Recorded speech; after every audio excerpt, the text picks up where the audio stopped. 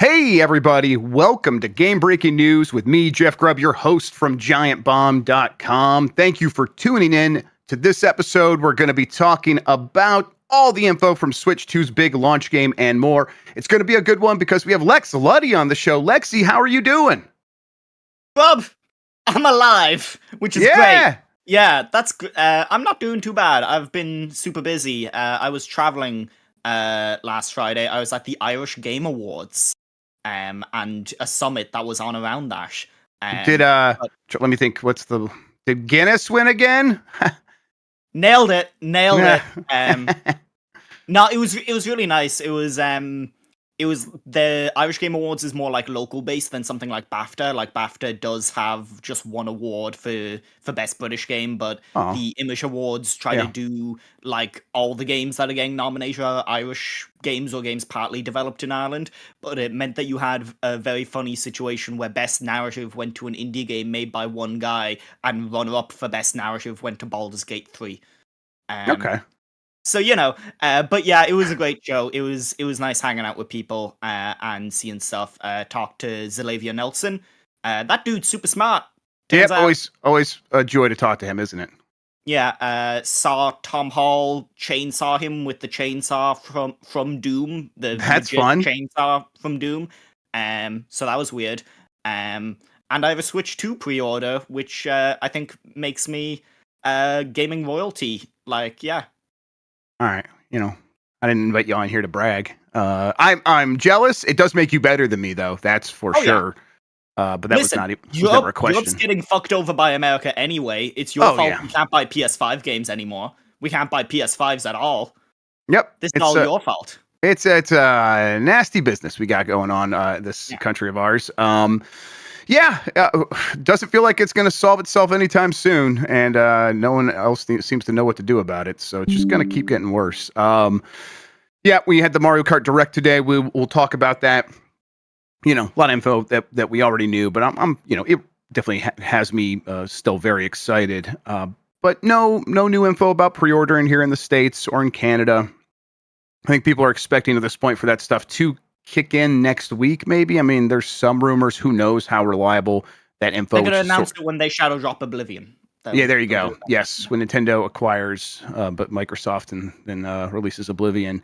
I think people are expecting to kick in next week. Although all that stuff comes from retailers, like the back end, CMSs for retailers or whatever, and that stuff always feels like it could just be placeholder. Like who's actually in charge of putting that info in there? So. We'll see, but we're looking for any scraps of info. Meanwhile, like you had a pretty easy time of pre-ordering, right? It wasn't too painful. It was like you got it right when you tried. It was first try. I got on there early. I know that they did sell out eventually in Smiths, but then they got a second batch a couple of days later. So like there seems to be switches to go around once the pre-orders go live. It definitely wasn't a bum rush like the PS5 and Xbox were. Yes. And have you talked to any other friends in your region? Are they having a similar sort of situation?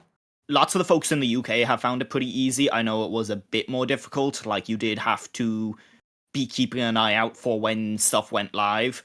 Ireland was pretty easy because it was probably a less in tune like consumer base. Mm-hmm. But yeah, I think people in Britain had it a bit tougher, but even then still not nearly as bad as like other consoles and stuff. It's like, I mean, in my head, throughout all of Europe, and I'm American, so Europe is just one big thing. It is like, PlayStation just dominates there, and even Nintendo's a little bit of an afterthought. Is that right still, or was that ever right? Nintendo is like super big for kids. Like grandparents will get their kids a game for the Nintendo.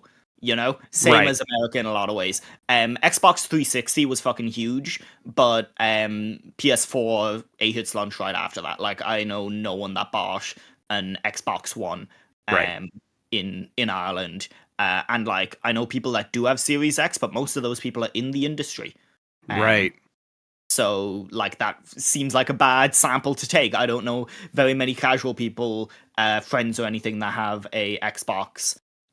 They mainly have like PS5 is kind of where people think of doing their gaming, or Switch.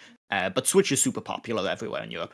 Right. The thing with that is like if you're in like Ireland or the UK and you buy an Xbox, you just automatically, it comes with an Xbox podcast that you're on. Like that. I think that's how it works. So you're in the industry. As soon as you buy an Xbox, you just start a podcast.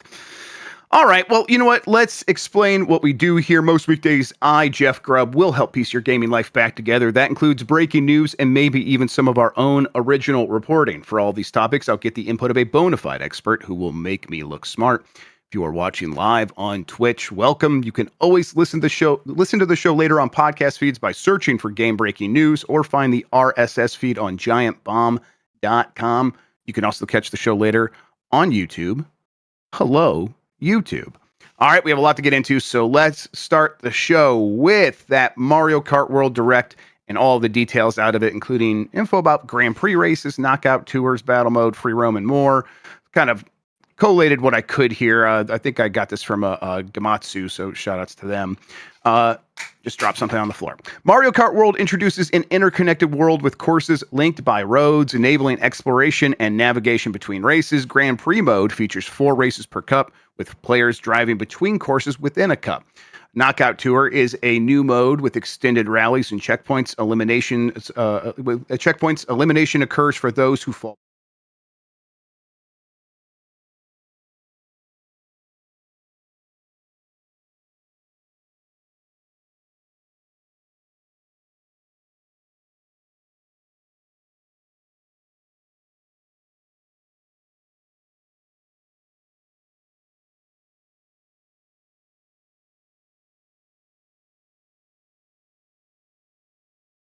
The dock as well. Oh yeah, I thought I did. Yeah, just a second. Yep, go ahead. But yeah, I think this game looks super fucking rad. It is funny how little attention they have given the battle modes yet again. Like that segment in the direct is like maybe like 15 seconds out of a 15-minute direct. I watched it back there, and they're like, "Oh yeah, and the battle modes are here too," and they still kind of suck. Anyway, but yeah, it looks fucking awesome. The outfit stuff looks really cool. That Pauline outfit is respectfully. But yeah, I think this game looks awesome.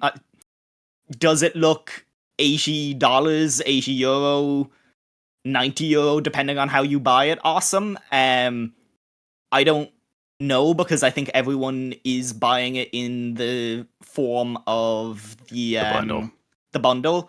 So like this game hurts way less when you think of it as $50 or €60. But I don't know, the idea of this being $80 is still like, there's a bit of a question mark over that. Yeah, it's a little stunning, a little shocking. It's I know for a fact that I will get, $80 worth of hours played in this game. Like that, I'll play this game a whole bunch. I like Mario Kart a lot, and especially when I start playing with the kids, we're gonna play this a ton. It's gonna be nonstop. And yet, $80 just feels like such a weird hurdle. It's very much a mental block of, yeah, sure, I'm going to play this enough to justify that price, and yet it still doesn't necessarily feel justified. I think that these modes that they laid out of Grand Prix, very familiar, but driving between the courses, like during the Grand Prix, I wonder if that gets old. I don't know. I think they maybe they said during the direct that you can just jump to the next race. I think there was some mention of that, so I'm sure they have solutions for any of these. Before I've played the game, anxieties about, oh my God, is this going to be not what I want it to be? Knockout Tour, that's one where it's like, I think that sounds good on paper. I bet it won't be as fun as it sounds. And then, everyone who's played it, and Dan was reiterating this because he has actually tried this, is like, everyone loved it. It was so much fun. I'm like, okay, all right. But then I guess I really should get my hopes up for that. That sounds good. I think the one problem with that one, and you will probably run into this, and anyone who has like nieces and nephews or kids will run into this, is kids don't like being knocked out. They don't like getting second place, Lexi. Yes, they don't like it. They hate losing. They hate it so much. So I don't think they'll be super excited by the idea of like, hey, dad's still playing and you're not. Well, they should get good. You're right. Speaking of that, they did have the automatic steering and stuff, and the automatic acceleration. They showed that, so good news for people who have kids that use that. So I was happy to see it.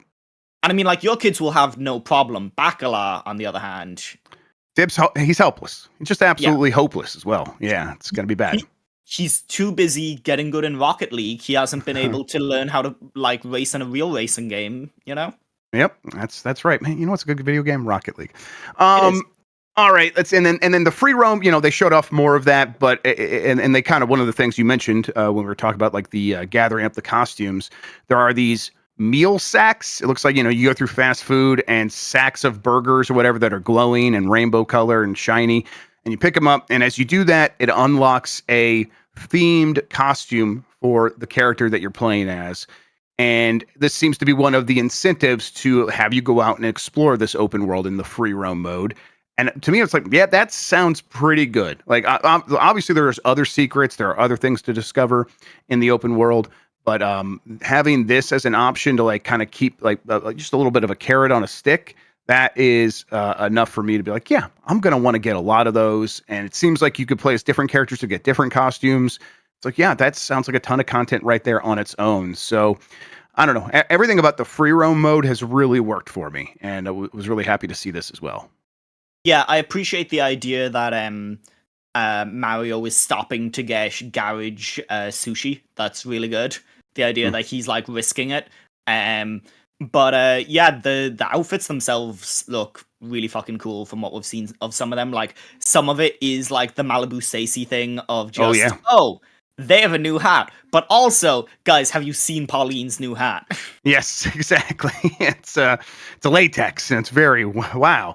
And then the poll will go up, or it's up now, but we'll talk about it later. But there is an image of Wario dressed up as a bee, and that's just really stupid and funny to me, and I like it a lot. I just like looking at this stuff. So, the aesthetics of Mario Kart have been very good for forever, but really like since like 7 they've really got it right, and then going to HD with Mario Kart 8 finally, it's like, oh, I don't know if Nintendo games ever need to look better than this. And you know, this is very much in line with that. They're actually not trying to look that much better than Mario Kart 8, but they have more physics stuff, more animation kind of popping in that way. And so it's like, well, they just made the art as appealing as possible, and it really does appeal to me. It always has. I think the thing that I said it in the Giant Bomb chat during the talkover that you did, but like watching this direct, I was like, yo, I could fucking go for a Splatoon 4 right now. Like a bigger Splatoon 4. Remember when they teased Splatoon 3 and people were like, oh, is it open world? And then I felt that. Like, I saw that. I'm like, I hope it is. Yeah, that seems like it could be real this time. Yeah, I'm super... I know, I think that like the big feeling for me around the Switch 2 is like, most of the games I play and I enjoy playing, kind of like PS4 is where things don't need to look better than this. Like, I don't see any graphical differences. Someone that goes back and plays a lot of PS3 and PS2 and PS1 games at the moment just for research purposes, like, I don't see much difference for PS5 to PS4 stuff. And the idea of this being on par with a PS4 power-wise, at least, you know, that's what the Digital Foundry people were saying. Yeah, like, I look at these games, I'm like, yeah, things don't really need to look better than this. Like, I'm fine with this. Yeah, and for the Switch 2, it's like, it's kind of even a better, like, the best case scenario of that, where, you know, Digital Foundry saying PS4 games is like what people are going to be targeting, but it has a faster CPU, more memory bandwidth. It's going to, you know, have SSD storage, or and it's working with newer something technology. Close to SSD storage, but yeah, it's working with, you know, the AI upscaling and the frame generation and stuff that wasn't on exactly. So. Right. Yes. Then you get all the benefits of NVIDIA software teams like focused on this. You know, Nintendo's their biggest gaming client, and they're going to make sure that tech is really good for this thing. So yeah, so it's a best case scenario. And you're right. As soon as we got the PS4 and Xbox One, even though that hardware was very lackluster, very cheap, it still was enough to meet the plateau. The plateau of games don't need to look better than Doom 2016. They don't need to look much better than Mario Kart 8. They can, but then that's the barrier is no longer the hardware. It is the money. As we saw, Last of Us Part 2 was on a PS4. And it's like, well, if you have that kind of money, look what you can do. It's like, yeah, absolutely. But I'm looking around and nobody else has that money. There's one other team that has that money. It's Rockstar. and they're doing a whole other thing. So I'm not. This is just not the expectation I have anymore. My expectation is let's make a game like Mario Kart that looks as good as it can. Other stuff, like they showed more details about some new driving techniques. There's the charge jump. This is for leaping and as well as wall riding. So basically, you just prime up a jump by holding the button, and the cart actually like hunches down. It looked really cool. And then when you let go, you pop off with this bigger jump. This enables you to get up on like rails that are a little bit higher to grind on them, or to like thrust yourself into a wall to begin wall riding around a curve, and that looked really awesome. That looks so much fun. It's the kind of thing where it doesn't sound like a lot, and obviously other kart games have had like the grinding, for example. But giving you just one or two more things to do during a race to keep you engaged is going to go a long way, I think. So I'm every little bit of this I see as well, I'm like, this is really working for me.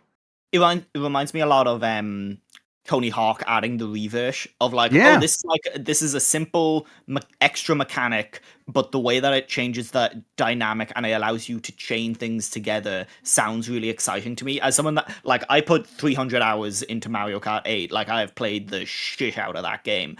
The idea of having like a couple of more verbs at my disposal for things to do and experiment with, like that just sounds like it's going to give so much more replayability to each level as I try to like figure out what the best routes are for different races. Sean, this Sunday he's listening. I think he is, or he'll listen later. This Sunday, let's set up a final goodbye Mario Kart 8 Deluxe tournament thing, and we'll do that Sunday morning. And you're gonna do every single race course. It's such a good idea. A lot of races. We'll make it a lot of races. But yeah, Sean likes to set these up, so I know I can just throw that out there, and let's get that going. That would be a lot of fun. I was saying you should bring back do a podcast during Mario Kart, except you do it in Mario Kart with the cameras and the microphone. Hey, speaking of the cameras, they did show off like something I think is pretty neat. It's, who's actually going to end up using this? I don't know, but I mean, I probably will at least once. But it's beyond, the cameras, so you could share your faces online with your friends, in other places or in other homes, whatever. There is the ability for the camera to track up to 4 faces in a room. And so if you're playing 4-player split screen, it'll get all 4 players' faces and put it next to the character in the game. So when you do something to them and you hit them with a red shell, you can see the reaction in the game without having to look over at them and break like your line of sight with like what you're actually playing. It is, I mean, it's kind of absurd, but I think I love it. I think that's a really fun idea and a fun use for this. Like, I'm just imagining it at Mario Party and how much fun it's going to be, like, to grab a screenshot of the grimace on someone's face when something terrible happens in that game. Yeah, I'm excited for people to try to get it to recognize things that aren't faces as faces. What could you possibly mean? Yeah, just, anything, things. a pile of cocaine, I think, is what we're talking about. Yeah. That's usually how it goes. Let's see, anything else? We talked about the drive-thrus. I did say a meal sack, and Chad has not stopped talking about White Castle since. Grub, you said meal sack, and I was like, that's not. It's a meal in a sack. That's how. Grub, have I ever told you about spice bags? A common delicacy in Galway. No, but it sounds like my shit. Yeah, it's a bag full of fries and a bunch of Chinese spices, and it's basically what all the Chinese restaurants in Ireland started to sell when they realized that Irish people loved potatoes, and they were like, fuck, we need to start selling them spice bags and just put like there's fucking everything in there. There's like chorizo, there's shredded chicken, there's just this random sounds shit in so there. Good. Oh my god, this sounds good. You'd love chorizo? Yeah. Shit. Okay. Well, I'm gonna get myself a spice bag. It's what it sounds like is a walking taco. You know what that is? No. It's you get a bag of Fritos and you just put a bunch of like meat and cheese in there and maybe some lettuce and you just eat it with a fork. It's it hits. It's good stuff. Maybe your country deserves what's happening to it. Oh, I would never argue against that. And the walking tacos, we're guilty. Yeah, I get it. All right. So roadside assistance is like, oh, this is the thing with the smart steering, auto accelerate and tilt controls. But all that stuff's back. Honestly, one of the most accessible games in terms of enabling young players to play. Nintendo's not great with accessibility in a lot of traditional ways for helping a wide variety of people who have a variety of disabilities to play. But this, at the very least, the smart steering does go a long way, I think, and I'm glad it's back. I'm glad that still works with even it being open world, right? Yeah, they're really good at tricking kids into thinking that they're doing something when they're not. Oh, yes. The Mario Odyssey one of like, you control the cap. Yep. You know, you're part of the team, bud. Sure. Yeah. Go ahead, point at this screen, whatever. The kids do eventually, like Emmy, who's 8 now, has. I'm like, here, go ahead, turn on smart steering. She's like, no, I'm good. And so she started steering for herself. Yeah. I'm like, oh, okay, and she's playing better, so she knows. She'll be ready to play Marvel Snap while playing Mario Kart any day now. That's right. I got to get her ready for it. Yeah, 16's going to be here before I know it. All right. Real quick before we move on, when you were describing the spice bags, you said fries. Do you actually call them fries in your country? No, or are they I called don't. chips? I was being nice to you. You were translating. Okay, yeah, I could tell. Yeah. I wanted to make sure. I'm like, I'm pretty sure she's translating for me. All right. Well, let's keep going here. Bob, I'm bilingual. you speak dumbass as well. Very good. Okay, Nintendo Switch 2 VRR mentions disappear from Nintendo's website. This is from Jordan Midler at VGC. Nintendo has removed several references to VRR support from the official Nintendo Switch 2 website. As part of Nintendo's Nintendo Switch 2 reveal, the firm announced that the new console would support 4K, 120 frames per second, and VRR, variable refresh rate. Now, Nintendo has seemingly removed mentions of VRR from several official websites. As noted by Digital Foundry's Oliver McKenzie, mentions of VRR have been removed from some certain regional Nintendo websites. At the time of the writing, mentions of VRR have been removed from the Canadian, US, and Japanese versions of the site. It's apparently still up on the European site. Maybe it'll still come down. VGC can confirm at the time of writing that the text is still present on the European version of the website, but it is possible that Nintendo is in the process of removing. Okay, well, they're saying what I just said right there. VRR is, a cool thing. It's like, remember G-Sync and FreeSync? It's those are variations on VRR. Basically, what it means is your TV can refresh at a rate different from 60 or 30 frames per second. It can update a frame whenever the video game has a frame ready. So you don't get tearing and there's much less jitter. It just makes like 35 frames per second and then suddenly it's 55 frames per second. Makes that look much better than it normally does, because what really hurts is most people can handle a steady, firm 30 frames per second, but when it's jumping up and down between variable refresh rates, it can look really bad. But with VRR, it can make it look actually like, oh, this sometimes looks better than some other options, or like 55 frames per second solid. It's like, no, this actually looks better than that. Anyway, I am wondering what's happening here. Lexi, my guess is there is probably some problem with the implementation at launch, and it's something they will kind of update and bring back to the system later. There's also the possibility that the dock that they're using maybe is causing some troubles as well. I think PlayStation 4 Pro was supposed to get VRR, and I can't remember exactly what it was, but I know Sony has had this where they release the system, it's going to get VRR eventually, and that comes much later in an update. I hope it doesn't go that way with the Switch 2. I hope it just kind of happens like a few weeks later. But there's a possibility they'll just bring this much later as well. So I don't know what's happening. Is this kind of a display tech stuff, does it do anything for you? Well, it's worth remembering that, like, Nintendo are the company who launched the Switch 1 and were like, sorry, we can't support Bluetooth headphones. We just don't have the technology. And then 5 years later, we're like, actually, Bluetooth works, and it's been in there the whole time. Yeah. Sorry. Yeah, so, like, this isn't past them. I wouldn't put it past them. It's weird, but, this stuff is really nice. As someone that started using their Steam Deck a lot, these kind of techniques really help smooth out those experiences, and those are the kind of experiences that you want to be having on your Switch, like handheld gaming that feels like it's big boy console gaming or PC gaming in a lot of ways. So yeah, like, these techniques really help, and I do hope that they work. But like, Nintendo are also the company that like have never used anti-aliasing in any of their games ever, just because they seem like morally opposed to it. So I'm kind of surprised it's in there in the first place. Yep. It's right. That's where I'm at too. It's like, oh man, I think when they mentioned this or we saw it or something at one of the earlier Nintendo Switch 2 talkovers that we did, it's like, oh, VRR, look at that. And it's like that one surprised me. HDR surprised me a little bit as well. I guess that one shouldn't have.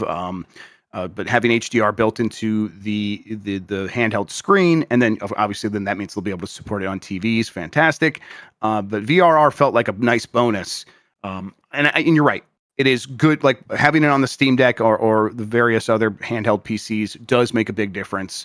Especially, as things are underpowered, this will help a little bit, make that feel a little bit easier to take. So I hope this returns. I'm a big fan of VRR. Yeah, if you have the ability to plug a PC into your TV and it gives you the option to use G-Sync, everybody, you should use G-Sync. All right, Nintendo Switch 2 backward compatibility list has been updated. I guess that's part of the news here, Lexi, is that so Nintendo has a big chart and a bar graph showing like, hey, we've tested these games and they're confirmed to work without issue on Switch 2 in backward compatibility mode. Then there's a long list of games that are like, these start and they should be good, but maybe something's in there that doesn't work. We're not sure. We haven't tested ourselves yet. Then there's like a very tiny part of the bar, a handful of games, relatively speaking, because there's like 500,000 games on the Switch, whatever it is. And a small percentage being probably still more than 100 games that don't start up or have some other very noticeable problem. Couple games on that list included Fitness Boxing, which is a surprisingly mega popular game on the Switch. I think that's one of those ones where Ring Fit Adventure really popped off. And so people are like, well, I'm going to get another exercise game on my Switch. And Fitness Boxing was that. And then Fortnite, which they're like, I think they did mention like that could have some issues, but they weren't sure. Well, it's going to get a native Switch 2 version. So they've updated the list. I think that's another the part of the news here is Nintendo is going to be updating what's going on. That wasn't just a static list that will just stay over on the side. That will have some more information for us as they learn more, which is something. So Fitness Boxing 2 is going to get its issues looked at and addressed in an update. So, overall, the backward compatibility, my expectation, Lexi, is that most things are going to work without many problems. But I won't be surprised if we kind of hear at launch some people discovering like, hey, this is broken. This shadow later in this boss fight in a game, it's displaying wrong. That's the kind of stuff I'm expecting. How about you? Yeah, the thing that I'm kind of surprised about is that they didn't have more of this list like well researched, considering we know like the Switch 2 has been delayed a bunch. I'm surprised that they weren't reaching out to developers and being like, hey, we have this extra time, let's make sure that as many big games that we want to promote on the eShop day one are gonna work. Like, they're gonna want to be selling stuff like Doom 2016 and Doom Eternal because those ports will assumably run much better. And so they could. And so you'd think that they'd be out there talking to third-party developers being like, hey, does this all fucking boot up way earlier, and that they'd be addressing these problems way earlier. It is reassuring that they're like updating the list, updating it with 2 games. Yeah, right, pretty slow. Since this thing was announced, seems pretty slow. But like, I know lots of developers that still don't have, development kits. So it's like these aren't readily available for developers to test in a lot of cases. Yeah, you're right that it does seem slow. I like Nintendo, like the lists when you look at the bar graph, like the solid blue. That's like these games we've tested and they work and we're sure. I think a lot of those are first party Nintendo games or games that like Nintendo has a close relationship with. It feels like they tested those. And then they looked at the list of like, well, now here are 4,000 other games. And I think someone Nintendo's just like, well, screw that. We're not doing that. So those studios can worry about that at a certain point. And it's like, I think I'm with you where it's like, I get Nintendo can be stingy and can be sort of weird about these kinds of things. But my expectation was they know how important backward compatibility is. And they've seen other companies, Steam or Valve and Microsoft, take this very seriously and establish a dedicated team to go in and research all this stuff. Doesn't seem like that's necessarily what Nintendo has done here. Like they don't have the checkmark system from the Steam Deck, for example. So will they need that? Okay, probably not. And again, I bet most things are just going to work. And I think that's their hope as well. So we'll see. I'm glad it has backward compatibility, but and I'm interested to see exactly how that works when we finally have the Switch 2 in our hands. I'm not sure. Did you put it in here? I saw the headline and I meant to click on it, but I thought I saw that someone was saying like, "Oh, your save data won't transfer to the two Zelda games," and that seems fucking wild. That they are charging. Yeah. I understand why that they are different versions of the game, but like Sony and Xbox have figured this out. You can transfer your Ghost of Tsushima PS4 save data to your PS5 version. You can do the same with all of their first party games. Like that feels pretty fucking egregious. Yes, it's weird. In a very Nintendo way of like, they want to start again. It's so good they'll want to start again. Yeah, it's because like it doesn't really make sense because this is an option to get like the $10 upgrade, right? Like you can go to the Switch 2 version by paying $10, and what? That just doesn't bring your save over? That's what they're saying. So let's read the Eurogamer story. Switch 2 edition Zelda games won't support cloud saves to back up your data. The Switch 2 editions of both Zelda games won't support cloud saves for data backup, and it's currently unclear why. On the storage pages for both Zelda Breath of the Wild and Zelda Tears of the Kingdom on Switch 2, a disclaimer reads, "Please note, this software does not support the Nintendo Switch Online paid membership's save data cloud backup feature. The same disclaimer is not present for other Switch 2 edition games, Super Mario Party Jamboree, Metroid Prime 4, and Kirby and the Forgotten Land. So it's unclear why this is only impacting Zelda games." That's like why it was like weird to me. It's like, why is this just Zelda? What is happening here? I'm so glad that my Mario Party Jamboree save data will carry over, though. That's a real relief. That's like really the salve on this wound, right? Like we'll be able to survive 25 because we have our Mario Party Jamboree save data. Yeah, plus Jamboree TV, please. Yeah, of course. Yeah, what is it? Super Mario Party Jamboree Nintendo Switch 2 Edition plus Jamboree Live or Jamboree TV Live. Is that what it is? Jamboree TV. Yeah. Yeah, that's it. Just keeps going, that title. Let's see here. Why does this matter? As a user on Reset Era noted, players can import their save file from the original Switch to continue using the Switch 2 edition of the game, but then won't be able to create a new cloud save file as they continue. So can you transfer it from Switch 1?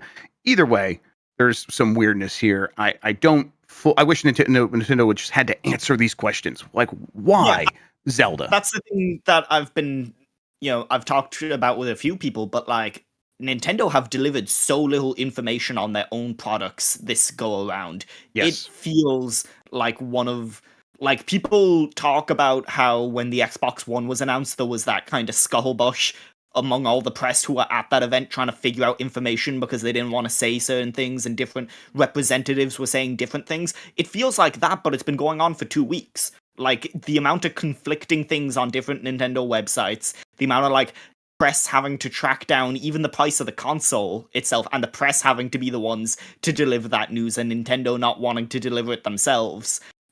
It feels fucking weird. It feels like there's parts of this console that they know are backwards already. Like it's a more self-aware Nintendo where they're like, well, people get mad at us when we tell them all the weird dumb shit that we do sometimes. So what if we just let someone else tell them the weird dumb shit that we're doing? Yeah, it's I don't like it. I mean, I wonder if they think it's working for them, because it feels like people are still getting mad at Nintendo and now also annoyed that they aren't being forthright and just kind of coming out with this stuff and just saying it. So yeah, I mean, look at the YouTube chat for that direct that was on today. It was still people angry at Nintendo saying lower the price. Like people are I would die to see like the consumer sentiment report going around Nintendo at the moment of how people actually are saying that they feel about that. Yeah, I know some people who work that job at Nintendo, and it is, they have to go online and like read Reset Era, and then take like what people are saying, put it in a report, and hand it off to the Doug Bowsers. And I bet that is a fun read right now, and how people are feeling about it. Okay. Yeah, let's see. Our chat is all saying triple the price. So there you go. Oh, let me take, Sean's got something for me. What is it here? All right. Taking a look. It's loading. Yeah, okay. It Thank you, is. Sean. It says right here in the trailer, your save data does transfer. So the save data, your save file from the Switch 1 version of Zelda will go to the Switch 2. And then at that point, there is some weirdness with the cloud saves for some reason, at least according to one disclaimer at this moment, which feels like things could change. I don't know. For some reason, this feels like one of those moments where it's like maybe there's some confusion and Nintendo will clarify and be like, well, we just meant in this one specific case. Or if it is as they're saying, that's weird. We need more info and exactly an explanation of why this is. Okay. We're going to take a break. When we come back, plenty more to talk about, including more price increases right after this.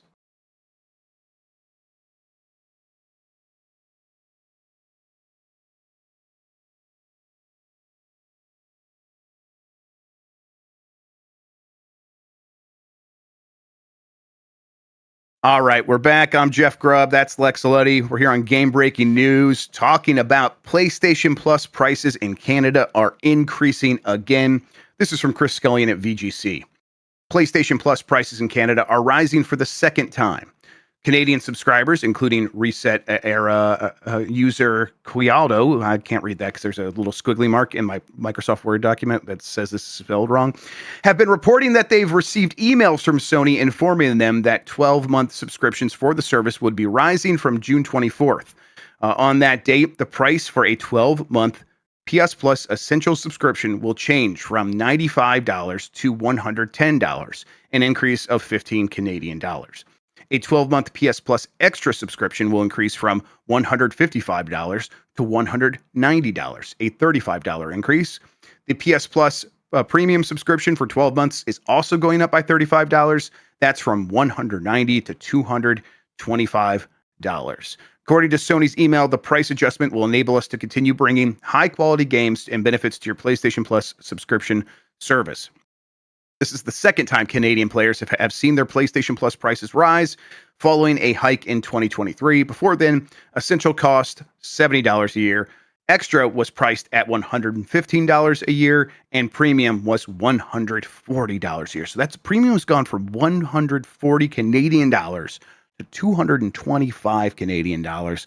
I gotta think that this is likely exchange rate issues. The Canadian dollar's not worth a ton, and Canadians often get raked over the coals with price increases before anyone else. So, yeah, that stinks. People in Canada are already very price sensitive. This cannot help.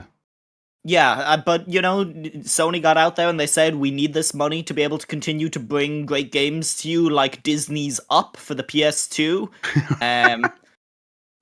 All those great Intelligent Cube 2.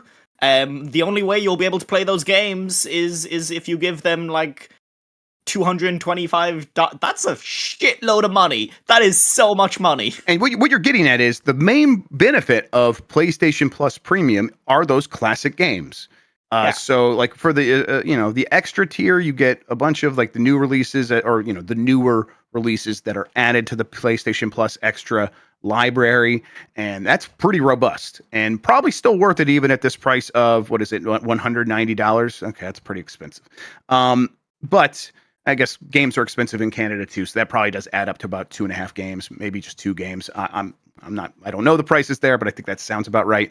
And then, but for PlayStation Plus Premium, it's like, man, the classic games, sure, I want to play those things, but that price begins to feel kind of nuts for like, okay, it's just the PS3 games and PS2 games that you're adding to this list. So, yeah, I guess I mean, they need the money.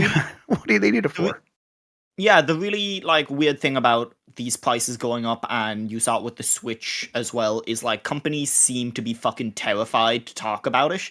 That PlayStation price increase in Europe and New Zealand was announced at like midnight on a Sunday via a blog post for European audiences, which would have also been like middle of the night, very early morning for New Zealand, Australia, where it was also raised in price. Like, they clearly don't want to deliver this news or be caught delivering this news. They just hope people won't notice. And I think you saw that with the Switch too as well, where like there have been video game consoles that have been too expensive in the past. The PS3 was too expensive. The 3DS was too expensive, but they were too expensive in the sense that they were out of line with expectations of what they should be. The price in reality was off, yeah. Yeah, people were like, this isn't worth it, fundamentally. But, like, there's this very different feeling now of people look at the price and they're like, okay, I understand why the price has gone up. I understand the, like, socio-political and economic reasons why the price has gone up. I'm fucking sick and tired of that. And it's a much more, like, vitriolic anger that you've seen around this, because it's not like anger at the company for charging more than they should have or getting the price wrong. It's anger at, like, the system that enables them to do it. And I think that kind of anger hasn't been subsiding. No. Which, you know, maybe there are solutions to that. Who knows? Yep. Someone should do something. Yes, it is the kind of thing where there's usually two reasons why something like this happens. The one reason is, like, Amazon Prime. Half of American households have Amazon Prime. Everyone seems pretty reliant on it. They've pushed every other way of buying things out of people's lives, and now people need this service, and so we can jack up the price because people don't want to do it any other way. That would be very disruptive, and they're willing to pay the extra money to keep this service. And then what I think is actually happening with PlayStation Plus is not that. It is both them and Xbox have found the audience that is willing to subscribe to a service like this. For both of them, it's going to be the people who want to play online, and then the people who want to have these other games added to their library. And they've maxed that out. And so the way to get more money from it is to charge those same people more money. And so this is like a little bit more desperate than hey, we have undercut all of our competition, put them out of business, and now you have no other choice, because people do have another choice here. They could still buy video games and hunt for deals. And I think there are a lot of people are like, yeah, I'm going to keep doing that. And I'm never going to be reliant on the subscription service if I can avoid it. And so they're like, okay, well then we're going to just charge more to the same people, nickel and dime until people can't take it anymore. And we're going to find what that point is. And so, I guess once again, not surprised they're raising prices, but boy, it just feels like, how sustainable is this long term? All these things were supposed to be a deal, and they have very quickly turned into feeling like, this is not such a deal. Now, that's going to be different for everybody. I bet you could find a tier on PlayStation Plus that feels better for you and that you're happy with. I bet for most people it's not premium, though. Probably not. All right, so let's keep moving here. Madden movie circling even more big names, including John Mulaney as key EA executive. This is from Eddie McHugh at GameSpot. Please. I read down this story when I read who they're eyeing John Mulaney to play. I almost fucking exploded there and then. Let's go. All right. A movie about the late football legend John Madden, who is also the namesake of EA's popular video game franchise, is now in the works, with Oscar winner Nicolas Cage playing the title role. We heard that before, but I forgot. And when I saw that, I'm like, oh my God, that's right. I cannot wait to see that. The movie may be adding to its cast with John Mulaney, Catherine Hahn, and Sienna Miller in talks for roles, according to Deadline. According to the report, Mulaney will play EA founder Trip Hawkins. That is like a really fun fit. I was actually just reading a Trip Hawkins interview in the Video Game History Foundation's digital archive. I'm like, I'm just going to start Next Generation magazine from the beginning. And one of their first issue has a really long interview with Trip Hawkins talking about the 3DO. And I'm just like, yeah, this is the stuff. So I want to see that. A miniseries that's John Mulaney setting up 3DO, and like that I would, oh my God, I would watch the shit out. I would make that. Fucking hire me. Video game executive cinematic universe. Like, that's what we should be getting here. John Mulaney is Trip Hawkins. He will return in the Trip Hawkins movie. Yeah, I want that real bad. Who would play Jay Allard is the question. That's right. Moby. The Rock. The Rock. Trip Hawkins, who was instrumental in helping launch the now juggernaut Madden series. Hahn will reportedly portray Madden's wife, Virginia. Miller is tipped for the role of the late Raiders owner Al Davis's wife, Carol. As reported previously, Oscar winner Christian Bale will play Davis. Shit, I forgot about that too. Oh my God, Christian Bale is Al Davis. Oh my God, I'm sorry. That is, as someone who likes sports but just loves like how insane NFL team owners are, Al Davis is the craziest one of them all. This is gonna be just give it to me, feed me more. Christian Bale's gonna look so fucked up in this movie. I'm so excited. Please let this really happen. Literally, Anyway. The only problem about this movie is reading the next line of who's directing it and being like, "Oh, right, right." That is the sticking point, and it's one of the reasons I think this might not happen. Oscar-nominated director David O. Russell is signed on to direct the movie, which is in the works for Amazon MGM Studio, and will presumably come to Prime Video. David O. Russell is a dirtbag, but also doesn't make good movies. Like, his movies aren't good. I do not like any of them. And people don't like working with him, you know? Yeah, he's a dirtbag. Yeah. I'm not sure this movie does get made. And also, like, I cannot think of anyone who would hate David O. Russell more than John Mulaney since he cleaned up his act. Yeah, that's true. Yeah, I hope they could just get a different director in there and solve that problem. Who knows? Get Danny Boyle directed this instead of what did he do? He did Jobs. That would be nuts. I would love to see that. All right, let's keep moving here. Ubisoft is making another. Yeah, go ahead. I was going to say, this is why I really want Charlie Brooker to finish working on Black Mirror, because he fucking loves video games. He wrote for video game magazines back in the day. And if anyone was to like scribe some video game industry movies, whether they be fiction or non-fiction, I think he would be fucking great for it. And I would love to see him do some of that stuff. I think he like a BBC sort of video game industry cinematic universe like actually could happen under him, so that would be awesome to see. Or the guy who made Blackberry. Which is the Wii or the Wii Shop Wednesday guy. Nirvana, the band, the show. Ubisoft is making another battle royale. This one inspired by Apex Legends, according to a report. This is from George Yang at GameSpot. How is this possibly true? Ubisoft is reportedly making a new battle royale game that's inspired by Apex Legends, so much so that the project once used the game as a thumbnail.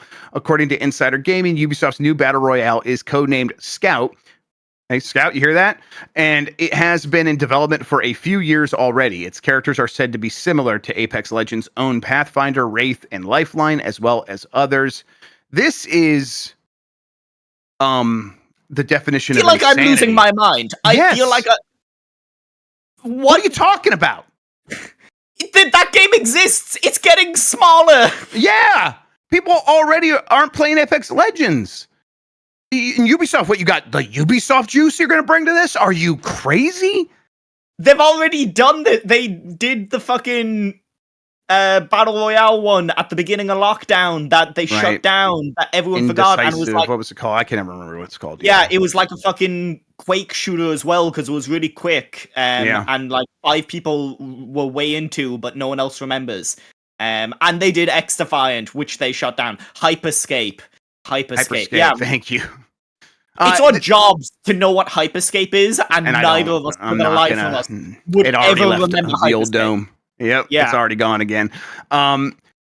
Ubisoft's history of that shooter, but we made it, is terrible. I mean, X Defiant was a pretty decent game, but not decent enough to keep an audience around so that it's still a going concern. It is not. It's not fully closed down yet, I don't think, but they're closing it down. You can't download it anymore if you don't own it. You can't buy it and download it. And so X Defiant didn't work. And that's for a genre that actually still is like more accessible even than Battle Royale in terms of like, are people willing to give a new one a try? I just don't, like, we've seen them do this before and fail. Why would this be any different? But I think they can't help themselves. You think about the times that they have had some success in doing this, it's when they actually do new and inventive things like Rainbow Six Siege.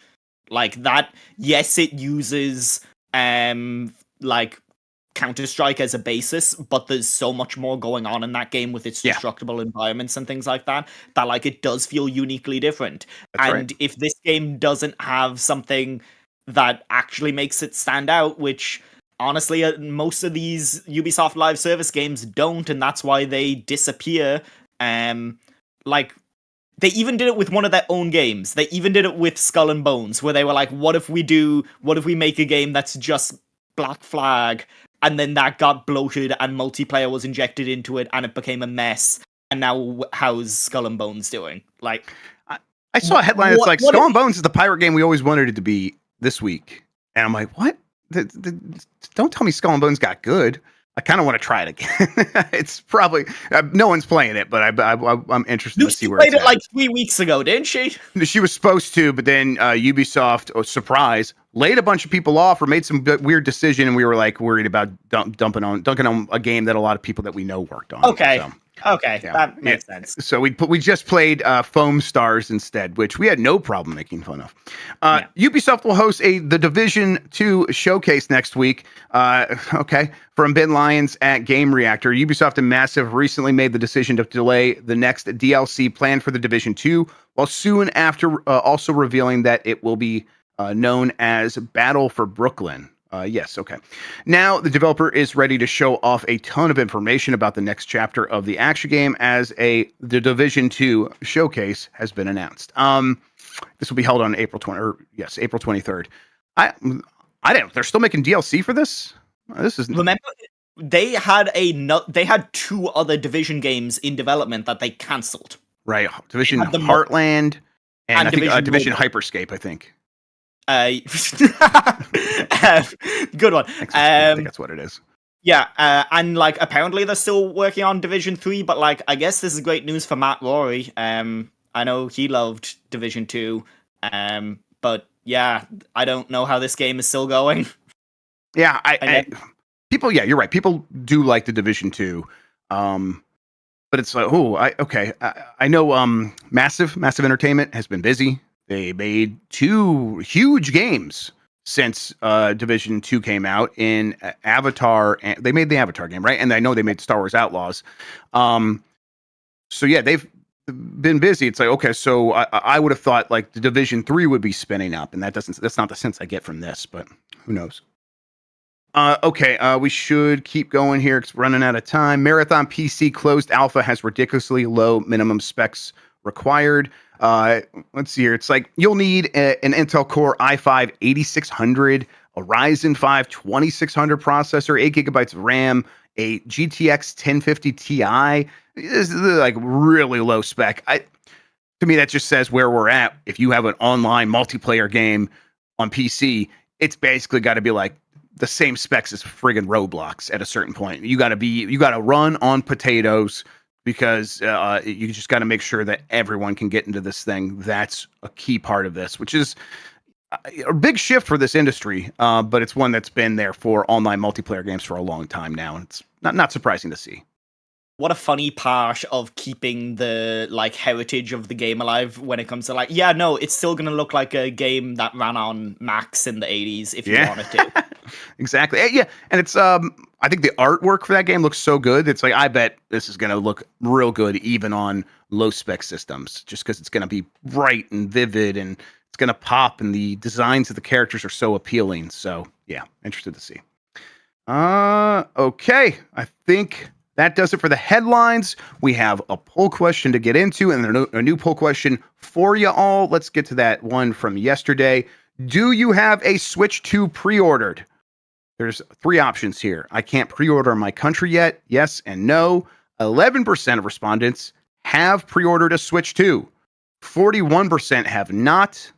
And 48% said they can't pre-order in their country yet. So I think that shows kind of how many people are in the United States and Canada listening to the show. But 1 in 5 of people who can pre-order have. That's not too bad. And I think that's a sign of like, oh man, there must be quite a few in the supply chain already. So I think that speaks to what you said earlier, where people aren't having the biggest pain in the world trying to get a pre-order as it happens. It's if they go up and you try to get one, seems like you have a decent shot at getting one. I hope that's the case for us, although I'm not expecting it, Lexi. I think it's going to be a bloodbath here. Yeah. By the way, Nikki had a poll earlier in the show that is Europe different? It was just a good poll. Yep. Yeah, it was just a really 28, good poll. 28 said yes, 4 said no. The 4 know what they're talking about. Let's see. And then although they also asked, have you ever referred to takeout bag as a sack? Let me see here. 8 said yes, 26 said no. What? Like, come on, White Castle. You got to get the burger sack. All right. Yeah, finally, White Castle sounds more appealing and delicious when you call it a sack. I love White Castle. I just looked it up. There's none in Cleveland. The nearest one to me is in Detroit. I have to go to a different city. They're based in Columbus. It's Ohio, but Ohio's very weird. All right. New poll question. We'll get to that here in a second. Before we do that, Lex Luddy, why don't you tell people where they can find you on the internet and all of that good stuff? Yeah, like I said, I was at the Fish Game Summit, so I'm going to have some coverage of that going up on Shack News over the next few days, an interview with Sylvia Nelson, and 1 or 2 previews. The website that I run, Start Menu, which is for people trying to break into the video games media business, which made a lot more sense 6 years ago, just turned 6 years old. But yeah, we celebrated with some really cool artwork from friend of Giant Bomb, Jerem, who did some killer artwork for us, and we fantastic. Have put it up on a merch store. We're selling mugs and t-shirts and stuff. So go check that out. It looks great. And yeah, go support Start Menu on Patreon, because it allows me to keep on doing what I'm doing. All right, new poll question. Who has more aura? Aura. Let's see, there we go. I think I got it that time. Your options are, it's an image poll, and one is Waluigi dressed as a mariachi band member. Option 2 is Wario dressed as a bumblebee. And number 3 is Mario in a kimono, I guess is that a traditional Japanese garb is what we'll call it. I'm sure it's more specific than just kimono. Noticeable absence in this list, which I don't think I need to say which one it is, but yep, just clearly, saying. The dolphin riding a dolphin. We all know what you're talking about. Lack of women being represented on Giant Bomb at show again. Yep. Well, listen, those are the rules. I can't change them. All right, that poll. We'll get the results. Talk about it on the show tomorrow. Here, that's Game Breaking News. Speaking of Game Breaking News and the Power Block, we'll be back tomorrow with a new episode. And then today, I think we're going into the GameSpot Show. What else is happening? Let me take a look here. GameSpot Show, voicemail dump truck. There's a Galaxies showcase talkover or something, or maybe a post show. I don't know. They're figuring it out. Yeah. What's that? The Galaxies thing. Yes. I thought you were talking about Star Wars convention or whatever that Lucy's at. Oh, yeah, Lucy's at that thing. She's doing a panel or something like that. It's pretty cool. Happy for her. So yes, Galaxy Showcase with GameSpot post show is what it says here on my calendar. So they'll have something to say about that Galaxy Showcase, which apparently is gonna, some people put together a show of like new games and from indie developers and all that stuff. I always think those are pretty neat. All right, and then tomorrow, UPF will be happening. We're gonna play Rematch for UPF tomorrow. So that's that Rocket League with people. It is a nuts idea, but we're going to play it on this website, and we'll have some criticisms, I think, of why this would be a thing that just couldn't work in real life. All right, Lex Luddy, thank you so much for hanging out with me today and talking about video games. I really appreciate it. Anytime. Thank you all for watching. You're the best audience in gaming. Until next time, have a good one, take care of yourself, and goodbye.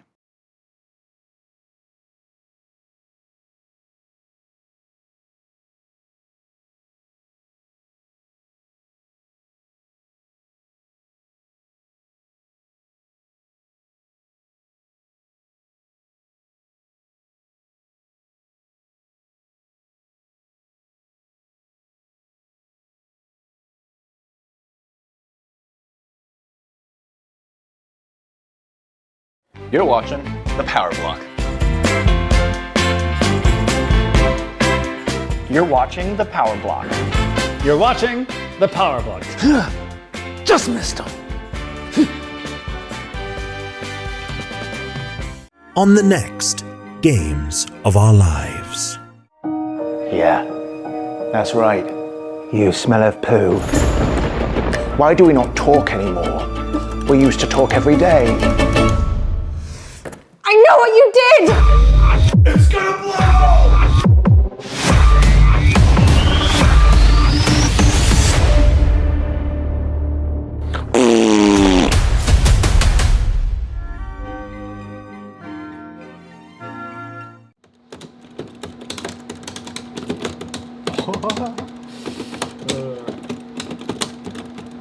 Oh, what was that?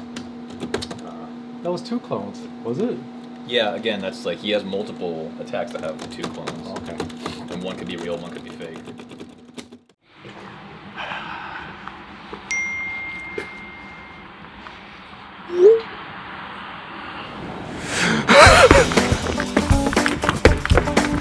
Welcome to the GameSpot Show. On today's episode, we talk about the long-rumored Oblivion remaster and Bloober Team's next game, Chronos. Hey there, sir. $1. Thank you very much.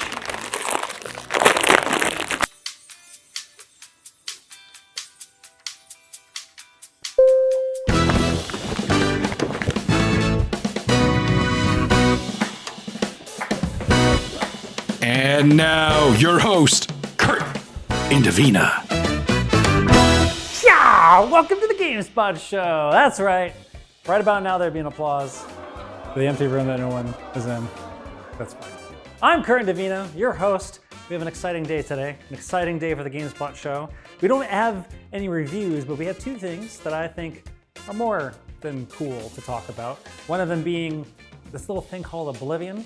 Has anybody heard about this? Does anybody know? It was leaked, apparently.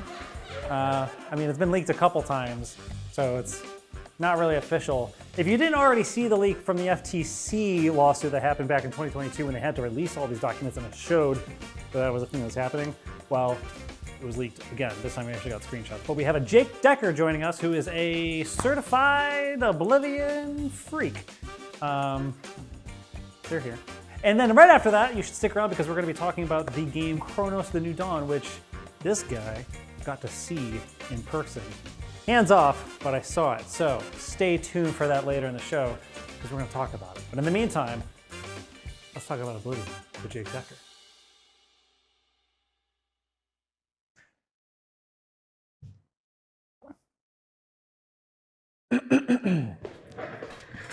Whoa, where were you? A little place called Oblivion. Is that what we're talking about? It is. We're talking about Oblivion, a game that was assumed to be a remake that was assumed to be made or being made via FTC records that were not carefully withheld. Yeah, well, they had to be released, Yeah. and people saw that. Virtuous was working on an Right. Oblivion remaster, which was weird at the time because there was a mod being developed called Skyblivion by fans. But it's not any. But you would say it's. Would you say it's weirder now? Any weirder Yes. now that Well, it's actually kind of real, even though it's not real. There are levels to this, right? Like, how many times has Skyrim been released? Like, I can't count it right now, but it's probably like 10 times. Yeah. Almost 10 times, 6, at least a half dozen, right? How many times has Oblivion been re-released? Like, Well, I guess technically twice, because A it Game of the came to Year? 360 and PC, and then came to PS3 with, I think, the Game of the Year edition a year Right. later. So that's been it.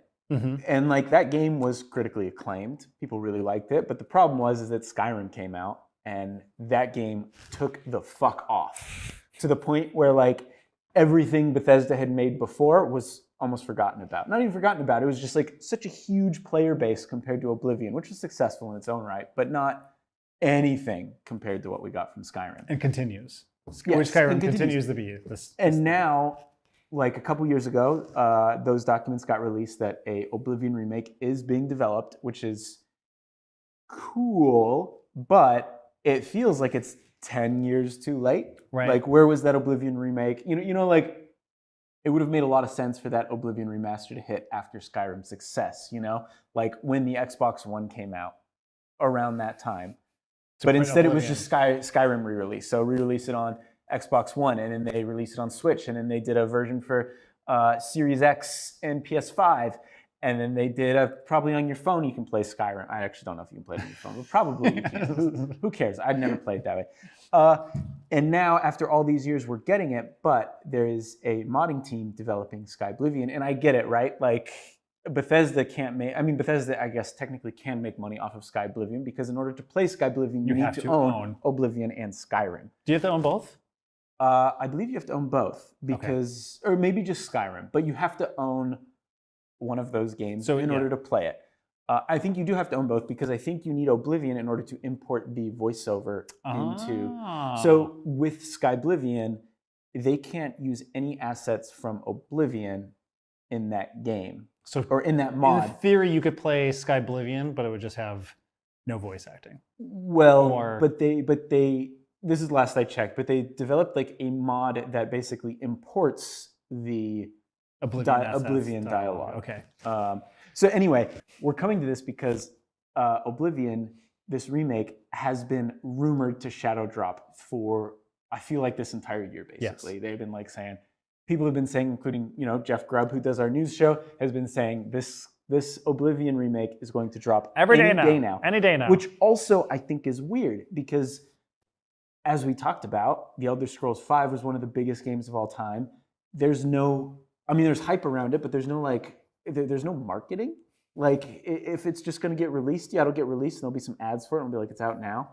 But that also kind of breaks my brain. Like, I know Todd Howard likes to he used to say that he liked to give as little lead time from announcement to release. Not the case anymore. Wait a minute, what about Elder Scrolls 6? Okay, yeah, that's what I'm saying. Not anymore. Because Elder Scrolls 6 was announced forever ago and it's not out yet. And Starfield was announced like 5 years before. Yes. I think Starfield was announced like 6 years before it came Weren't they out. announced at the same time? Elder Scrolls 6 and Starfield? Yeah, they were both announced back to back. Yeah. But with Fallout 4, that was announced a couple months before it came out. Fallout 76, yeah, 76 that was announced. Yeah. Or that was announced a couple months before it came out. And Todd said he liked to do that because So this is the extreme to that. He's not even going to say anything. He's going to cough, and then he's going to cough on the button that makes it go live. It's like, oh. But that's why it's so weird to me because I feel like with a release like this, and the excitement around it, maybe that's why they don't need to do a traditional PR campaign. But I feel like they could build hype for it that way. And like right now, the issue that we're kind of running into, right, is like there are details leaked about this remake, right? It's going to be developed by Virtuous, which pretty sure that's the case because their website has been nuked. I mean, you can't even go to the site right now. Yeah, it got 403 or whatever. But there's like what people have pulled from that is like it's going to have revamped combat. Not combat. I made a list. Souls-like blocking. Like what the does that mean? Like what does that mean in context? And these are questions that like PR could clear up. And also, I mean, to be clear, this information did come from a tweet. It did, yeah. Along with those screenshots. Mm-hmm. But like considering how much information people have seemed to have already known, it's like we can assume that these things are probably par for the course, including enhanced reactions. Which, what does that mean? Like enhanced combat reactions? Like if before in that game, it was just they just kind of no reaction. Yeah. So maybe that's it. Stealth icons. That's the one I have no idea what. Is that like? I think it's like over their head where they can like kind of see. Like how games do that, where if you're getting near an enemy and they have like a little thing over their head, a meter that. But Skyrim didn't do that. No, it didn't. Well, they had the eye, right? That like. Well, before we get into all this though, there is one thing that I wanted to address with you. Okay. As a hardcore Oblivion fan, someone who has done a retrospective review on Oblivion, which is great, and you've also done a video on Skyblivion. Yes. We talk about all these new features and all these things that they've kind of hinted at, but like what does this, and also they're not calling it a remake, it is being branded as a remaster. Yeah.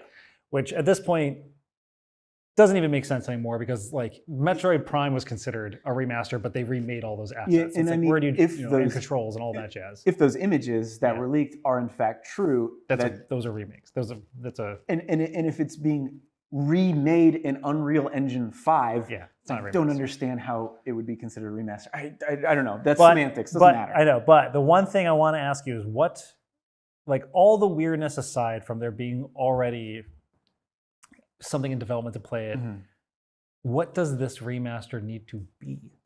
It needs to be bad. It needs to be bad. That's the thing with Oblivion. Oblivion was earth-shattering for me when it came out, right? Like, I had never played anything like that. I didn't play Morrowind.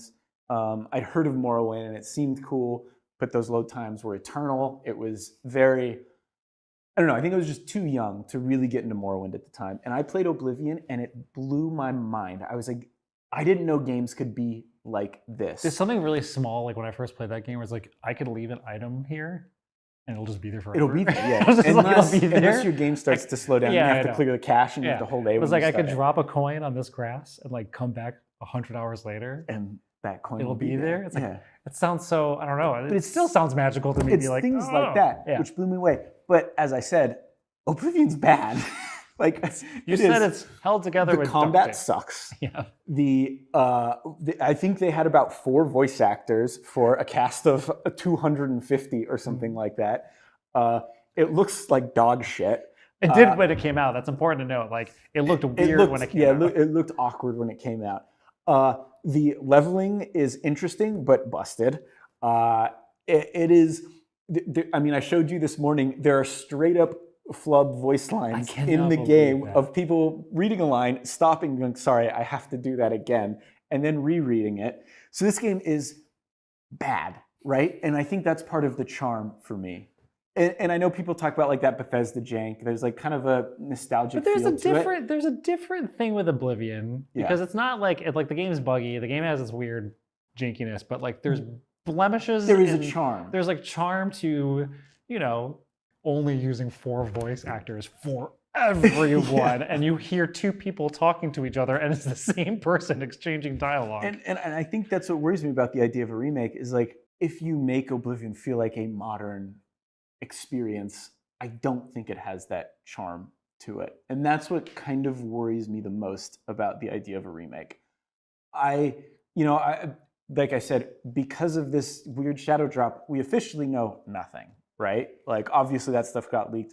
Could be wrong, could be talking out of my ass here. But I feel like for Oblivion to be Oblivion, it needs to be broken in a way. And like there are things that I hope that will be kept intact. Like I imagine they're not re-recording all of the dialogue, especially considering some of the cast they had. Like they had Sir Patrick Stewart voice the Emperor. Yeah. Sean Bean voiced pretty much the main character in the game. That's all I remember for big names. But like also like the dialogue is so dumb. Mm-hmm. Like every single character gives you their entire life story when you talk to them. You never ask for them. Like, hi, I'm Boromir. I was born here, and my father taught me how to run the stables. And these stables plowing home. I'll be here forever. Would you like to buy a horse? And it's just like, yeah, goodbye.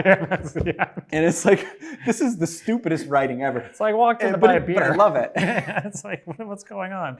There's also little things that it's hard to imagine. Like, there's a part of it where I tend to think remasters and stuff are kind of a necessary evil, if you will, to be able to make sure like things can live on and stand the test of time. The weird thing about this game is that it is available to play on PC. Yeah. It doesn't like it runs good. Yeah. It's like it's totally functionable even without mods. The only place where there's a struggle is consoles. So it's like there isn't really a means to play it on a console. Yeah, I mean it is backwards compatible. I think you can get it on Xbox, right? But not really PlayStation. And I don't even think you'd want to because I don't know if you remember this, but like Bethesda games on PlayStation were even more buggy.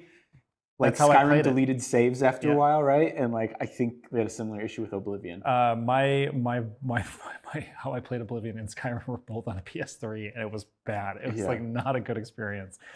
And I guess like the main thing that you were talking about is like the spirit, like the spirit of a thing, not just like the Bethesda jank. I'm talking about going in the third person and watching that jump animation and just like kind of glide through the air. It seems like such a complex game of like many issues and systems that are like all kind of broken in their own weird, charming, connective way that fixing one of them feels like an impossible task to fix all of them. They all kind of like domino effect into each other that make that experience that experience. And look, I hope I'm, you know, like maybe they'll come out with this remake and it'll fix all those issues and it'll still be a great game and I'll spend hundreds of hours. I'll probably spend hundreds of hours anyway playing it. But like, I don't know. I just have so much trouble imagining Oblivion being good in the way that people want a game to be good, you know? I imagine this is just going to be a different experience. Yeah. I mean, through and through. I guess we'll have to find out. But there is also the most definitive thing that we've seen are the screenshots. Yes. What's your take on that color? I think I need to play it first to like really make a decision on the color. The copium I'm huffing is that, you know, when Oblivion first came out, the entire world was just green forest. And what I'm thinking is that, you know, Cyrodiil is divided in different regions and they're supposed to have distinct looks. And I'm hoping that, like, you know, the reason that screenshot that got leaked looks kind of brown, sepia tone is because that's sort of the vibe of that region. And it'll change depending on where you are. I don't know if I'm time of day. Time of day. New lighting, like I said, Unreal 5, like that's, you know, like maybe it's just that screenshot, that moment. Exactly. That thing. Exactly. All right, well, I guess we will have to... Hey! Whoa. Are you guys talking about the Oblivion remaster without me? What are you doing here? Aren't you... who's switching cameras? Who's doing... You're the production director. What do you... Don't worry about it. Okay. Anyway, I'm here because I have things to say about the Oblivion remaster. And to be frank, I'm kind of like embarrassed for you that you didn't think to ask me on, because I've played it. Well, a lot. You've played the remaster? The original. Yeah, okay. Well, hi, Jean-Luc Seipke, the other Oblivion freak of GameSpot. What would you like to say? Glad you asked, Kurt. So, first off, the color change, absolute bullshit. Like, dude, like, what is this brown fucking garbage? Like, Jesus Christ. Did, like, they accidentally, like, switch the color palettes with the Metal Gear Solid 3 remake? Like, that game looks colorful now instead of yellow, and this game looks yellow? Like, that's ridiculous. And, like, also, like, Unreal Engine 5, like, where's the jank? Where's the... It's, you know, it's like what you said, but, like, even more so. Just, like, I need heads to be rolling in the back. Like, I need the you know, like, I need this game to look like absolute garbage. Also, we're gonna mod be support, is mods even going to be happening possible with this game with Unreal Engine 5? Like, You're watching the GameSpot Show. Stick around, because we'll be right back. On the next Games of Our Lives. Yeah, that's right. You smell of poo. Why do we not talk anymore? We used to talk every day. I know what you did! It's gonna blow!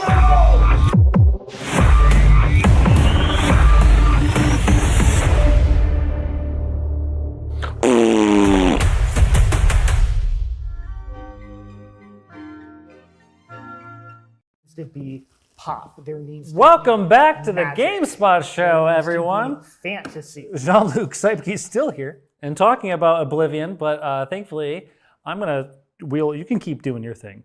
Keep talking. Okay. Okay. I'm gonna go talk. This next segment is about Chronos, the New Dawn. I'm gonna talk about it right over here. All right, folks. In the meantime, if you want to just like turn down Jean-Luc's audio. I think we all know the importance of color, and Hey, do you like 12 Monkeys? Do you like weird, twisted sci-fi time travel stuff like the show Dark, or maybe horror like The Thing? Well, I got news for you. You're probably going to be really into Chronos, the New Dawn. Animals. Fighting. Again. Okay, so Chronos the New Dawn is the new sci-fi survival horror game from Bloober Team. But not the Bloober Team that just made Silent Hill 2, but the first party team of Bloober Team. These are the people who did The Medium and Layers of Fear. So while Silent Hill 2 was cooking up, they had another game cooking up called Chronos, the New Dawn. So what is it? As mentioned, Chronos the New Dawn is basically if you take twisted, messed up sci-fi time travel stories like 12 Monkeys and Dark. In fact, the directors of this game specifically mentioned Dark as inspiration and combine that with very classic survival horror, especially of like the most recent Resident Evil remakes, and I guess the Silent Hill 2 remake fits in that. But their inspiration specifically came from basically all forms of horror in this case. Combined together with The Thing, you get Chronos the New Dawn. Now, we saw 50 minutes of hands-off gameplay, so we don't have any of our own bespoke B-roll to show, but I can at least do my best to explain what it is. And it's like all time travel sci-fi shit. It's complicated. So you play as this kind of like cool scuba diving looking time traveler, and that suit is fireproof, which is an important note because fire is a big deal in this game. And you're basically traveling back in time before some big catastrophic event happens, and it's basically like a rescue mission for you to go in and get these people out. But while that's happening, there is, like gooey, tentacly body horror stuff all over the place. And you gotta fight it and, literally kill it with fire. The cool part about this game is that it's trying, like, all of its inspirations are on its sleeve. It's clearly inspired by Resident Evil 4 style horror, but it's also clearly inspired by Dead Space. But it also is clearly inspired by Dark and all the other things that they've mentioned. It is this perfect amalgamation of all these things these two directors love, and they just smashed it together. And I think one of the most appealing things for me is that it's not just like more sci-fi, like in space horror, but it's very grounded. It feels in a believable space and city, this 1980s Poland city, but with futuristic stuff in the mixture. Now, of course, there's clearly a lot of pressure on the Bloober team because no one thought they could do Silent Hill 2 Remake, or at least that was the assumption, that people were very weary of whether or not they can take on such a daunting task to remake one of the greatest games of all time. Now there's this pressure of them leading off the heels of Silent Hill 2 and doing something that is completely new, a new IP and new to the team. And something that's really fascinating to look at Bloober team is with every consecutive title, there seems to be this evolution in gameplay. They started, like, Layers of Fear is like this it's you're walking around halls and you're solving puzzles. There's not a lot of gameplay elements, but then the medium kind of took that a step forward with like various bespoke camera angles, switching between like two realities, and then there's puzzles. And then Silent Hill 2 Remake did full combat, gunplay, all that jazz, and now Chronos seems like a very natural evolution of that. It's also important to note that this game was being made in production for 4 years, so it's happening kind of simultaneously during Silent Hill 2. Just a thing, just a thought. So now we get to see Bloober team like full force, like doing gunplay, doing bigger environments than they've ever done before, like bigger effects, monsters, lots of different variety of things that are going on in it. And the thing that's that stuck out to me the most is in an era where survival horror has been going through a renaissance for the past few years, basically since the Resident Evil 2 remake. It's getting to a point where, like, how can this evolve any more than it already has? Like, Resident Evil 4 remake set a new bar. I would say Silent Hill 2 remake has now set a new bar. So where does Chronos fit in that? And I think the most fascinating thing that Chronos is doing is its enemies, because it's not just about like dodging and weaving and resource management and dealing with scary shit, but the more enemies you kill, the more there is a chance for a living enemy to absorb a dead enemy and then become like more monstrous, gooey thing-like creature. So during our gameplay, we got to see this sort of like dance in, do you kill all 4 of these enemies only for one to maybe potentially become a bigger, badder, stronger enemy? And that's cool. That's what I call scary. Speaking of inspirations, the idea of monsters becoming stronger by absorbing other monsters is reminiscent of another remake of a survival horror game, Resident Evil 1 Remake. Specifically, the Crimson Heads, which the developers said themselves as we were watching it, that's the kind of inspiration. So if you don't know, in Resident Evil 1, like, there gets to a certain point where you've killed all these zombies and you're like, I'm cool. I've cleared out this mansion. You skin chewers ain't got nothing on me because I already knocked your ass down. Until the Crimson thing happens and they all fucking get back up and they're way worse than last time. Crimson Head's genuinely, like, so terrifying. Yeah. Like, one of the coolest things in, like, any video game. Especially if you don't know when it's coming. Yes. Now Chronos: The New Dawn is only Crimson Heads. The entire game. Oops, all Crimson Heads. You're just dealing with that thing. So if you're familiar with survival horror of today, the combat is very much in line with that. It's over the shoulder. Everything's very tight. You're going to be in tight spaces with these creatures, and you're going to have limited ammo, and you're going to be kind of doing a jig and a dance around these things, a waltz, if you will, in order to survive.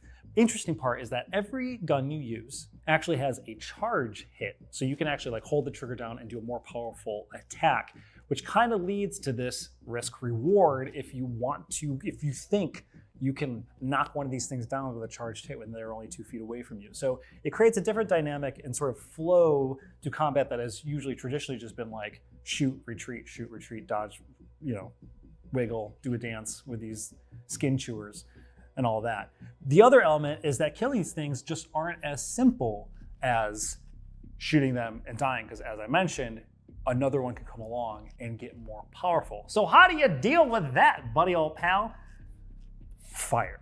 That's where I was mentioning earlier where your suit is actually fireproof, because you actually have this sick mechanic where you can like shoot fire from your hands onto the ground and create like this ripple effect of flames around your feet to knock things away from you or set them on fire. And by burning these bodies, they can no longer be absorbed by another creature.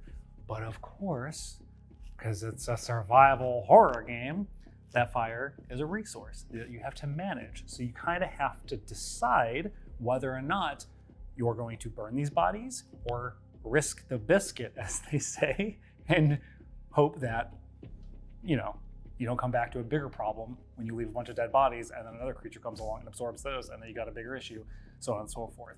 So it creates this interesting dynamic of like gamifying, how you, kind of like the Crimson Heads, which you have to set on fire in the original game, in the original Resident Evil 4 1 remake, but it creates a new sort of like,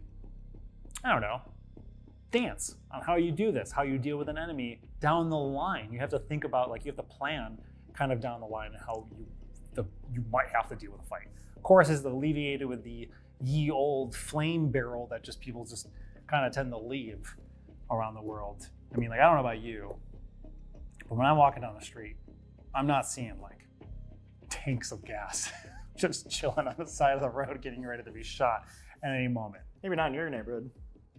You know what? You're right. I need to get out more.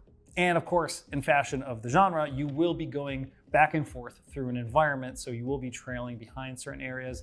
They didn't quite say like that's going to be, maybe Resident Evil 1 mansion style sort of design or 2 in that way, that you'll be backtracking a lot, but it does seem like there are these levels or these sort of hubs that will require you to maneuver and snake through environments. Kind of like RE4 style, Kind of like RE4. Cool. Yeah, exactly. So it's like you have these like mini areas that you will have to navigate, open things, get information, fight stuff.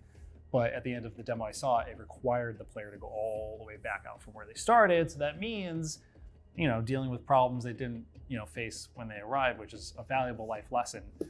If something hard comes up, just, face it head on. Shoot a barrel. Shoot a gasoline barrel. Burn that problem down to the ground so it doesn't mesh and mold into something else. See, Chronos the New Dawn is actually just a metaphor for dealing with your issues. Don't let them fester. Become a gooey mess. I wish I could tell you more about the story, but at this point, there isn't much to say. We did get a gameplay trailer, so at least you can have some context of some of the stuff I'm talking about. The game is supposed to come out this year, but I will say it is a new dawn for the Bloober team. This is post Silent Hill 2, and they've, I think they're finding a new set of feet to run around in and set stuff on fire. I'm very excited for it. As a survival horror nut, keep them coming. Keep trying things new. Keep that wreck creature away from me, though. I don't want to look at her. I don't want to know she exists. So I might, be making a mistake playing Chronos the New Dawn, but I could set that bitch on fire. That's the difference.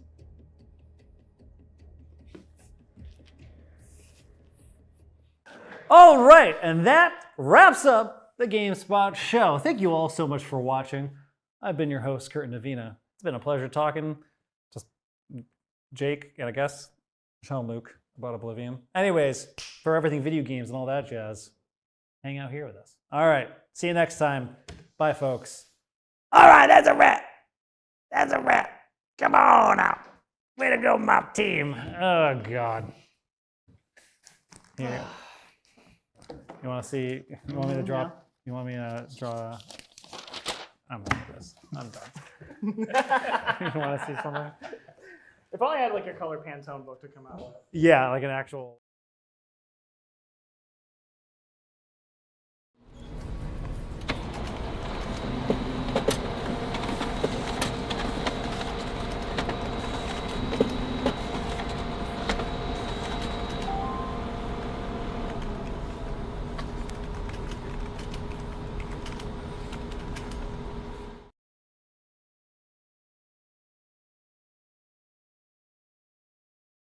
Yeah, Kurt, I think, like, you know, at least from where I'm standing, I know that, like, everyone really appreciates your work, your vision. Right? Like, I don't think there's anyone else here that can touch the kind of like unique sort of voice that you have. And it's definitely special for sure. I'm always wondering, like, what happens if you change everything about your sort of look and style? Get a haircut, shave the mustache, take off the denim jacket, and just, you know, go to Nordstrom. Go to the rack and see what fits. If you can. I know you have, like, a strange kind of body shape. I'm not supposed to say that, but... On the next Games of Our Lives. Yeah, that's right. You smell of poo. Why do we not talk anymore? We used to talk every day. I know what you did! It's gonna blow!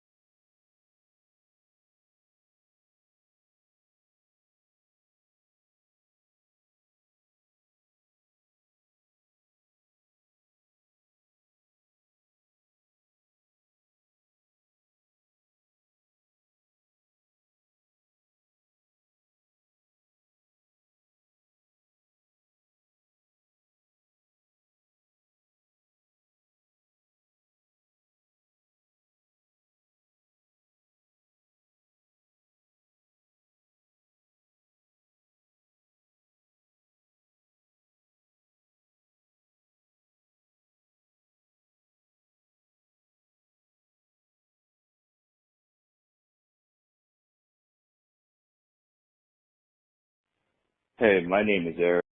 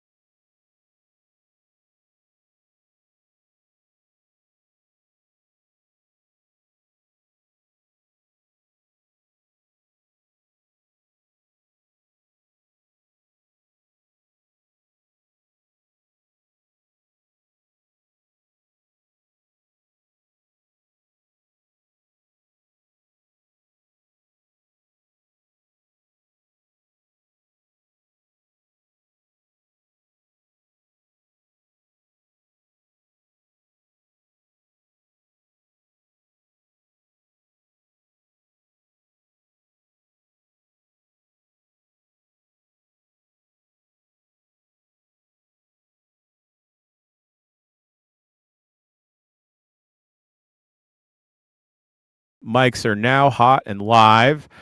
Nikki Grayson. Hey. Who's the coolest person you've seen? Like in person? Like this week. Oh, this week? You could tell him. You could tell him. It's Jeff Bakalar, obviously. Many people are saying. I'm always saying that he's got a shirt that is promoting the social network Mastodon.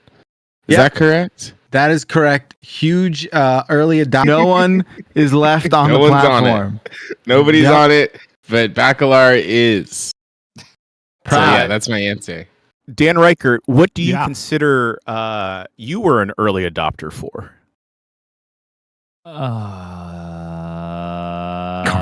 Oh, I know what it was. What it is? It's Norm Macdonald. I've been screaming about Norm Macdonald Get the for like fuck 20 out of years, here. For like 20 years until people decided, he died, and they search, they share a bunch of videos and stuff. I've been on that train since 1995. You are delusional if you think you are somehow. I spent my life talking about how great Norm is, and everyone's like, "Oh, that guy's not funny at all. I don't get why he's funny." And now everyone came around, but I was 20 years early on that.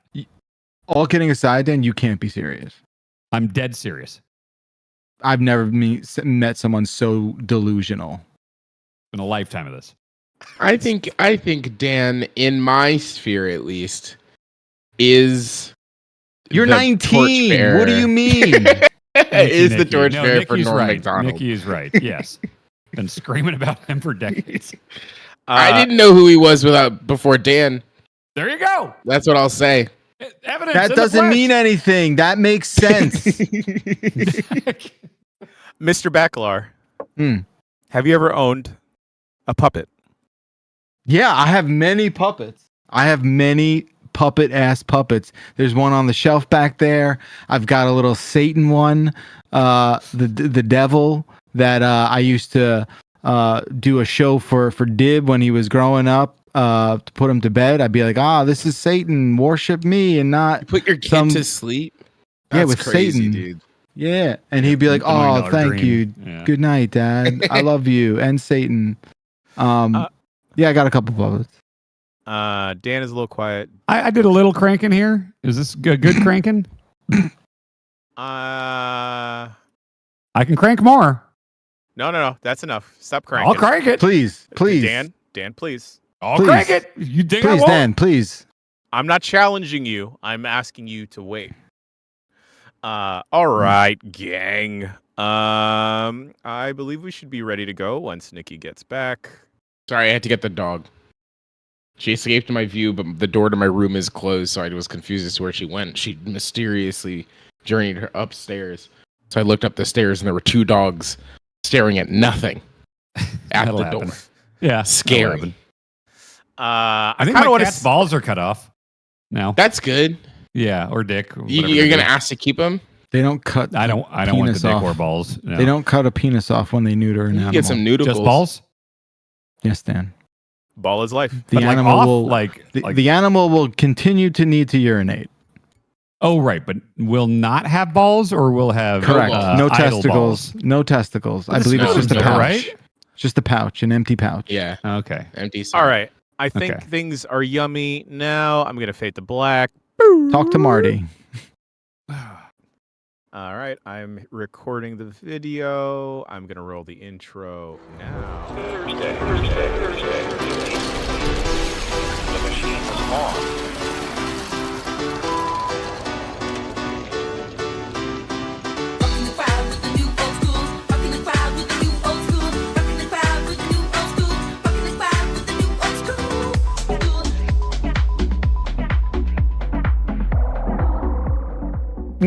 Well, if it isn't the voicemail dump truck pulling into your neck of the woods, patting its chest, rubbing its belly, and saying hi to only the dogs in the neighborhood. How's it going? My name's Jeff Bacalar.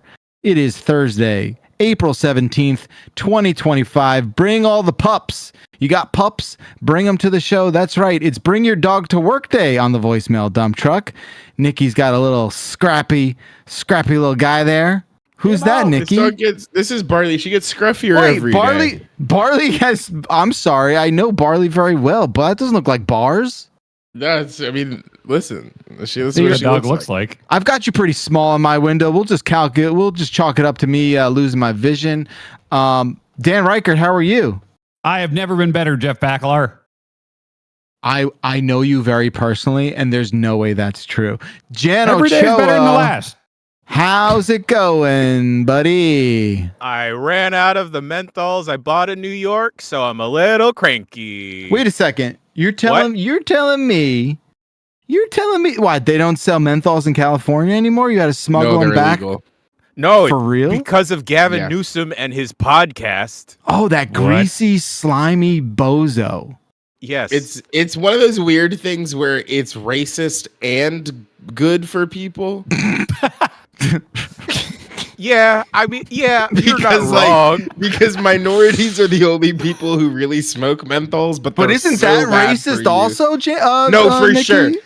So like every single part of it is racist. It's Yeah, racist that cigarette companies made menthols and marketed them specifically to Black and Asian people. Right. And It's then racist all around. Everyone gets a taste, Yes, you know? and it's Would it also help racist if I that Gavin started Newsom smoking took a- menthols? Would that make it any better? It would be.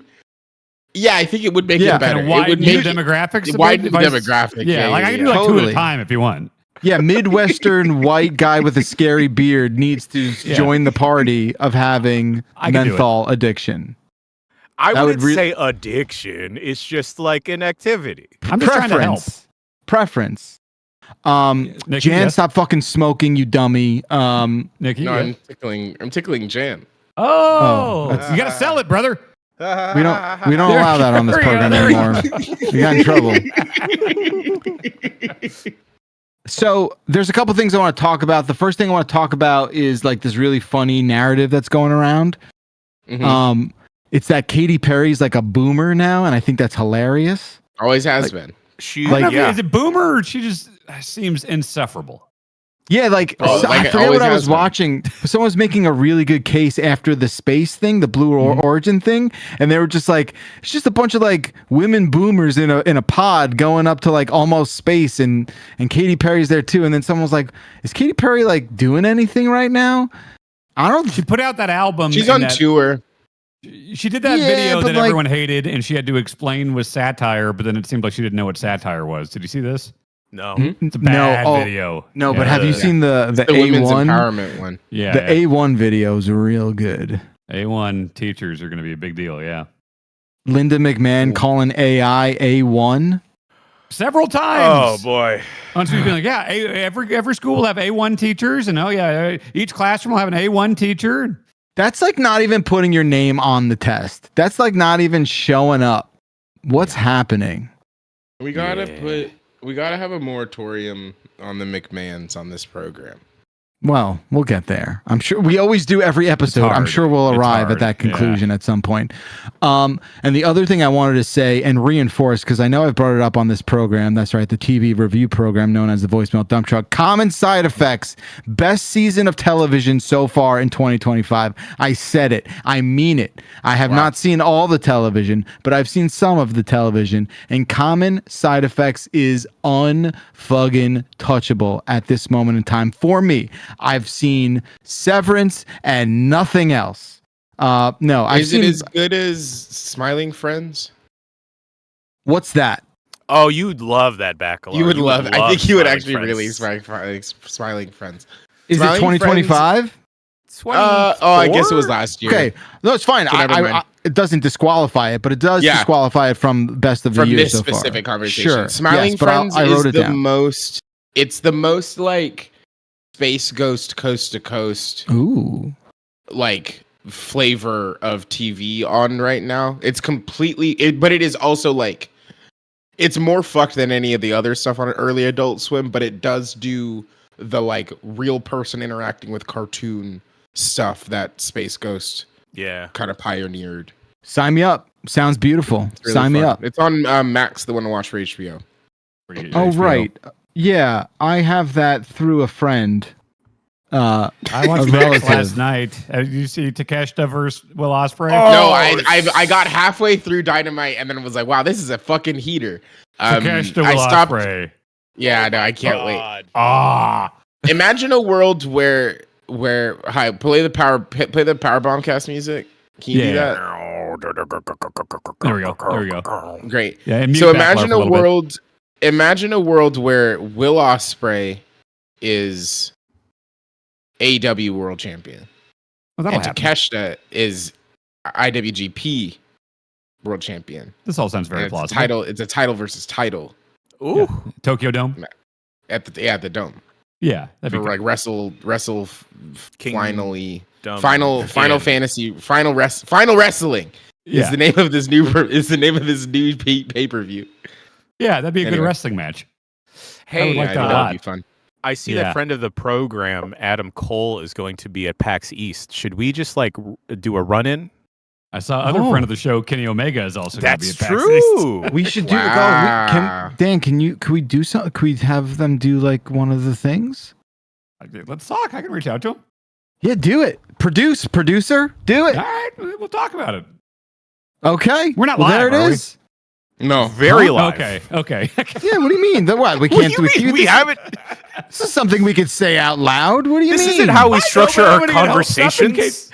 We don't know their schedules. We don't know. Of course not. I can certainly ask. Okay, great. Guaranteed. Wonderful news. We're gonna have Andre the Giant On the Yokozuna, program. Bigelow, King Kong Bundy, Bobby the Brain Heenan. Put it on the poster. Is this just dead wrestlers? Mr. Is that what we're Perfect. doing? We're just Yeah, listing dead wrestler. We can go for a wrestlers? while. Yeah. We go for a long time. All right, enough dead wrestlers, please. What else is happening outside of wrestling, friends? What else is going on? Do we need a catch up? Do we need a catch up for me? I ran a 5K a week and a half ago. Congrats. And then I got a medal for it. And then I felt better than everyone that day because I had a medal around my neck. I love that. Yeah, when it's you're done with the amazing what race, they'll and it's- do. Yeah, it's awesome. You Was it should early just in the start day wearing- too? Yeah. So I love that because you finish up and it's like 9. They're still serving breakfast at Taco Bell, and you got a medal around your neck, and you put Yeah. the work in. And you're like, I'm doing whatever the fuck I want the rest of this day. Yeah. You're like, how do I cancel all of that? No, it's a reward. It makes me want to start a self-help series or workshop where I just give the people that attend medals, and it's like, hey, you're better now. I got And a then we'll see question. what happens. Yeah. I got a question, Jan. Why did you receive the medal because of more than just finishing the marathon, which deserves a medal? I want to be clear. But did you was there something else on top? Nah, they just gave them to everyone. That's cool. I mean, finishing one's a big deal. Let me tell you though, there were some people 5K translates to what, 3.1 miles, right? Yeah, I'll take your word for 5K, it. yes, it is. Yeah.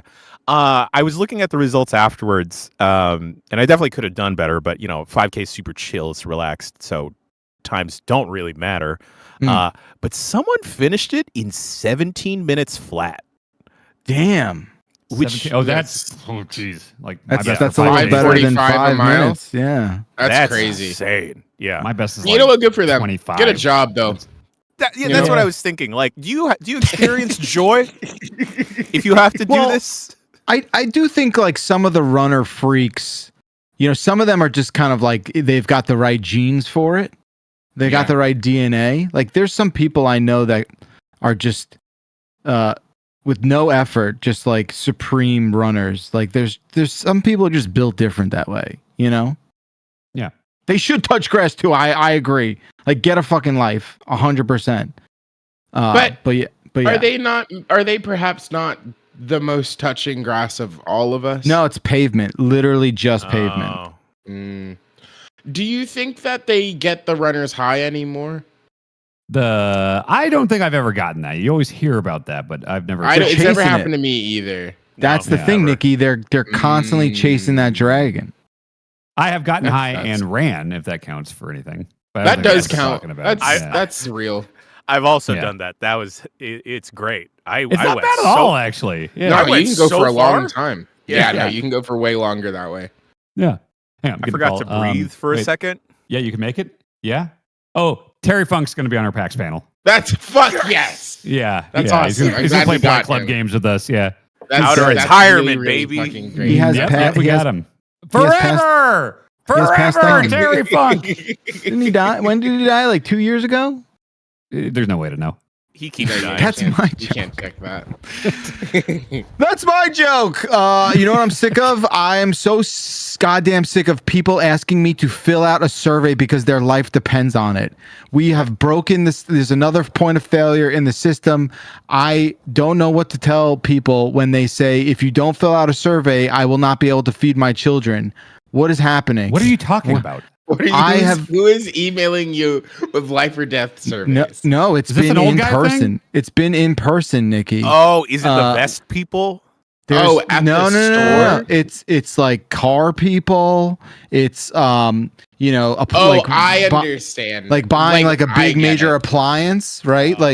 People being yes. oh, hey, if you could I don't know, be a totally awesome dude and give me all 10s on this survey, I won't get fired, and then I will also get a bonus to feed my pet tortoise. I don't know what this how.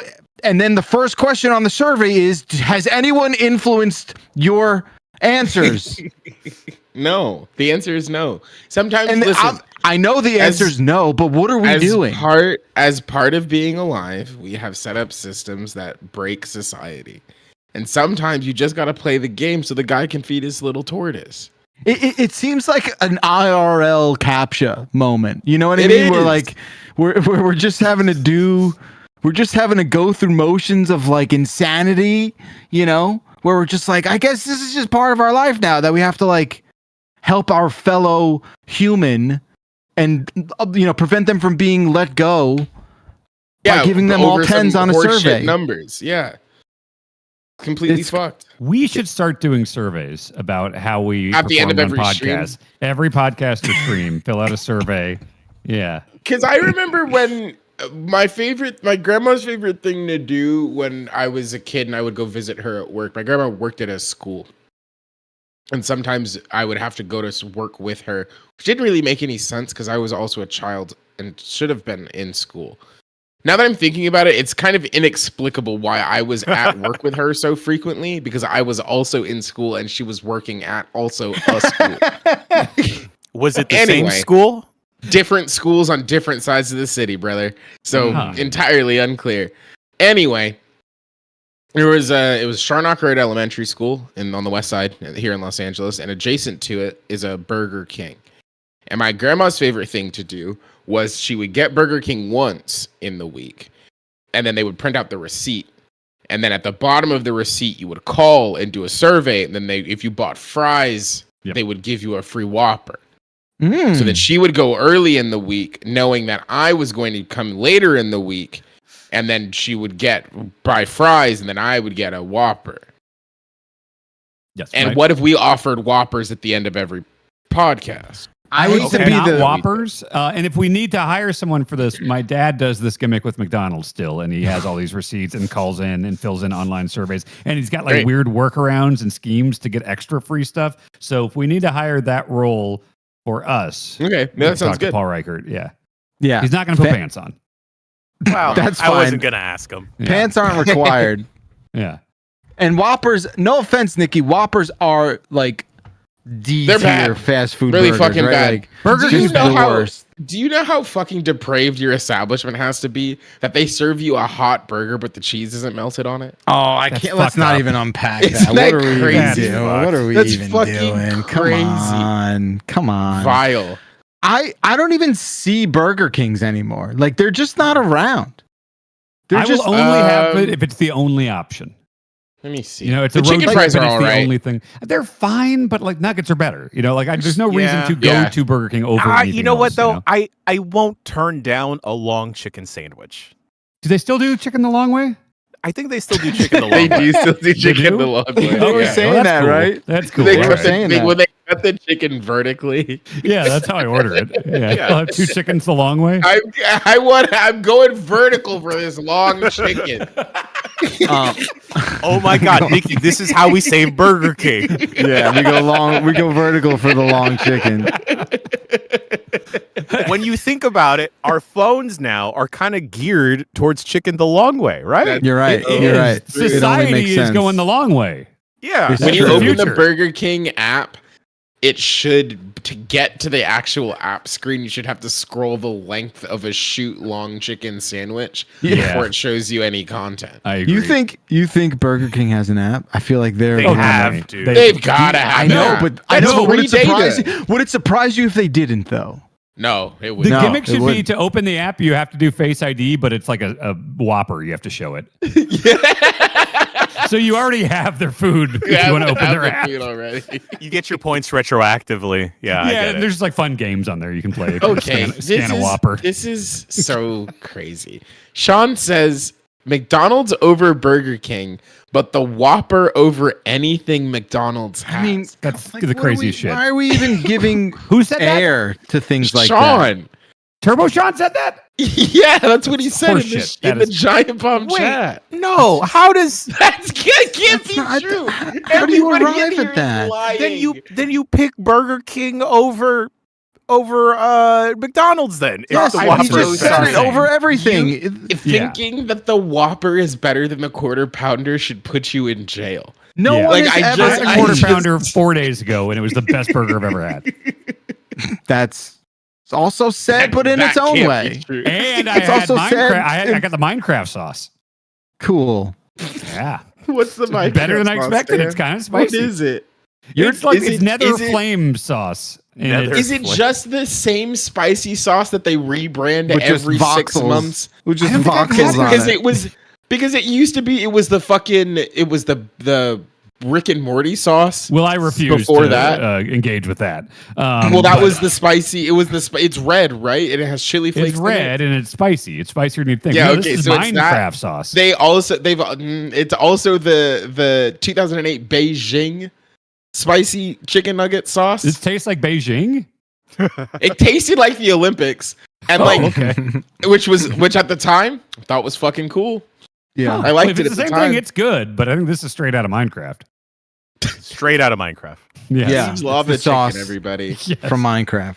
Speaking of Minecraft, I know a 10-year-old, and he just had a birthday, and he received 20,000 V-Bucks. Seems like a lot. And That's crazy. And he's rich. What I'm holding in my hand, almost $1,000 in Dick's Sporting Goods gift cards. What? So I don't know what happened in 9 to 10, but like from 8 to 9, it was all like Legos. And from 9 to 10, he got 30 envelopes. What? Yeah. $1,000 for a 10-year-old? Almost $1,000. So he's got $1,000 worth of Dicks, which is awesome. I'm sorry, it's not just Dicks. It's like a couple Visa gift cards, a couple Fanatics, but almost $1,000 worth. So you can throw that one right in the fucking garbage because that's where the stuff comes from. Well, no, you're right. I mean, look, we're just gonna have to everyone hates Fanatics. They're the new supplier of jerseys for the NHL, and they like fall apart in the wash. Everyone hates them. He's just gonna have to get like a lame Devil's hat that they make there. But anyway, it's crazy that it's all Dicks, right? So okay, so can your son buy me some stuff on the shop? Well, Because they just put the Adventure Time guys in there, and I don't have enough V-Bucks. Well, yeah. Well, he's very generous with his V-Bucks. He gifts everyone stuff. That's awesome. Me. I didn't see $1,000 until I was 32. This 10-year-old's got $1,000. Well, he doesn't know. He doesn't know. I mean, look. Oh, are you just taking it? That's actually a good racket. I'm not stealing money from him. I'm just managing it. I'm just gonna manage it for him. You're the bank. Yeah, he needs a new hockey stick. From the Dicks? Okay. Yes, How much he are needs those a hockey cost? Like $400?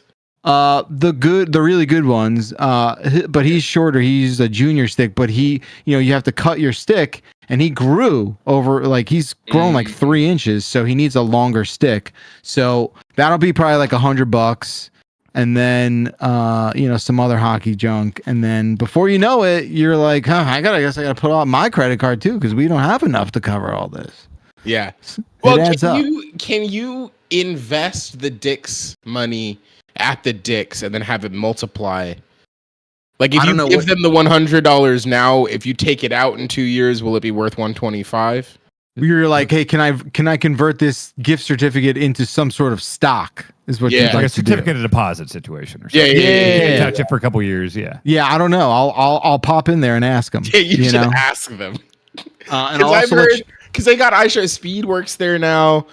iShow Speed. Oh, Scooty right, Lee that's works right. there now. Tom Brady works there now. So it seems like they got a lot of guys at the Dicks. As far as I understand, Dick's ownership is like very good people. I think that's right. So that's happy to hear it. Kiss, right? Dude, what a cool joke for 4 people. I thought it was funny. You don't know who Norm Macdonald is, Nikki. What are you laughing at? Not before Dan. But now I do. So and he already got we got a basketball hoop that I'm gonna build this weekend. So I'll have an update on that. One of those Backlar, are you what's up? ready to dunk on your child? Oh, I can't wait. Awesome. It lowers to 7 feet, and I can't wait. I'm just gonna upset his weekend. It's gonna be sick.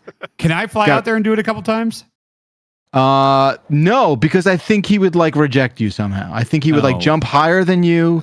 I believe he's more athletic than you, and I think he would really, injure you potentially. Yeah, I guess I did do a video where yesterday. I tried to... He proved to me yesterday that he's very close to almost kicking my ass. Oh, what did he punch you? No, we were like, I was trying to get him to leave soccer practice, and he was like messing around, and I'm just like, let's go. And like, we started like play shoving, and then he gave me one shove where I was just like, uh-oh. I was like, uh-oh. Oh no, my kid is jacked. That was strong. Uh-oh. Oops, my jacked kid. Go back inside, play some video games. Yeah, I was like, maybe all this confidence in ice hockey and all this other stuff is like, I don't know, maybe you're like building muscle, and that's a problem for me. And sounds like for Dan. Yeah. All right. We're gonna pivot, folks, because believe it or not, this is a call-in show. That's right. Hey, did the thing. 707 exit flu is the phone number for voicemails. You call that up, you leave a voicemail, and you got about an 11% chance of getting on the program. Isn't that right, Jan Ochoa? Thank you for coordinating and collecting and curating all of these fine voicemails. We're going to turn it to the one and only, soon to be ass kicked by Dib, Dan Reichert. Please choose the first voicemail. Let's go with arrested. Guys, I got arrested for stealing a bunch of encyclopedias. When the cops apprehended me, I said, wait, I can explain everything. Mm-hmm. Yeah, you know, I know we were like encouraging people to send out the jokes. We were like, hey, what's your mistakes? You know, maybe you make some mistakes with prompts. I'm gonna give Ty to the runner here, and I'm gonna give caller benefit of the doubt and say, caller, good joke. Yeah, good joke. Good joke, caller. I had not heard When was it the last before. time you opened an encyclopedia? Kind of recently. 2003. Recently? 2003. What? Yeah, so I got a lot of weird things happening in my life right now where like I'm just going through life experiences. Like I've had like a decade's worth of life experiences in maybe a year or two. My parents sold my childhood home, so I had to go through those drawers and those cabinets and those ghosts and those demons and those your devil puppet, yeah. Exactly. And I opened a cabinet in my childhood room, and there it was, the 1997 complete set of encyclopedias. Britannica? World Book. Okay, yeah. World Book. And I said to Dib, I was like, yo, check this out. They used to print out the internet, basically. That's a good one. And he was just like, what do you mean? And I'm like, all the knowledge that began with B is right here in these 600 pages. Every single thing. That's it. This is all we knew. It was all crammed into this. And man, I should have recorded it because it just was not computing. Really? No. He just was like, what do you mean? Like, I mean, I guess I get it. If you were born with no understanding of what life could have been like before the internet, I guess. I can picture life My before kids- TV. No, my kid's not finding out about the internet until I found out about it. Oh, yeah. I'm just going to give mine like a Game Boy and then like, hey, they came out with a Game Boy Color now. Yeah. Mm-hmm. Yeah. Let them live the way you lived, right? Yeah. And I don't think that's grounds for CPS to come get you. No. Right. Even a little bit. I'm still feeding them. Yeah. Anyway, that was the last time I experienced opening an encyclopedia. I'm still feeding them is an incredible way to definitely not get CPS to show up. If that's your first retort to CPS, you got problems. but they're fed. Look at them. They're living. Good. They're alive. Those hearts are beating. They got nice clothes. They wear nothing but beanies and overalls. They're great. They might be barefoot outside, but they have shoes that they chose not to wear. Yeah. Speaking of barefoot outside. Oh, sorry. Oh, Dan, what did you find? I was about to say I was a big Encarta guy, and I just searched Encarta 95, and sure enough, you can just download the ISO and check out like 1995 Encarta. Oh shit, I'm gonna. You should do let that. them know about some stuff that's about to happen. Oh shit! Yeah. Well, it's like a wiki. Contact 1995 through Encarta. Through the Encarta. I think you're misunderstanding how encyclopedias work, Nikki. No. I think Dan can update it now. Yeah. And Let then them know. Back. Tell them a lot of things. If you just tell them about 9/11, most of the stuff that's happening right now doesn't happen. Oh shit! So I was just going to tell them to pre-order Mario 64. Shit. Oh, sorry. I guess I will also tell them about 9/11. Yeah. Say Dan, say you had the ability to go back, tell Encyclopedia Britannica 3 things. Pre-order 1995 Encyclopedia Britannica. Yeah. Pre-order Mario 64. You guys. Okay. 9/11. Okay. That's a good second one. There we go. But you guys are missing the point of this thought experiment. Which is at no time did any encyclopedia attempt to predict the future. Like no one, like if there wasn't an index in the back where it was like heads up. F? Well, it was like heads up.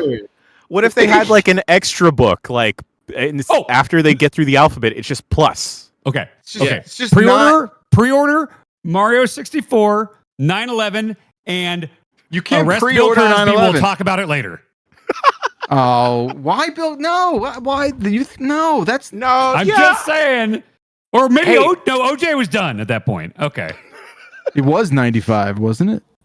OJ was around then. Yeah. Here's the But thing. we can still get Bill Cosby in jail.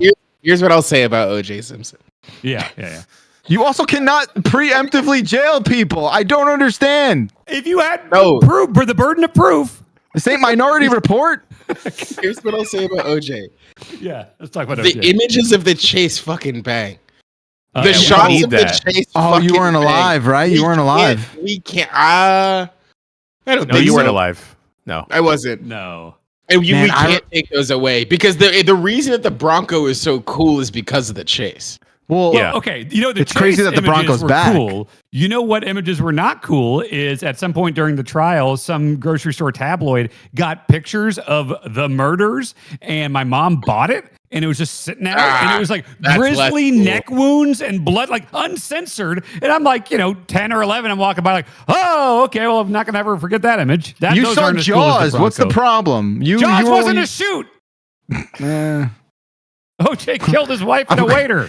You're like, I can For suspend sure. my disbelief only with shark movies. Actually, the court of law says he did not. So could have been anyone. It's Kim Kardashian. It literally could have been anyone. It's probably anyone. Kato. Yeah. Right. I don't know how we got to OJ Simpson and 9/11, but this is the And Mario wrong. 64. Yeah. Don't lump the three amigos. Don't lump Mario in there. Oh boy. The Mount Rushmore of fucking hell. I don't know. Man, I got options for this week's thumbnail, huh? Just trying to help you, buddy. This feels bad. This feels bad. We pivot. Jan, please help us. Was that just one voicemail? That was we played? just one. I picked these like half an hour ago. I don't remember any of them. Elbow. Elbow. Oh God, hold on. Oh God, hold on. Okay. No, now- elbow. Oh, sure, elbow. Oh, great. These aren't playing now. Okay, hold on. I can do this. Okay. I can do Hey, this. dump truck, my elbow hurts. It's just a little. It's just like, hey, dump truck. Okay, thanks, caller. You ever bang your elbow and like then see a color? There we go. So fucking hot, I'd let him break my elbow. Maybe Minotti Wait, too who? if he wore Disney fucking hats. I'll play it. What? Whoa. Jeff Grove is so fucking hot, I'd let him break my elbow. Oh. Maybe Minotti too if he wore Disney fucking hats. Disney Caller. fucking hats. Caller, are you okay, caller? We all know. Caller seems distressed. We all know this about Grubb. We highlighted this last week. We spoke of his brilliance. But Minotti, What? that's just a bridge too far, caller. He's got his fans. Oh yeah, Mike's got his fans. Yes. All right, that's good to know. I appreciate That was a you good call, sharing I that info. Mhm. Yeah, Should we do another solid one? call. Sure. All around. Okay, Nikki, you pick it. Give me cartoon dog.mp3. On the last episode, Jeff Grubb mentioned that furries love him and are very nice to him, and that's because, Jeff Grubb, you are the human equivalent of a cartoon dog with sunglasses on. All right, love you. Good night. Oh, like the Simpsons one? What's that one's name? Poochie. Poochie. Yeah. He is the Poochie of Giant Bomb, is he not? That's not a compliment. It's not? You don't- Oh, I right. guess They you were don't all know like, Poo- go you don't know away. They were all Poochie like, lore, I guess. Yeah, they were all like, get out of here. Go away, right? He Yeah, was yeah. added to I take the it back. I show take it by back. clueless corporate people. Yes, yes. Yeah, Poochie, but like, you know, a good version of Poochie, right? Grub is more like a Jake the dog from Adventure Time. That's true. I Yeah. would say that. If Jeff Grubb revealed that he would be able to turn himself into a motor vehicle like on a whim, I would believe that. If anyone on staff were to make bacon pancakes and make a song about it, it would be Jeff Grubb. Yeah. What's that true. movie with John Smoochie? Death to Smoochie. Death to which- Smoochie, Death to yeah. Smoochie. I do That's Robin happen to Williams. I really like that movie. My grandpa had a huge poster for that flick in his room. That's What? a weird thing for a grandpa to have. Am I your grandpa? Oh, his movie viewing could have been like the same as ours. Nikki's grandfather could be our age. What's happening? That's not true. No, I don't he think just had it- mathematically. No. That math doesn't square. Nikki, how old is your My grandpa is like 77. He's between 77 and 70 or an 80. And when was this Somewhere in that Death gap. to Smoochie poster first posted? I thought it was really scary because the Because it's poster just that like the was in there black was, with the pink, It right? was just silhouette, and I was Yeah. like, this is scary to me. I can't believe your grandfather had a. That's amazing. That's weird. Yeah. Yo, It's because he worked at and it was just the dead body. Yeah. Right, He had this exact poster in his room. It's because it's a Warner Brothers flick, right? Is that correct? I'm looking. I couldn't tell you, but I'll take your word for it. We are checking. It is a Warner Brothers flick, and he was working for the printing company that printed all the Right. posters. So he had this poster in his home. It Speaking scared about posters that scared us as children, my parents had a big Jesus Christ one because, you know, Catholics and everything. A poster? Sure. Yeah, a poster of Jesus. But I think this one may have just been a close-up of him while he was dying on the cross. So Oh, it was getting cruised? Was he Yeah, doing well, the, he was, that thing? yeah, he was going while he was getting cruised. Yeah. And then you know, whenever I'd wake up in the middle of the night and like the closet door would be left open, there would just be Jesus staring at me like bathed in moonlight, getting Cruised cruised. up. Yeah. I'm like, That's scary. and I asked my mom if we could take it down, and then she like lectured me about why would I want to take down a picture of Jesus? That's bad. Yeah, so wrong. So true. So I just asked if we could get a different, friendlier picture of Jesus, and we never did. Damn, I dude. had a life-size cardboard standee of the Undertaker, looking all scary, like Ministry of Darkness days. And I would come home from work at the AMC, working like a closing shift, and be like 2 a.m. And either my sisters or my mom will have always like put it right behind my door, so I'd be super exhausted walking in, and like 7-foot Undertaker staring at me. That's really funny. That's good. What are those? You know what? Never mind. Okay. I just think a poster of Jesus is kind of funny. Like a painting I get, but like a poster. Do you think we should sell those, like, you know, those shirts from the 90s that have the serif font and it's a bunch of pictures of a person? Yeah, of course. Oh That yeah, are cool. Jim Morrison, American poet. Yes, and then it's just a bunch of. Should we get that, but for Jesus? Like Sell a it on pennant? the store? All the Jesus poses that Jesus did. Jesus, Smoochie, and the Undertaker. Man, God, I'd buy that shirt. Versus That's a good shirt. Mario 64, 9/11, and OJ. Yeah. 6-man tornado tag. Dan, did you like Death to Smoochie? Not as much as I thought I would, because I liked everyone involved, but I remember not loving it. There I like is Edward some- Norton a lot. Yeah. It is the most not Edward Norton thing I think he's ever done, for sure. There's something about, like, I know that movie's a guilty pleasure. Catherine Kerner is in it. Keener, yeah, she's great. And Jon Stewart's in it. Danny DeVito. Danny DeVito, who he also directed it. It's like, there's something about that movie that I cannot look away from. It's a good idea. Kind of love it. Yeah. And obviously Robin I'm Williams, tremendous. I'm on Daniel DeVito's Wikipedia page. It's always said he's 20 years old next year. Isn't that fucking crazy? Insane that he started that show when he was in his 50s. He was only 50? That's nuts. Isn't that nuts? That is. Like, I can't understand that. Yeah, 80. Geez. If I could get a check for 20 years, I feel like I would be happy about it, though. You know? That'd be awesome. Yeah. Yeah. And I get to hang out with my friends. Yeah. Right? If Dan, he just turned 80. Maybe he was 60 on the dot when he started. it. Wow. Maybe he just turned 80 in November. That's like Hot in Cleveland running for 20 years. You know? Hot in Cleveland? I don't You know. know Hot in Cleveland, the Betty White vessel on TV Land. Is that like Becker? Is it like Becker? No. Yeah. Damn. Crazy. Hiller and Diller. Just crazy. Is it like Mama's House? No, Is it like the Dan Aykroyd one where he was a priest? No, it's just like every CBS sitcom, which is to say not funny. But the one episode of Hot in Cleveland that I did watch had Alex Trebek and Bernie Mac in it. Whoa. The Hot was menopause, right? Sorry, not Bernie Mac.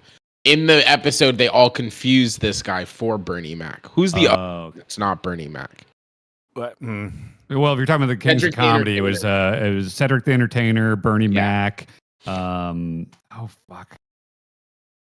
I am correct, right? Like hot meant hot flashes. Yeah, because they were all old. They're all like going through the pause. When Stacy was working at Viacom, I feel like that show was like a thing, right? It was like a Nick at Night show or something like that. Yes. Yeah.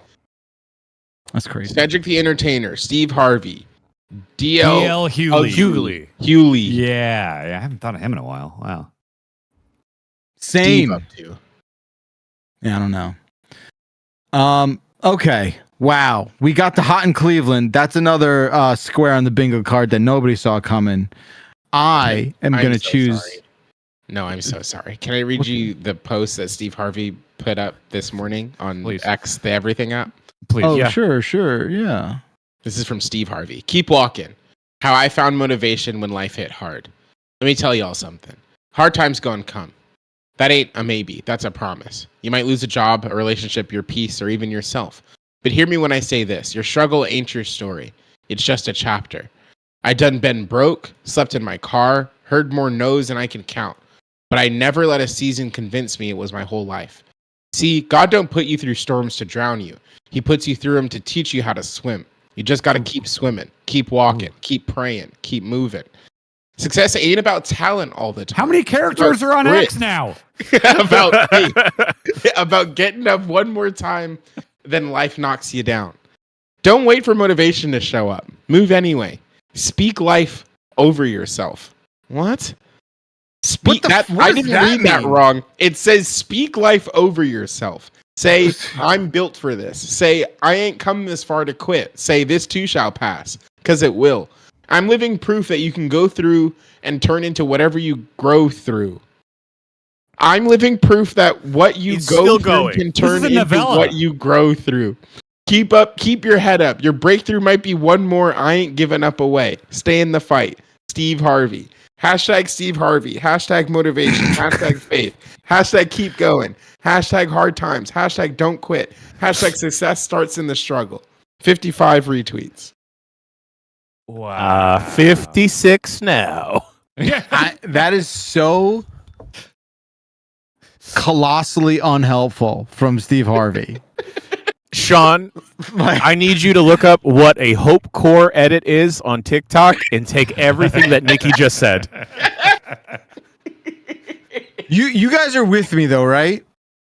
About people who are like follow your dreams bullshit.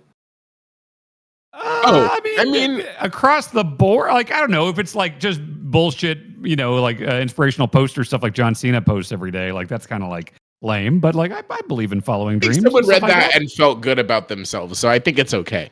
Yeah. I just take offense with people who like no one who has not met their dreams tells you to follow their dreams. Like you know what I'm saying? Like it only comes from a very specific type of person. And it is a lucky, successful person. Not always. I feel like I had those people in my life growing up that were not like, like doing crazy and, yeah. It depends on like how much they're pushing it. Yeah, if it's your whole personality is that like, hustle, grinding type thing, like that's just like, that gets exhausting. But I think generally just like, yeah, just go for what you want. I think that's good. Okay. Sean, yes, that is a Hope Core edit. What is Hope Core? Tell me. I like the word. You basically take something like maybe like a rant or whatever, and then you play inspirational-esque music behind it, and you just have to like put out every single word that all the words on there, and then you have to cut to like beautiful like stock imagery of rivers and waterfalls. Are like people tortoises. making that? How are people doing that manually? It always feels like AI when I see it. It's probably both. Oh yeah, and it's all you can fonts. do anything with CapCut now. That's true. Yeah. CapCut is very automated. Right, it's got to be, right? Yeah, Hope Core Harvey. I like that. Oh, that's a good title. That's a real nice one. Okay. It is now chat's turn, and chat chose Slurps It. Hey, Dump Truck, this is Chuck Towski. I was at a wedding last weekend, and it was the whitest wedding I've ever seen, and lots of like country, rural type people. And I saw a son talking to his dad, and they both had beers. And the son quickly reaches over his dad's beer and takes his middle finger, dips it in the beer, slurps it off of his middle finger, and then they both kind of like nod, like, it's pretty good. It's pretty good. What do you guys think? Bye. I was picturing a can at first, and then it's like, he's gonna get cut. And then I was like, he This must be a sliced his glass. whole finger off? Yeah, no. I mean, any option here is bad. I just also want to backtrack a little bit. I grimaced when I heard country, and I don't dislike country people from the country, from the rural areas. I thought he was describing country music, at which I will judge you by that, not by from where you come. Is it because they didn't? So very clearly, we have to fucking recreate this scenario. I did in my mind. They got two different beers, right? Yeah. So you're tasting like, what? It's Father, like when you has get an one entree. beer. Yeah. Yes. Why didn't they just drink from the cup? The cup instead of putting hands in there. Yeah. Oh God! The more I think about this, the more questions and the more upset I am. Yeah, just That's think about nuts. When the last time, like one of those dudes, father or son, washed their hands that day. That's it. That's part of it. Yep. Chuck, do you? I don't want to suspect that there's like a different kind of relationship going on there, but I think it's because they don't want to. This isn't HBO. Gay. Because if it was like a country wedding type thing, I could see that. Think like drinking from your dad's cup, pretty gay. But putting your middle sucking beer off your finger, and that's the middle finger right, makes it. That's more gay. That's more gay than the first thing. Definitely. That's like deluxe. Yeah. Sean, I also need a Hope Core edit of what we just said. Yeah, Sean, if you could whip that up. What was the tool? God. What was that tool, Nikki? CapCut. CapCut that. My sister was at a wedding in Kansas a couple years ago, and a dude did the worm, and a gun flew out of his suit. That's the most Kansas wedding thing I can imagine. That's awesome. Yeah, that's what like people in Europe think happens all the time here. Yeah, I know that. But it does. Happened. Yeah. No, yeah, for sure. I mean, it's weird being in certain rooms in Kansas and just realize, like, I bet there are 36 guns on people's bodies right now. Just, okay, that's interesting. Chuck, so I see Chuck is in the chat. Maybe Chuck can do some real-time feedback here. Like, what I need to know is how far away were you from this event happening? Were you sitting next to them? Yeah, like, did you follow up? Because I kind of want to say that I wouldn't have followed up, but I would have gotten closer to maybe and like spied on it and eavesdropped a little bit to maybe understand like more of the machinations around what I just saw is maybe something Was I the would have wedding done. fun? Yeah. Otherwise, did you dip your middle finger in the dad's beer too? that it's just not even enough. The way that liquid works, is that not even enough of it sticks on your finger for you to get a taste of it. Like, so you're mostly just tasting your own finger. Even if my wife did that to me, I'd be like, "What are you doing?" Yeah, that's weird. Chuck, I need you to chime in. What were the perceived ages of the father and son? Because that also plays a pivotal That's role. also helpful. Does it? Chuck says that he was 20 feet away. He was aghast. I didn't talk to them. I just told everyone what I saw and debated it. And then also he said, I dipped my finger in my cousin's husband's drink to test drive the experience. Oh, that's funny. 25 and 50 were the ages. Okay. No, I mean, Jen, how's that gonna make it better? I don't get it. I don't know. Maybe they're both old and like they're eccentric or something. Like 60 and 80? Yeah, or like maybe if it was a young kid putting his finger in the beer, it's like, oh, you whippersnapper. I'm going to try this next time I'm at a wedding with my dad, and I'll let you know how it goes. Cool. All right. Actually, if that's what we get out of this, it's been worth it. I'll go get married, Dan, and then just so we can make this happen sooner. All for this. Okay, I'll be the officiant for free. Okay. Yeah. That's good. That's why this show's awesome, because you hear about stuff like this where you're like, I've never even considered imagining a situation like this. This is amazing. Dan, I'm in love with the idea that you ask your friend to marry you, and then you're like, it's going to cost you $75 for the hour. Yeah, I guess I've never charged. I guess I've officiated too. It was my sister and Mike Mahardy. I should have charged Mahardy. You should have charged Mahardy for sure. Ah, shit. You can just Venmo Hey, him. Tim Just Venmo Turry. request him right now. I guess I've done three. Tim Turry, Mike Mahardy, and my sister. And yeah, Mahardy's the one I would charge. Yeah, that makes sense. Cool. Very good. Dan, you get the honors. Bananas. Dan, bananas are mushy, but so is all food you chew. Why would bananas fit in your stomach more than regular everyday food? Do you not chew your food? All right. Bye. Thanks, Dubbers. No, he swallows them whole. If I chew up a bunch of McNuggets, the consistency isn't the same as if I just kind of like gum on a bunch of like bananas, you know? What is this about? Oh, okay. Well, this here, could have been Jan, you explain, because I'm actually about to have a shoot poop attack, so I'll be back. There he goes. I forgot how bananas came up on the podcast. Oh, but we had some banana trivia.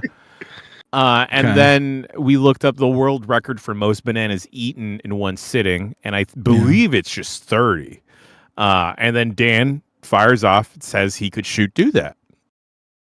30 bananas in one sitting. Right. Keep in mind, he does that all the time. It would though. kill him. Yeah. It would kill him.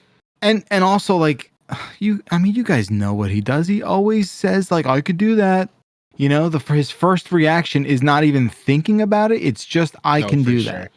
But here's where I am on his side about it. Banana heavier than if I ate 30 saltines, banana heavier than that. Yeah. Yes, it's all mush in my tummy. 30 saltines is like a thing you can wrap your head around. Yeah. But that's less weight in my tummy than 30 banana. Sure. Totes. Dan's on the toilet and in chat right now. Cool. What a cool I don't thing. like Dan's this. saying that he could do it. Yeah, I mean, but like, I don't even think I could eat 5 bananas. No. I can eat one banana and that's sufficient. Bananas are like food. Like, they are not. Yes. It is not like I'm popping a grape or two. Bananas are like meals. Yeah, no. I mean, they're really fucking dense. There's a lot going on. You know. Okay, can everyone in chat look up banana ripeness scale, and you two also look it up and tell me when you have it. You want to know what you like? Yeah. Okay. Jan, have you done it? Well, what is it? Banana ripeness chart. Just So- put that in the computer. The funny thing about the banana ripeness chart is this is how you also detect early serial killers. You know, I know we talked about putting people in jail before they've committed any crime, but anyone who chooses a 1 on this list belongs in jail. I'll go for a 2. Oh no! Really, That's Jan? crazy. How are you getting the fruit out of the skin at 2? 2 is so delicately. green. 2 is so green. You need 2 is a too scalpel. I'm eating a 4. I'm eating a 4 And at worst. I'm eating a 4. A 6 is too far. 4.5 is perfect to me. But anything past 5 is I'm not eating it. I've eaten 7s. Yeah, 7 you throw into a banana bread. Or you throw into a shake. Yes. Dan is also texting me about other stuff right now. He is texting me because he is texting me about something completely unrelated to the banana scale, this podcast, or anything that matters in this moment. That is what it's like being friends with Dan Riker. Spice of life, is it? Right? That's time. See, there exists more numbers on this chart. Number 8 is like completely brown. Yes. And that, I guess you still got to freeze and put into a blender. How long? But one of them is they get better or worse for you depending on how old they are. Because it's just more sugar, right? Yes. Oh, I'm a 4, 5, 6 guy. If you eat a green one, I'm looking at a different chart. It's got low glycemic count because less sugar. So better for you if you're diabetic. Right, but a number. Okay, just so if it's not clear, a number 1 is like neon green, and a number 7 on the chart I'm looking at is fairly brown spotted. Yeah.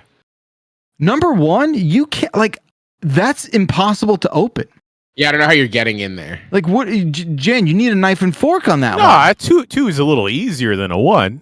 I still think a 2, you're getting that weird, like plasticky feeling on it too. You know what I mean? Yeah, stringy.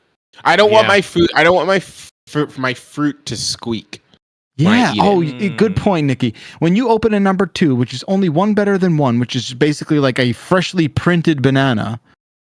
A number 2, like you open up that number 2. Speaking about number 2, look who's back. Hey, I award you no points. Man. I award you no points. They're getting weird. They're getting weird like the last few weeks. Yeah, and I'm about to be traveling. I'm worried I'm just gonna have some crazy poop apocalypse on a plane. It's like everyone's gonna hate me. Have you changed your diet at all? Number 2. I'm sorry. Go ahead. Number 2. We're talking about a different number 2. No, Nikki, to answer your question about my poop. Not really. I'm just eating chicken and veggies. There's some like supplement stuff, like some, like B complex stuff and magnesium that I've introduced. But it's just real stinky farts. And the poops are big and it's just crazy stinky. That's crazy, dude. I'm really sorry. Yeah. It's okay. I'm not hurting or anything. I just don't want to do it on a plane. I don't want to fuck up a plane, I don't know. Fucking up a plane. Did you see that story about those people who were flying in from Mexico, but the airport was busted or something, or they got in too late, so the airport was closed, so they have to sleep on the fucking plane? I wouldn't handle that well. No, I would not handle that well, and also, I like it was probably horrible, but what a cool way to get to fly anywhere that you wanted on United afterwards. Do they get like a lifetime It's not worth pass it. thing? It's not worth it.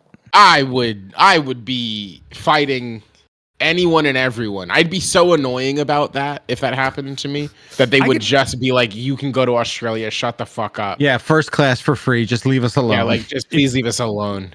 If you're annoying to airlines, you can definitely get free miles pretty easily. Yeah, like, it's not hard. Like the seat back screen didn't work or something, and it's just like and you're just nice about it. You're like, hey, this didn't really work. It kind of made it a long flight, and blah blah blah. Yeah, you're entitled to miles or something. Yeah, and you get miles. Sure. It's great. Yeah, of course. They're fake anyway. Yeah, miles don't mean anything. It's like giving you Jeff bucks. They mean nothing. I'm debating. I have like 160,000 Delta miles, which is a lot, and I You never should use go to them. Japan. Well, go to Fargo. It's funny you say that, Nikki. But I'm wondering a Delta 1 upgrade, if I were to want to go to Japan in the future, would be about 1,600. And I'm debating, like, do I just use them all? Yeah. 16. Well, you said you had 160,000. Yeah. So what's 1,600? That's nothing. Oh, I'm sorry. 106,000. So you have to burn all of them, pretty much. You should do that. Like years you get worth to lay of miles, down. though. Yeah, it would be nice. For Japan, if you're ever going there for whatever reason, ever in the future. Yeah, who knows? Yeah. Listen, you can just put me on a fucking. I don't even give a shit. Put me on the smallest plane in the whole world. I'll take it. You're the one here that has the most now. traumatic plane experience ever. Anything less than that, it's fine. Man, I had a couple panic attacks 10 years ago, and I'm struggling here. And you That's all right. died Listen, on a plane. that's what I'm saying. It can't get worse, you know. Yeah, so, I guess so. I'll just go to favor. bed. My favorite nap is like the flight from SF to LA because it's just like a nice 90-minute nap, and I just knock out. It's so nice being able to fall asleep while the plane is taxiing. Like if Yeah. you fall asleep before you leave the location that you're leaving from, that's I don't understand you people. That's a I don't chef understand. kiss. That's How what do you want. How do you do it? How do you sleep on a plane at all? And just it's like it's a combination. It depends on how long the flight is, but I can take. There's Benadryl is available. I gotta to take you. drugs. Other drugs are available. Benadryl doesn't make me sleepy. And take 2 Benadryl. Xanax works. Xanax is good. Yes. When I take Xanax, it doesn't make me tired unless it's like 1 Okay, in the well, morning. ask your doctor for trazodone. No, and then you can just take trazodone. That's what I do. Well, thank you, doctor. Anything is possible with benzos. Anything is possible with benzos. If you put your mind to it, that's the dreams that you should fucking be following. Okay. There's a reason drugs are popular. It's because they work. It's because they work. They do stuff. We got time for one more voicemail, I think. Jan, let's have it. Idiot button? No. Yeah, okay. Hey, Dumpers. Is there a word or phrase that when you hear it, it triggers the idiot button in your brain? Let me give you an example. So anytime you hear or read someone say something to the effect of, "Oh, we lost Grandpa over the weekend," my dumbass brain instantly thinks, "Well, did you find him yet?" So what triggers your idiot button? Love you guys. Caller. I'm sorry, caller. This is a great one because this isn't the direction that I thought. I thought the end of that was going to be, I think those people are fucking stupid when they said that they lost their grandpa. Just say that they died. Yeah. That's where I thought caller was going, but that's not where caller went. Let's stop sugarcoating it. So the idiot button is just the knee-jerk dad joke? Is that what it is? Yeah, I got a lot of those. Any of my high school friends will attest. Anytime someone says like, "Ooh, I'm tired," or "Ooh, I'm hungry," I'll like turn around immediately, stick out my hand. I'm Jan. Yeah, I'm Jan. Yeah, Dib does that too, just to get you on the level there. Mine is like anybody with a father, probably between the age of 45 and 65. If any phrase is said that sounds sexual, like something about like, "Oh, it's a long stick," or the word "suck," or something like that, my dad will always do the like, basically that's what she said stuff. And so he does it so much that I told him a couple years ago that like, you know what? In the future, you can just go like, "That makes me think of a sexual reference." And he started doing that. So now instead of doing "That's what she said," now that's or funny. be like, "Oh, that was my name in high school with the ladies," or whatever. It's just like, "That makes me think of a sexual reference." And I kind of like it better this way. Yeah, it's funnier. better. Good job. Yeah. You fixed it. I fixed him, yeah. Parts of it. Hell yeah. That makes me think of a sexual reference.mp3. There you go. And you fixed this podcast. I think iTunes is going to like that. Yeah. Hell yeah. That's how you juice the algo right there. You say that. Hey, listen. It's a good podcast, but we got to go. We got to say goodbye, folks. Sorry to say it. It's been a lot of fun. We got to get the hell out of here because there's other stuff popping off in the Power Block right after this show. 707 Exit Flu is the phone number. We'll be back with a brand new show next week. Thank you, Jan. Thank you, Dan. Thank you, Nikki. Thank you, Chats. Thank you, Sean, for editing. Thank you, everyone who is tuning in live or after the fact. We'll see you with a brand new Dumperoony next week. Have a good one, everyone. Bye-bye. All right, faces and microphones are clear. I'm going to stop recording. Good job, gang. Let's see. Yeah, we should be good to go. I'm gonna go switch this Mics over are to the not other stuff. clear. Don't slur. Mics are not clear. Microphones are still hot. Penis. Got it. Ah.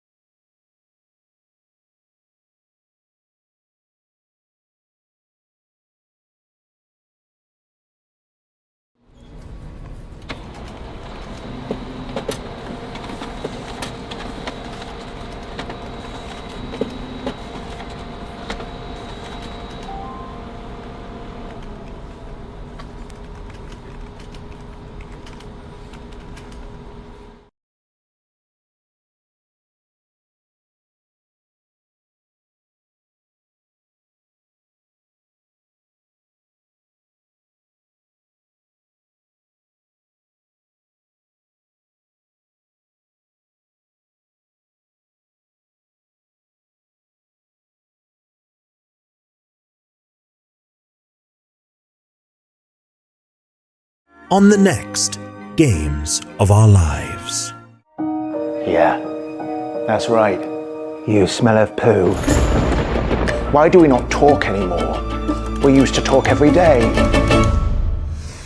I know what you did! It's gonna blow!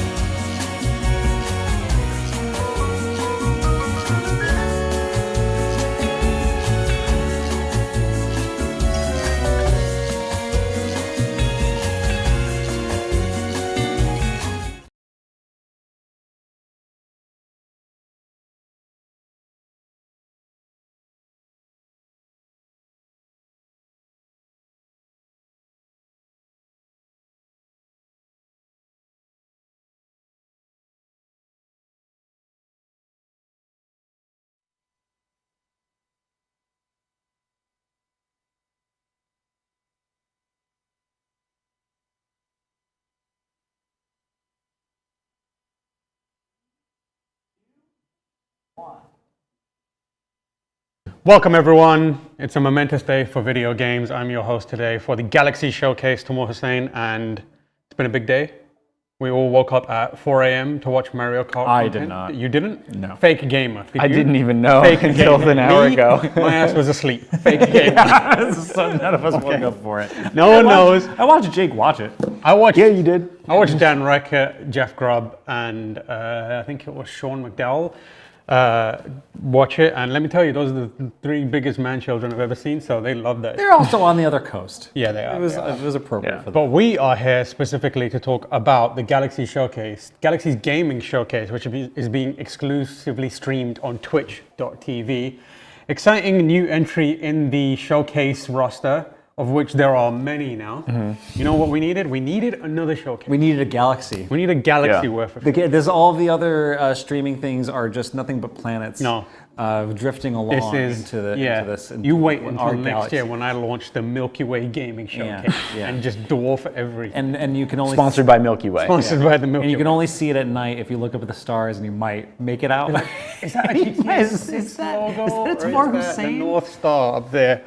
So the Galaxies Gaming Showcase, brand new, hot new entry, promising that they'll have a bunch of world premieres, loads of announcements, exclusive new looks at more than 50 games from AAA publishers and ambitious indie teams. Now I'm going to ask you a question here. Do you want me to read? I'm on the website for the Galaxies Showcase stream. Let me tell you, hella logos on here.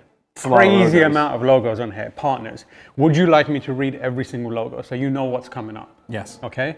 Jake, are you in for this? Do we have time? Do we have time? 45 seconds. Here we go. Do it quick. We're going to be doing a talkover, wait? Okay, so be ready. Konami, Saber, Krafton, Remedy, Jagex, Kepler, Playstack, Kinetic Games, Pearl Abyss, Team 17, Secret Mode, Void Interactive, Megabit, Bossa Studios, Null, Dreamhaven, Future Lab, Legion, Nex, Astrological, Oro, Midwest Games, Lab Seed, Cryptiv, Necrosoft, Amplified Games, Tiny Dragon, my favorite developer, Pantaloon, Invisible Wars, Camo Games, Code Coven, Destiny Bit, Pixel Maniacs, Glitch, I'm going to say games, Moju Studios, Nebule Game, Developer DOB, Lily's World, The Two Stamp, and Paragon. I was hoping your seat would just keep going down. The important question is, will GTA 6 be there? Yes. Yes. Without a doubt. Yes. We're going GTA 6, all in on GTA 6. Yeah. We're ready for this shit. Konami is going to announce GTA 6. Konami presents GTA 6 somewhere. Rockstar's like, what the hell is going on? All right, let's get ready. We're going to be doing a talkover. So you're going to get our live reactions to this, and then following this, we'll have a 1 minute break, and then we'll come back for a little bit of analysis. A brave few answered, and the expedition set sail. Okay, pirates, let's go. An elite band of explorers. It's giving me Pentiment energy. Yeah, but what was that? Like, there was a little wizard with like these little different glasses on the far left there. Anytime there's like artwork that looks like this, I'm just like, this is Pentiment energy. Watercolor artwork. They used Pentiment pen. energy. They used ink. Dragons. Okay, dragons. Descended from the skies. Dragons from the sky, Skyrim. Let's go. Okay. Spells cast. What if this is at the end? Just dragon destroys ship and that's it. Thanks, everybody. When can I play as a dragon? Like, Spyro was so long ago. Let me play as a dragon. Hey, what about the PS3? The motion Leia? control PS3 game. Bring back Leia. Keen as arrows. Oh, is this that, For a way to call for is that game by, no, it's like Jagex or in the opening, no. Yeah, this might be a You thinking like Everwild or something? I did for a second. Whatever. RuneScape! Oh, of course. Dragon Wild. RuneScape, Dragon But this Wild. is already available, isn't it? Like it just hit early access, I think, yesterday. Or maybe it's today. I mean, can we get like a, why I want RuneScape to not look good? Yeah, they made RuneScape look nice. Which Did is you know my cat's upsetting to me. favorite game? Is RuneScape? Well, I thought your cat wow. invented RuneScape. No, my cat invented the peanut. Oh. What? That's what it was. This last time I checked on RuneScape, it did not look like this. Well, so this is the survival crafting spin-off. So like I think they made RuneScape good. So I think RuneScape still exists in its There's way, old school, but this is a new game. Yeah, RuneScape, and then there's RuneScape Valheim. Yes, and this hit early access yesterday. Anyone played it? I got a code for it, but I haven't played it. I did kind of want to play it. But I've never played RuneScape before. But I was like, yeah, you know, this is. It looks like Dragon Age. It looks like Dragon Age. Yeah. Like so much. Hey, it's Jane. Hi, Jane. Hi, Jane. Case. Fire up Steam and ready your wish listing finger because we have a huge. If you're watching on event Twitch, for you there's some today with exclusive world Twitch premieres, drops for shadow drops, Black Desert. and new looks at gameplay from For more Black Desert exclusive fans out there. games.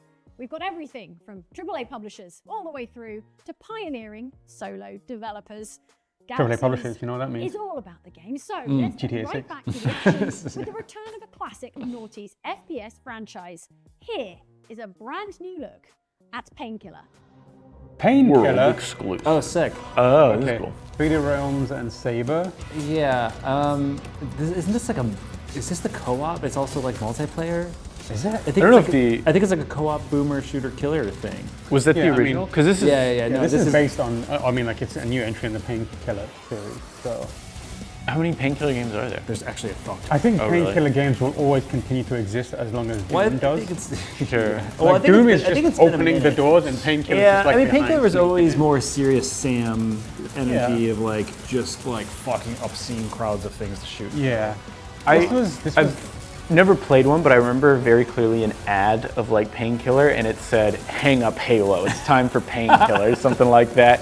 And I was like, "Oh, okay. You know, maybe I should play this game." I love it when that happens. Directly call out. Yeah, other you directly friends. call out the thing that is exponentially more popular than you and be like, your time is up. Yeah. I'm here. Oh, maybe this isn't. What am I talking about?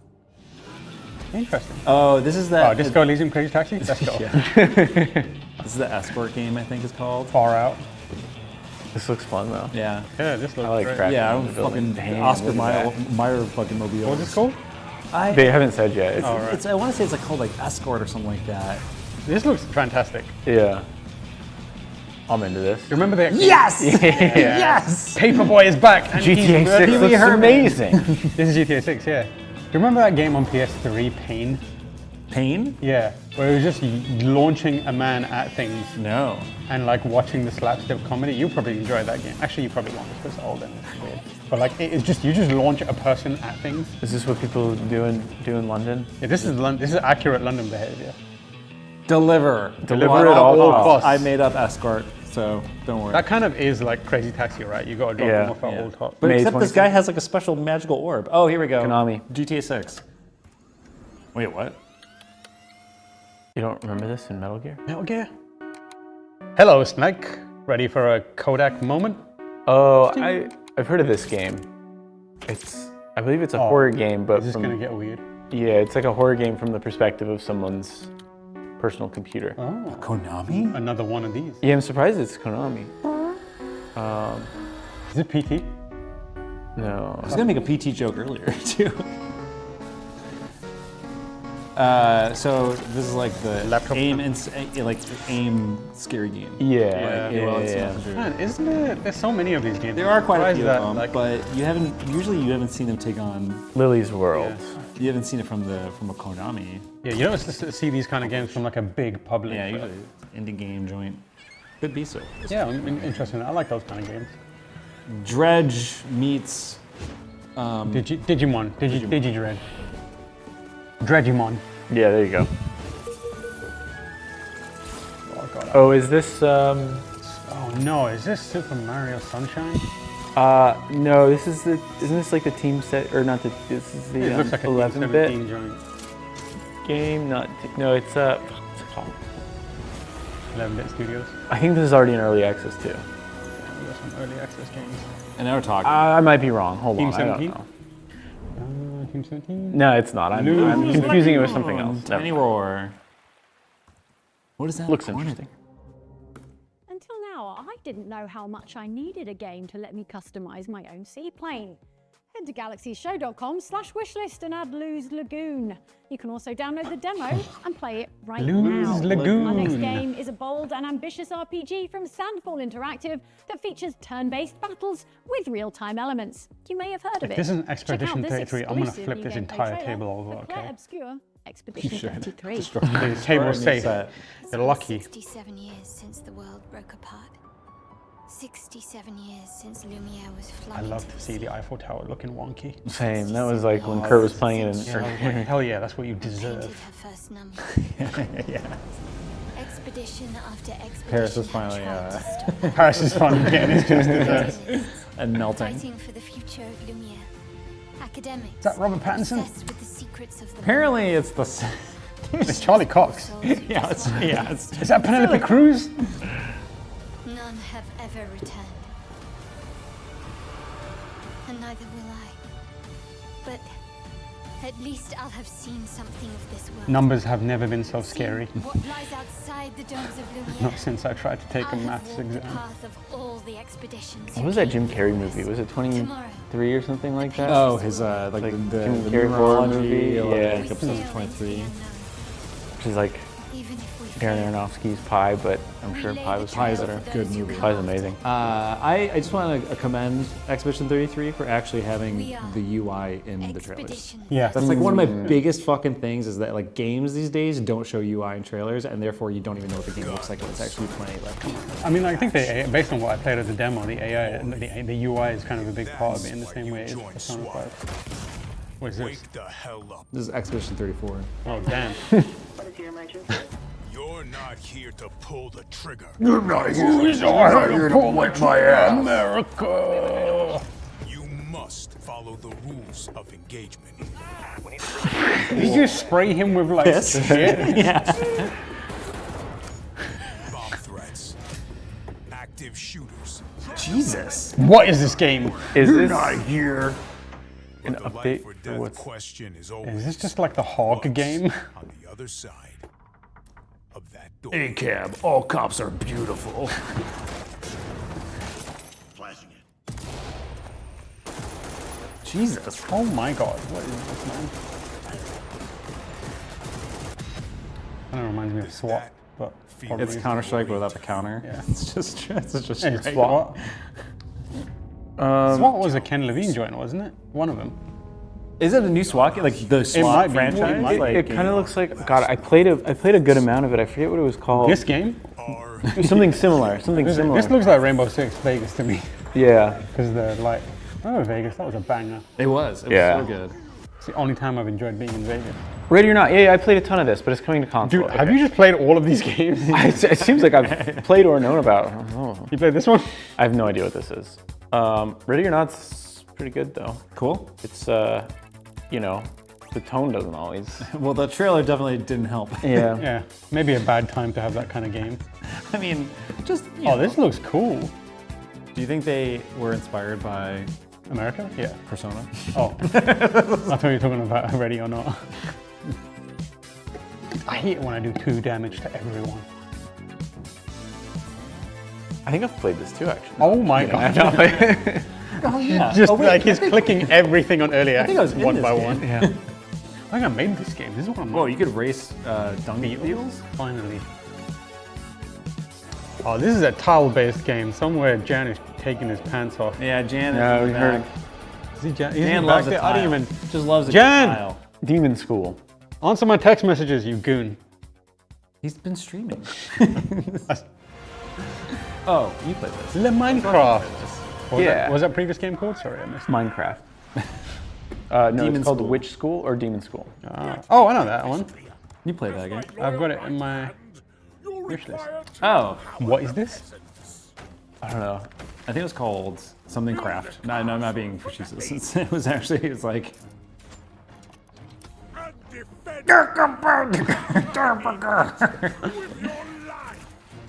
Is this the one that everyone's enjoying the movie of?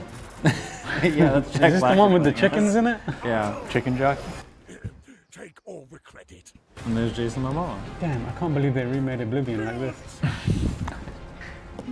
I can imagine if it was came out like this. Whoa. Oh, this looks wild. Yeah. Somewhere to like the Lego. Dragons. Castle Craft. There you go. Oh, finally. Was Power Wash Simulator 2 announced? Yeah. It shows what I know. Jesus. I've completely forgotten what the plot I is. still think I What want is to the make. plot I of still Power want Wash to pitch doing? them where you clean out the inside of a like you're small and you have to clean out a toilet. Inside of a toilet? Yeah, like in the crevices. And then like. Did you ever play? You have to do it before a giant ass sits on the toilet. And then you spray water. Yeah, and then you have to give it an enema. Did you ever play Visceral Cleanup Detail? No. So that is basically a cleaning game. Is that where blood and all that? No, it's the one where it's like it's a sci-fi. Basically, you're the cleanup crew after like the Doomslayer has gone through and like wrecked an entire ship. That's one of the first ones I played of this, which I was like, this is fun, this is dumb. I put in like 30 hours in the crime scene. Just got people who've just got like a van covered I in love fruit Power for whatever Simulator. reason. I think they need to do more like in-depth collaborations to be like what Visceral Cleanup Detail was, where like you get to clean up after everything actual- happens. Like, you got to clean up after UAC a and specific after no Russian is done.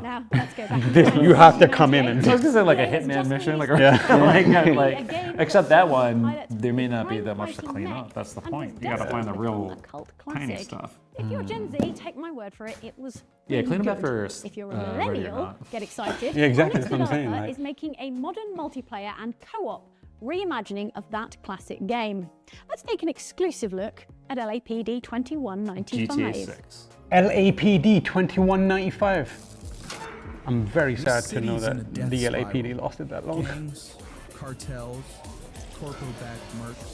Why is he walking like Afraid that? of the badge anymore. Doink, doink, doink, doink, doink. He's gonna pull out and he's gonna have little springs on his trainers. So we got Bartlett Jones. Judge Dredd. Is this in this though? This is kidnappings, like or worse. Judge Dredd world. People stay inside. Are you voicing this? Yeah, that's me. Sounds like your voice. They got Isaac Clarke. Oh, he's dead. I used to be the same, just trying to survive. Then my sister told me she's pregnant. Whoa! What is going on? I feel like I'm not able to hear like everything being said, but then I just hear, and then my sister was pregnant. He Greg was just showing gameplay, and it was just like, and then I ate a bad burger, and then my sister told me she was pregnant. Whoa! And now I'm trapped in this thing. You might think this is a robot. This is actually a washing machine. Yeah. Now I'm cleaning the inside of a Oh wow, that's cool. That has the most PS2 energy. Yeah, it really does. Remember, the heart of Atanagia is activated by the Is this blood Crimson of Desert? fierce competition. Pearl Abyss was the developer publisher. Has awakened its true power. What's the other game they're doing that's like every game combined? Let us meet again Crimson in Adania. Desert. Is that the one? Desserts. Well, what's This the is one? a black Black This Desert. is a black Okay, desert. so they have Crimson, Black Desert, and then Crimson Desert. Oh, this looks cool. Looks like Tunic. Oh, here we go. Now we're in Dead business. Cells. From the creators of Dead Cells. Is Oh, this yeah. Hollow Knight Silk Song? I see Roguelite. Windblown. I take it. Yeah. Haven't people? Have you played this? No, but I think we've been to previews for it. Yeah. It's been around. Yeah. I like the look of it.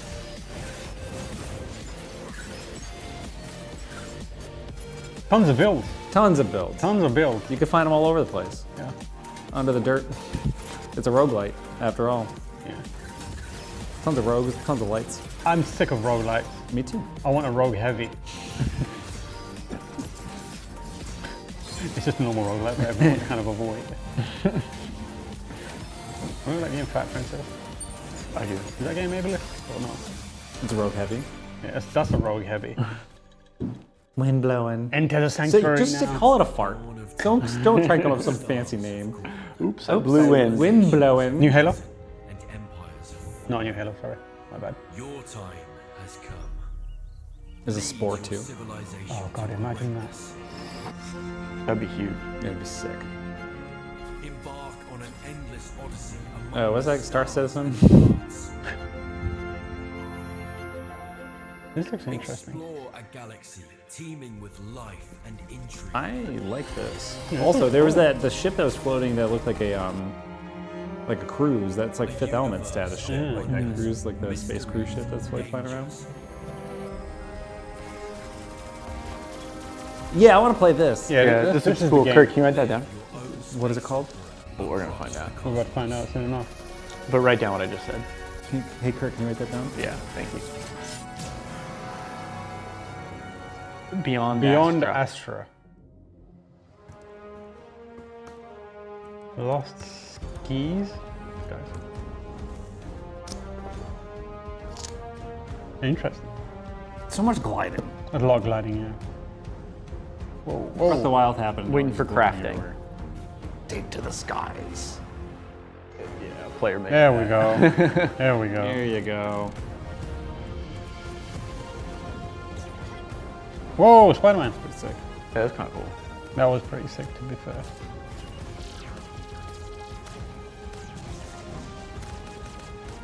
What is going on here? Forge your own worlds. Someone's head. Yeah. I'm looking at you. Colossal battles. Any one of those could be the name of this game. Okay. Play tomorrow. Lost Skies, Wow, play geez. tomorrow. Is that the subheader of this game? Lost Skies. Welcome back. That was an exclusive new look at gameplay from co-op survival game Lost Skies. Honestly, it had me at grappling hook. Next, Fair enough, let's yeah, take a look at a grappling couple of hook's a titles elite from brand new mechanic. publisher Tiny Dragon Games. Their first game launches on Steam right now and asks the question, GTA 6. what would it be like to play mini golf against Kevin McAllister? Home Alone. Okay, so tell me what's happening. What's happening? Macaulay Culkin. It's a war out there, man.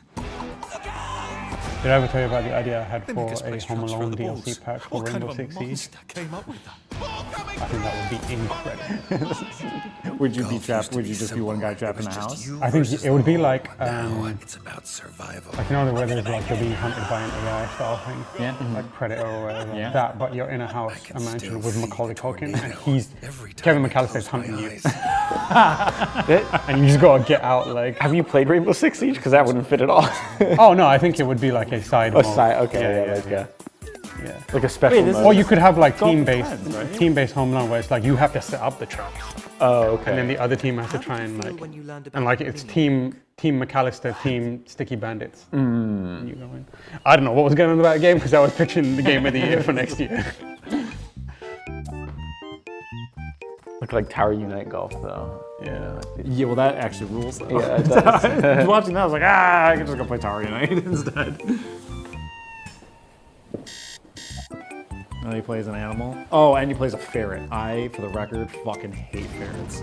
So This is true. You've talked about this multiple times.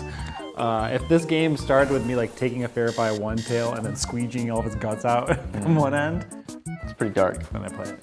Leave the ferrets alone, man. They done nothing to you. What is this game, man? Ferret the game. Hello again. Hello there. Hello again. So, game development Great tools job. are becoming more and more accessible and powerful all the time. Still no and GTA this 6. is allowing ambitious small indie teams to bring their unique visions to life. We've handpicked some exciting projects from up-and-coming small and solo dev studios that we think deserve the spotlight and that might not yet be on your radar.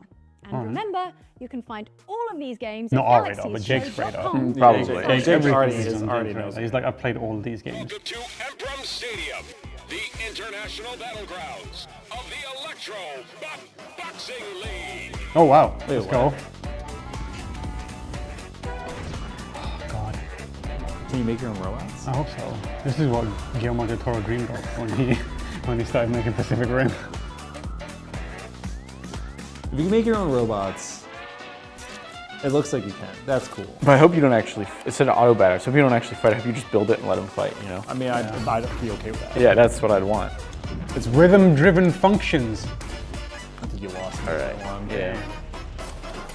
Just let me make a weird. Oh, I like that. Oh, there's let's a guy go. just chilling on the back. That's pretty sick. Got rocked. Electro Boxing League. It's out tomorrow. We got to play this. Developer Bob. 2 Chains. Is that? Tuesday. Yeah. Montana. Tell me if I got this. Oh, maybe it's Red Dead Redemption 3. Baxter Ray. I hope so. Weapons manufacturer, and a good one too. Made the finest rifles this side. of Adelaide Mississippi. Clancy. I've seen her. I played her in Overwatch. Is that Ash from? Used it to build his sweetheart a lavish estate. Bob! Bob just comes running into this. I think Ash is really rude to Bob, and I don't like him. Yeah? She's always like, do something. What are you doing, just, Bob? Hey, you just call me in. Give me a second. Okay. Goopy stuff. What do you care? I mean, or is it only? I mean, I'm not gonna body shame somebody with a long neck. Then I it's mean, Lucy awful James has kind one, of and you to I send me a don't wedding get scared when she walks into a room. So. You do get scared when she doesn't walk into a room, but like peers around. Yeah, I will say, yeah. Like She's telescopically yeah. swings her head. That around is there. true. Pure Tale of Hauntings. Tale of Hauntings, to name. Curious. But what is it? I don't know. Death Crown. There's a kid yeah. game? Okay. Oh, so it's just a sizzle. 4 last things. A pedestal for. Oh, I love this. That was great. Kids are sweet. This is the stuff that should be. But this is all out. The main stuff. Every one of those games look fun and weird. Oh, let's go. Oh, that's game. Window Kill 6. Kill. Yeah, no, that's good. You've played I it. played that. I actually own it. Acolyte. Pantaloon! Yes! Pantaloon is my new So is favorite. it a publisher? You should be cautious. We aren't alone. Oh, okay. We have to decide together. My allegiance is with the water. Where your loyalty lies. I'm Team C. Don't kill me. Don't let the conversation get too deep. Subverge. Alright. May 1st. Pin my ride. Tokyo Drift. Auto Modulista is back. Oh, okay. I know who your audience is.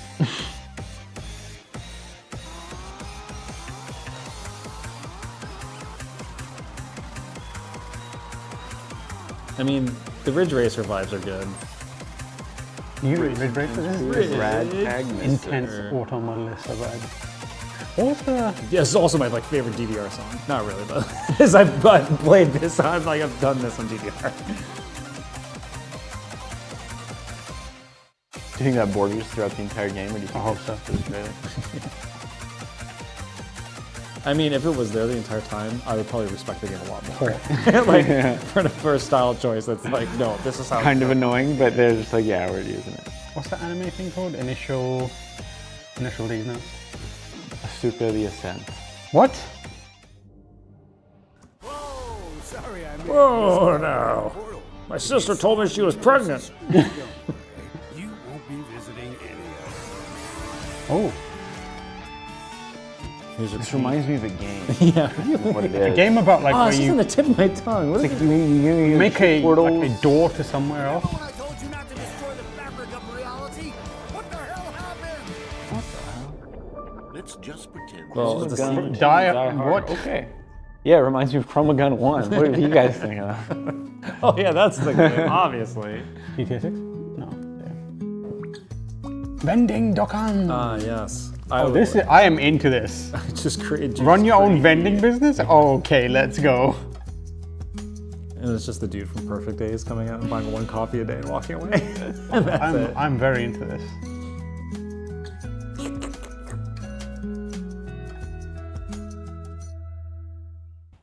All right. Cozy kiosk. Don't forget to head to galaxiesshow.com/wishlist to find all of the games in the showcase Oh, Jane, in one I will. convenient place. You don't have to Now, tell me twice. Let's take a look at the next game from the publisher of Balatro. It's set in a world where music is illegal and you do crimes. As concepts go, sounds pretty unbeatable Music to is me. illegal and you do crimes. Okay, recap. This is a game where music is illegal. I've seen this You game. do crimes by performing the dead Yeah, this. I want to say like 2 years ago or so. Yeah, I've seen this I think we made. Oh, yeah, I remember seeing this. Yeah. Yeah. This looks awesome.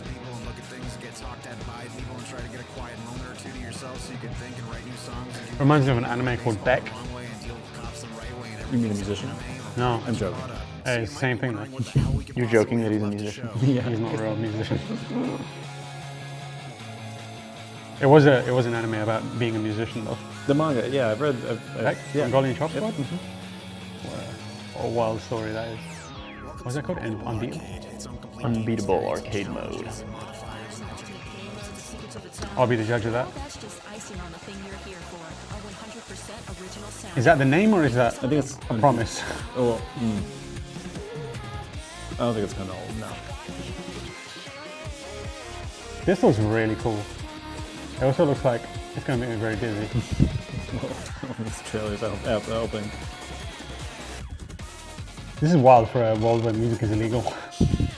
Everyone is getting arrested immediately. Yeah, unbeatable. Because it's a pun.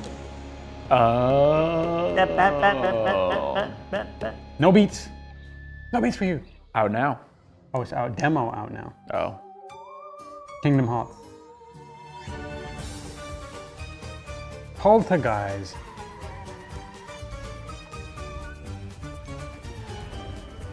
This is giving me like fucking PS2 GameCube vibes in a good way.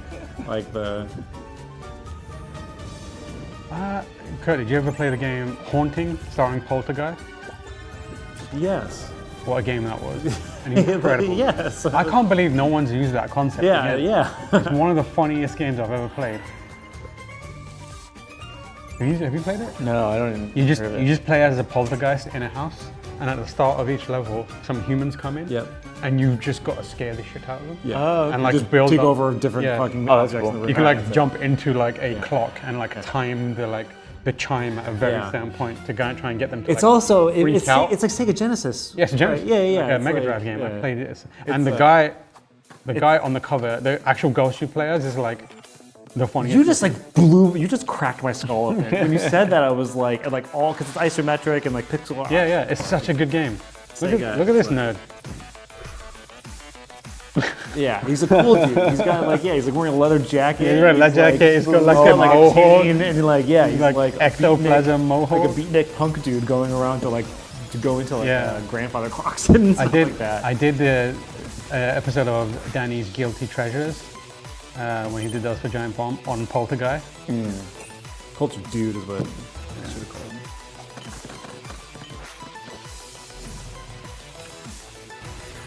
I can't believe they got Cannon one. has basketball. I'm in. And it's got Pokemon cards as well. No, I think those are Yu-Gi-Oh cards. Oh, damn, I'm out. Unfortunately. Neon Abyss 2. To where? Neon Abyss 2 Sintopia. to the polls. As administrator of hell, it's your job to manage sins. Oh, is this like Mr. Beast's hotel? It's a hotel in hell. Through the underworld, reducing their various sins accumulated in life. And Is this generating Poltergeist? you sweet purgadollars. Yeah, but they just showed like a little demon man on the stripper pole. Like, How can you say no to that? Are you really in hell at that point? If we don't I'd argue no.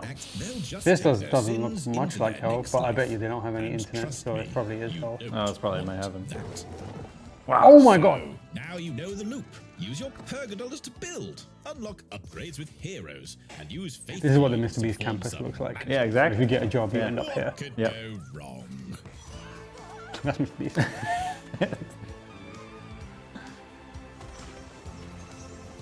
I'm gonna blast you with demon rage. If you move your hand, you will lose $1 million. Syntopia. Syntopia, okay.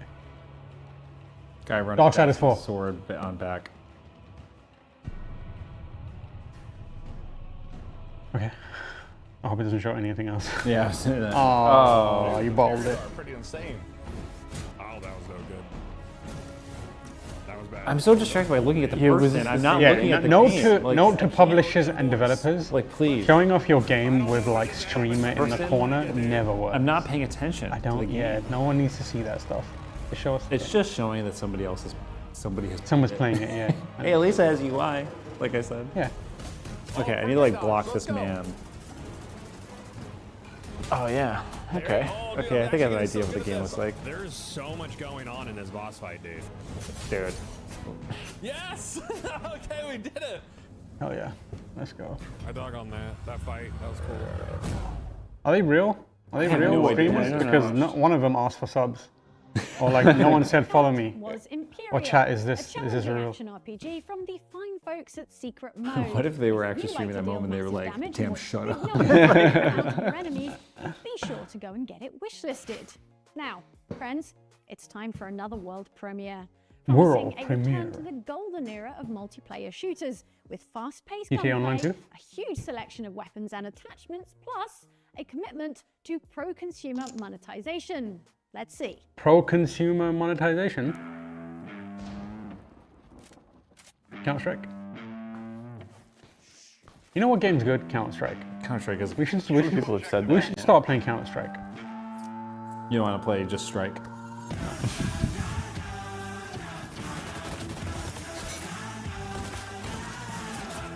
We should do like a regular Counter-Strike stream where we try and get good at it. You can literally tell me that this is any game and I'll probably believe it. This is Arma 4. Oh, you know? yeah. This is Arma 4, yeah. Ready or not, too. I'm not seeing any pro-consumer monetization right now, okay? I'm just seeing gameplay. If the objective is to make game that you like, that look like other game you like, but it's whatever the fuck it is, Pro-consumer, yeah. then sure, I dig it. The screen shake on this game is cranked. Wraith Ops. Okay. I'd play that, to be honest. I'd try it. I Pro-consumer. 100%. It's pro-consumer. You haven't already I'm tried in. it? You haven't already played No. it? Eventually Okay. waits, I hope.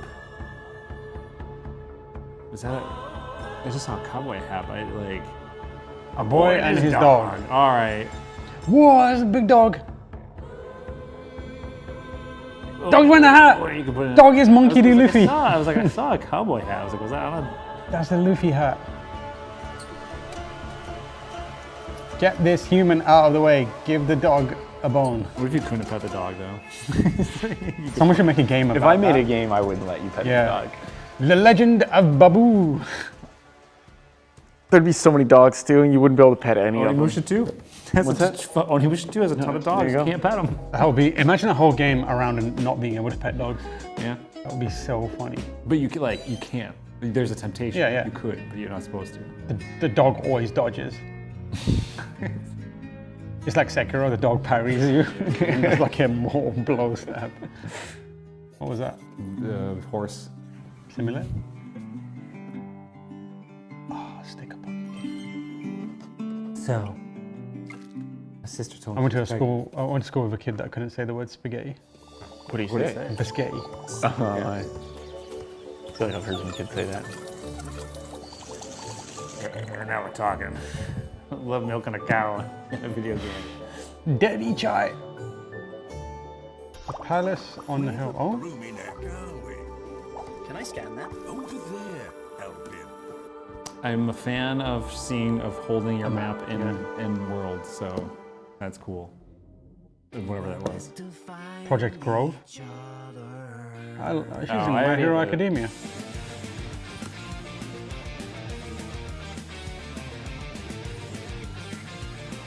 What? Huh? What's going on? Is this Megalobot? No, it's not. We're in these together. Yikes. Monster Convention. All right.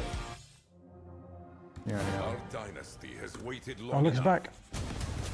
Wraith Ops. Tempest We Rising. have gathered our strength.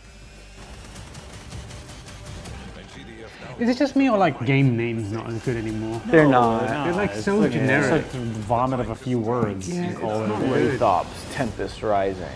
I really do feel like it started with Immortals Phoenix Rising. Yeah. When it came out, it was just like 3 words just Yeah. put together. After that, Ever since names- then, it's just been names- like a bunch of words that are just put together. Video I think game this names would've have been- fallen off Yeah. so hard. This game should be called. That's Tempest Krauser. Rising. What's Krauser doing in this? Yeah, yeah. He's like, I'm done with Leon. I'm gonna go terrorize some other weirdos.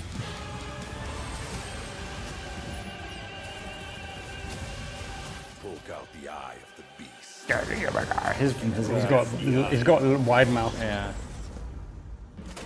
Tempe Rising. It's out now. I don't know. 3D Realms, another 3D Realms. Oh, it looks like a Command and Conquer style game. That was the launch trailer for Tempest Rising by Saber Interactive. Another If Saber you're game. hungry for some CNC, you won't want to miss that Oh one. yeah, CNC. And if that For is CNC you, fans. That's head cool. over to I'll give that a Steam shot. And add it to your list. It's not red alert, Now, but I'll from have it. Tanks to, well, kind of tanks. Vehicle combat is back, courtesy of the fine folks at Crafton and EF Games. Rivals Hover League will have you Games. shooting and riding your way through team fights in arenas all over the solar system.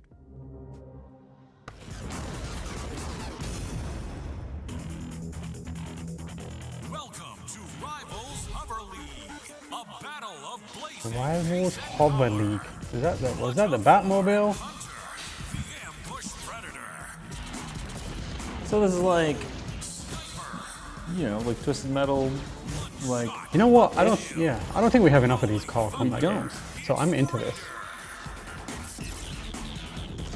Especially it looks like because it has like Rocket League physics. Yeah. Sort of like. They make these games, but only for VR. Like these are the VR style games that everyone plays now, which make me sick. But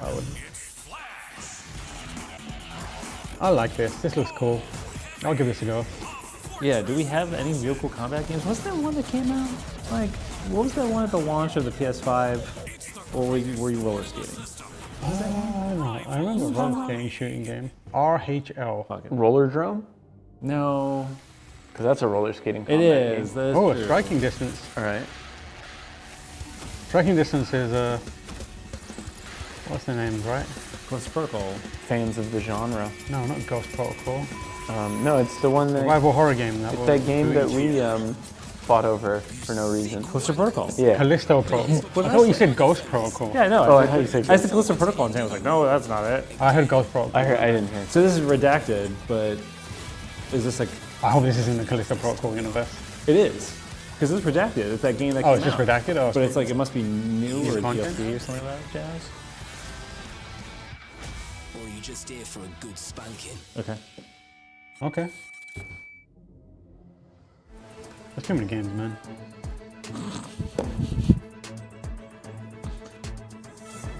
Yo, what up? That guy's strut.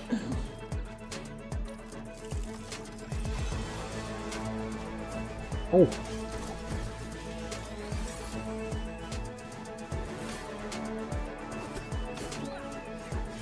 We have Hi-Fi Rush at home. Yeah, but you craft. Fish. That fish looked mean as hell. No! Oh. Is that a fish? Yeah. That fish got his shit rocked. I've seen that same animation in Hi-Fi Rush where he throws the... Yeah? Linked. Did you see the full name of that? Link the Banner of the Spark. Man, video game names. Come on. Oh, is this that World War I style? Brave Ops, yeah. No, I've actually really want to play this game. It's like a trenches horror shooter. Oh, okay, that sounds good. And I think it's like using the Metal Gear Solid 5 like Helldiver style like movement play, like the way you can like go Dive prone around, and lay down yeah. and shit like that. Okay, this looks interesting. Yeah, no, I feel like I saw like the developer videos on like Twitter when I was on it and was like really curious about this. I love it when people don't want to make door opening and closing animation, so the door just explodes every time you press anything on it. I mean, that's how I enter into doors. So. That's why I have to keep placing them. Yeah. I've lost my security deposit on every apartment I've been to. Immediately just blow open the door. Trench Tales. That looks cool. Early access, May 6th. Oh, cool. Phasmophobia. Hell yeah, baby.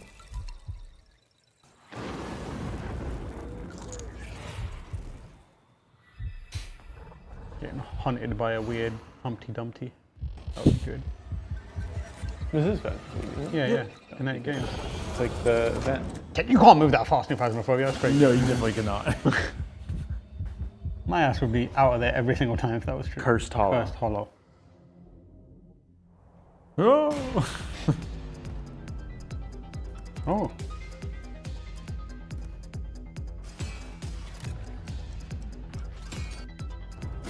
If I could control time, that's how I'd walk around as well. Oh, that's cool. Oh, interesting. So it's like Limbo and that game Dark. I think it's called Dark. Like DA. Or Q. Nice. Oh, yeah. Huh. Oh. Damn. Nice. That's cool. There was a game just like this. I can't remember what it's called though. Like you're swapping with boxes constantly. Damn. Oh yeah, I know you're Oh, talking it's about. called. I want to say it's like, was that like on the Wii U or something? Like, I can't remember what it was. Box Boy. Right? Maybe. Bionic Bay releases right now, actually. Bionic so Bay. Go grab it and get stuck into this tasty atmospheric Commando puzzle Bay. platformer. Will you keep it down over there? I'm trying to host a showcase. Yeesh. Some people, bad neighbors, they can really drive you crazy. Talking to you, Don't man. believe me? Keep it down. Check out this next game.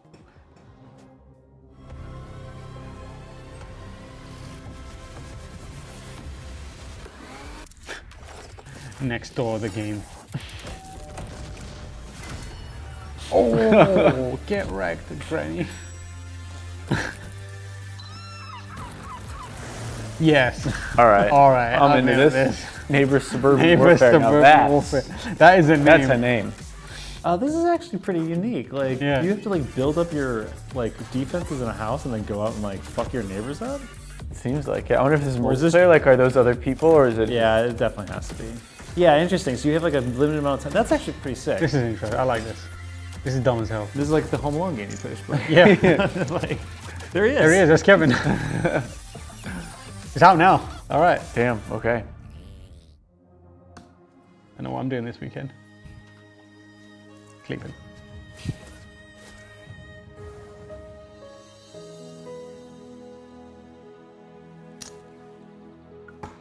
I think we should ban petting dogs in games now. Yeah. I feel like they're getting too much. I agree.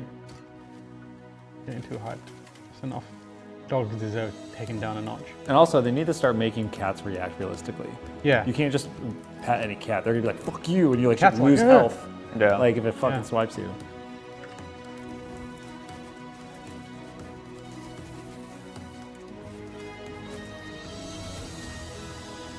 Mechanics. Was is this? Mechanics. Mechanics. I'm very much of the mind that we should have less mechanics these days. Lens Island 1.0. Co-op and multiplayer. Look at that. Since when is Tam anti-mechanic? Today. Just today. You know what? I think we should. You know, you're right. Fuck all the Souls games. No more mechanics. Get rid of them. Okay. Whoa. You don't mean that, do you? No more mechanics. No more Souls games? Oh no. You don't Don't mean say that? that. You don't mean that? I do mean that. Hurt. They exist. What about point and click Souls game? What does that even mean? Exactly. What does that mean? You tell me. Do you have to like every time you fuck up a puzzle, you like have to go back all the way and like gather all of the same materials you need and talk to the same people?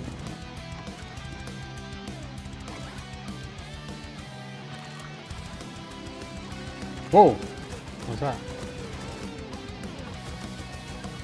I like how confusing this art style is. Yeah, it's like What If Contra, but Monster Yeah, Hunter, there's- but also Lost Planet.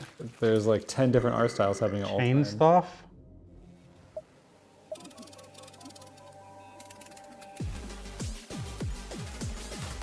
Cyberpunk music. What is this? And you're doing like cyberpunk hacking. So it's like Hotline Miami Cyberpunk. Hacker Punk. Yeah, this is like. Oh, that's kind of cool. I mean, like, I'm definitely into it. It's like Cyberpunk Hotline Miami if you were all you did was shoot people and hack shit around you. It's kind of cool. Huh. Nice. Okay. Is it called Deadwire? I hope it's called Deadwire. That's a cool name. That's not like a garble of words. Yeah. Instead of called like Wire Tempest Hack. Yeah, Deadwire is a cool name. Hack today, dead tomorrow. It could have been called like internal hair control. Try again. That's a good name. No. Oh, look. Captain America game. Set off on a nightly adventure. Every night. Does that mean every night or Yeah. on a... I love this Zelda song.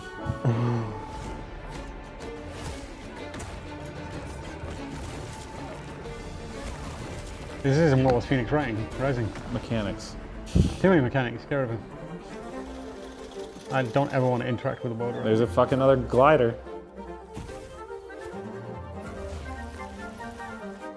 Whoa, he was shield surfing uphill? Yeah. Well, I mean, you see the thrusters on that? Yeah. Shield? Come on. Unlock new abilities, you know what that means. Mechanics. Mechanics.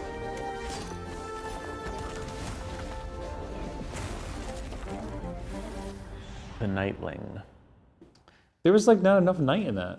Oh, I guess he's a knight. Nightling is a good But you go out at old-fashioned night. action adventure with combat. Didn't they say like adventure at puzzles, night? Prepare for adventure at traversal, night? Maybe. While making effective use of your shield. Nightly and adventure. Shield. Next, we return to the dangerous and weird world of Control. Right now, just for you, FPC here's an Firebreak. exclusive new look at Remedy's upcoming co-op first-person shooter. This is FBC Firebreak. That's the Federal Bureau of Control. Oh, really? Let me Might have write that down. From the Remedy game. Okay, let me make note of that. Help us. Help you. Okay. It's funny because this is exactly how our office is. It is. Yeah. Every time. Except there's no doors because I kicked them all down. How do you think we built the studio? Exactly. Except that's the problem. Jake kicked all the doors I always down. get confused when I'm looking at it. I'm like, what is this first? Oh, it's Control.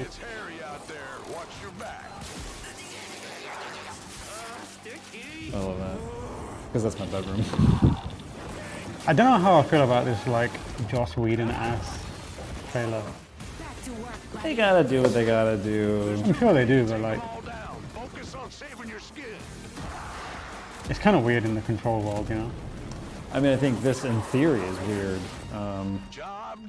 But, you know, I guess you don't know what the people are who are cleaning up the bullshit I guess I always Control happens. I guess I always thought like, oh, Control's vibe is like, you know, it's random office workers conscripted into doing this thing, so everyone should be kind So of. you actually want to play office workers who are like... Yeah, I just want everyone to be like terrified and be like, oh, I can't believe I have to do this. And it's like They're the cleanup crew. the cook and the HR person. Yeah. HR person is constantly trying to get like the monsters into a meeting room. Like, let's just talk this out. Let's talk this out, and by the end of it, I will be looking after the company's. We're not laying priorities, you off. We're and just restructuring. Yeah. we're trying to restructure you. We're sending you home for Of an the extended building. period of time where we won't pay you and you will never return. Okay. But you will at least get something to help you out. The severance. You can think of the And severance not money, as just a- the show. Yeah, we're gonna give you the Blu-ray box set of severance. Here It's you a go. temporary object of power. Nitrogen Omega. Okay.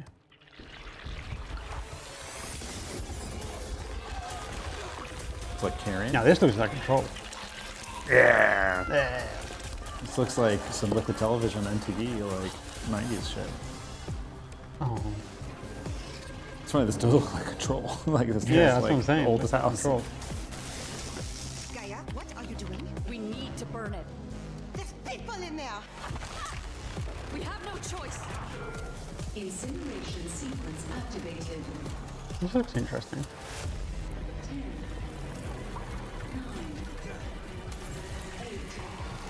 That was a great throw.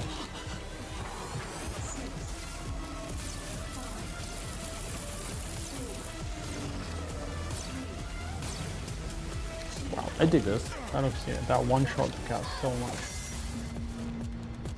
Demon Spore? That's what my I told payload you. is called. The Spore is back.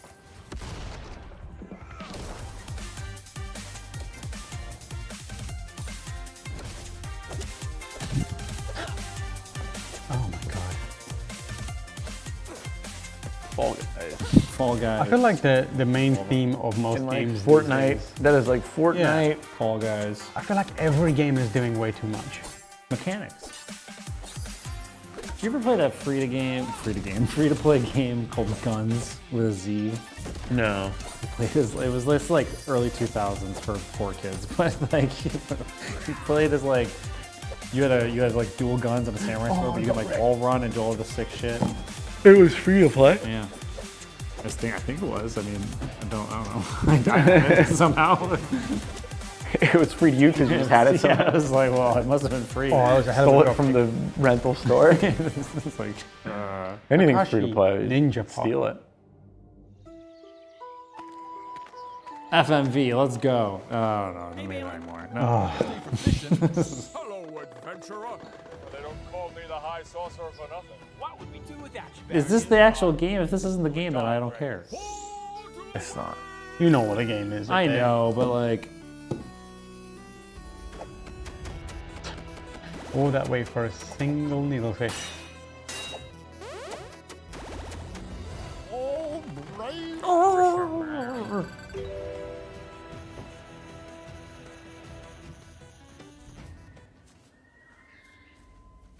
Ow! Why did you stop? Forgive me, princess, but I haven't been. This looks like a clip from an Instagram advert. Eldritch Lich Lord Gondon. Aragorn's mushrooms, is Lord of the Rings. Hey, at least we're getting some UI. Nice day for fishing, ain't it? Nice day for fishing.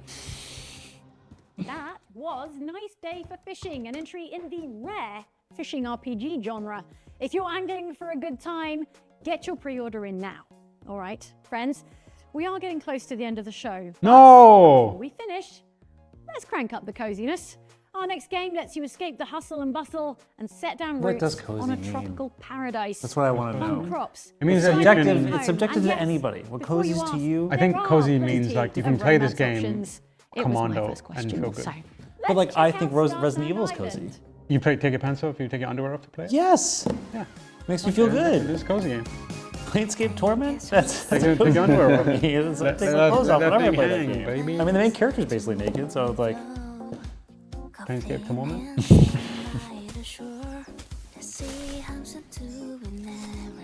I'm gonna create a list for GameSpot best games to play without your underwear on. It's just Planescape Torment. Planescape Torment, Resident Evil, Resident Evil. Tetris. There's Tetris. Like a woman is huge. Oh, it'd be cool if you had to play a game where all you had to do is like foster a very big fruit that you could then compete with. Keep it alive. Well, and then you had to like go to a festival and get like the biggest fruit, pumpkin, have the biggest watermelon. I'm down. That sounds like a great game. I'd probably pass on it, but you know, Next time I set I'm sure someone. But you would could like play it. it without your pants on. join me. I can play a lot of things without my pants on. You just start the game up and it's like this game is best experience without your pants. Instead of like please It put still on got the headphones. headphones. It's like put on It still headphones, has the headphone take your logo. pants off. It still has the headphone logo on it though. Yeah. This game is best experience without phones and without pants. All right, so our D's for a game. That'll happen. Home Alone. Home Alone. Home Alone. And you can't pet any of the dogs. No dogs. Dogs. But there's dogs everywhere. There's dogs. And if you try to pet it, they Sekiro parry you. And This game sounds amazing. We have to quit our jobs to go and start making this game. Take your pants off. The game's called Pants Off. Yeah. no, the game's called Pants On. Throw them through a loop, you know? Also, Gotta keep them guessing. Alien vs Predator, when that came out on PC, if you bought it, came with a pair of underwear. Because like you will piss yourself. I think I remember that. Yeah. And boy, that game was. Hey, the first Alien vs Predator ruled. The game was really good. I played the shit out of it. Yeah, but did you piss your pants? Yeah, no. Never piss, did. though. This game looks wild. It looks like it's got a lot of mechanics. It's like soccer with your hands. Finally. Thank God. Volleyball. Resident Evil 9? Oh. What was that? No, I'm good. Oh.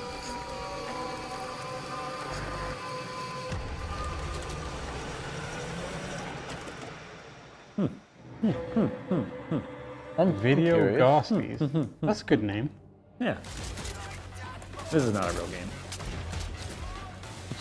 You are not Today doing we're that excited kind to of share the maneuver. gameplay design of our Alright, I know who upcoming your audience game, is. Spine. Again. In our game, you're the star of your own gunful movie, with our protagonist Redline engaging in free-flow combat. The sequel to that game you really like? That 6 Wait. out of 10 game? Guns are our main Oh, focus. Wanted Dead? Yeah. Except Wanted Dead rules. It's the sequel to it. I know. Combos, dodges, or I would powering know. opponents. We're always designed I'm our making mechanics it. to feel like a gunful movie, like Redline turning opponents' guns against This them instead doesn't of carrying feel inventory. Real? It doesn't look like it looks odd. enemies, attack with nearby objects, and use environment to her This advantage. looks like a conceptual Your video. gunful skills Yeah, it will be does. tested against both regular foes and powerful bosses, while Redline's spine implant will sharpen her reflexes to even the odds. Dare to take on a bigger challenge? Turn on hardcore mode and wishlist Spine today. Spine, this is Gun Fu.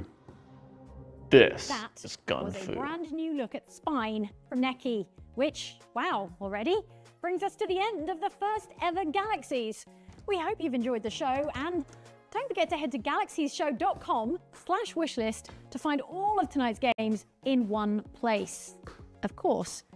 Well, couldn't call the it a game gameplay for showcase Spine without looks the very time different. travel tradition. Is that, oh, so there is actual gameplay. There is, yeah, there's like clips thing. of gameplay where Here it is an looks. exclusive look at a new shooter IP from ex-Call of Duty, ex-Halo, and ex-Destiny developers. Concord. Their new studio is called Legion, and here is their debut game, Covenant. What? Covenant? Covenant? The Covenant. Oot, oot, oot. The winds Oh. are changing. They've grown dissonant. Sounds like first-person shooter. It was the 77th year. Dawn of the composer. Just keep listing. It's just keep bunch, yeah. listing first-person shooters. When you've got that many first-person shooters, What if it's just one guy who's worked at all those places? yeah, it's the person in HR. Like, I'd be like, why can't It's the HR lead. A great sword guards the city. And it faces Maybe he was just the everyone. custodian. Always. It's just a big sword. Another bird falls from its nest. Maybe the custodian's the one who's like, what if Master Chief held two guns? Whoa! Didn't that happen in Halo 2? Yeah. 100 kingdoms could not stop what is coming. How about Artorias? I'm liking the vibes. Yeah, vibes are, it's like medieval Doom. First-person souls. Save to With- strip Yeah, the it's dead. not first-person Souls. Okay. Is it okay? So be it. Don't just act like everything is Souls, alright? It's first-person Thor. That guy just threw a hammer. What's he doing there? The villain. This is Soul He stuff. does not steal and destroy. Coming? Yeah. Covenant. Is now Good, yours. good vibe. Interesting art. No, I will not be joining a Discord. Is that it? Oh. I think it's like the. Oh, it's the. Yeah. There you have it. There's a good variety of things there. Yeah. A lot of stuff that kind of blends in together. Lily's World? Yeah. Lily's There was World definitely. XD?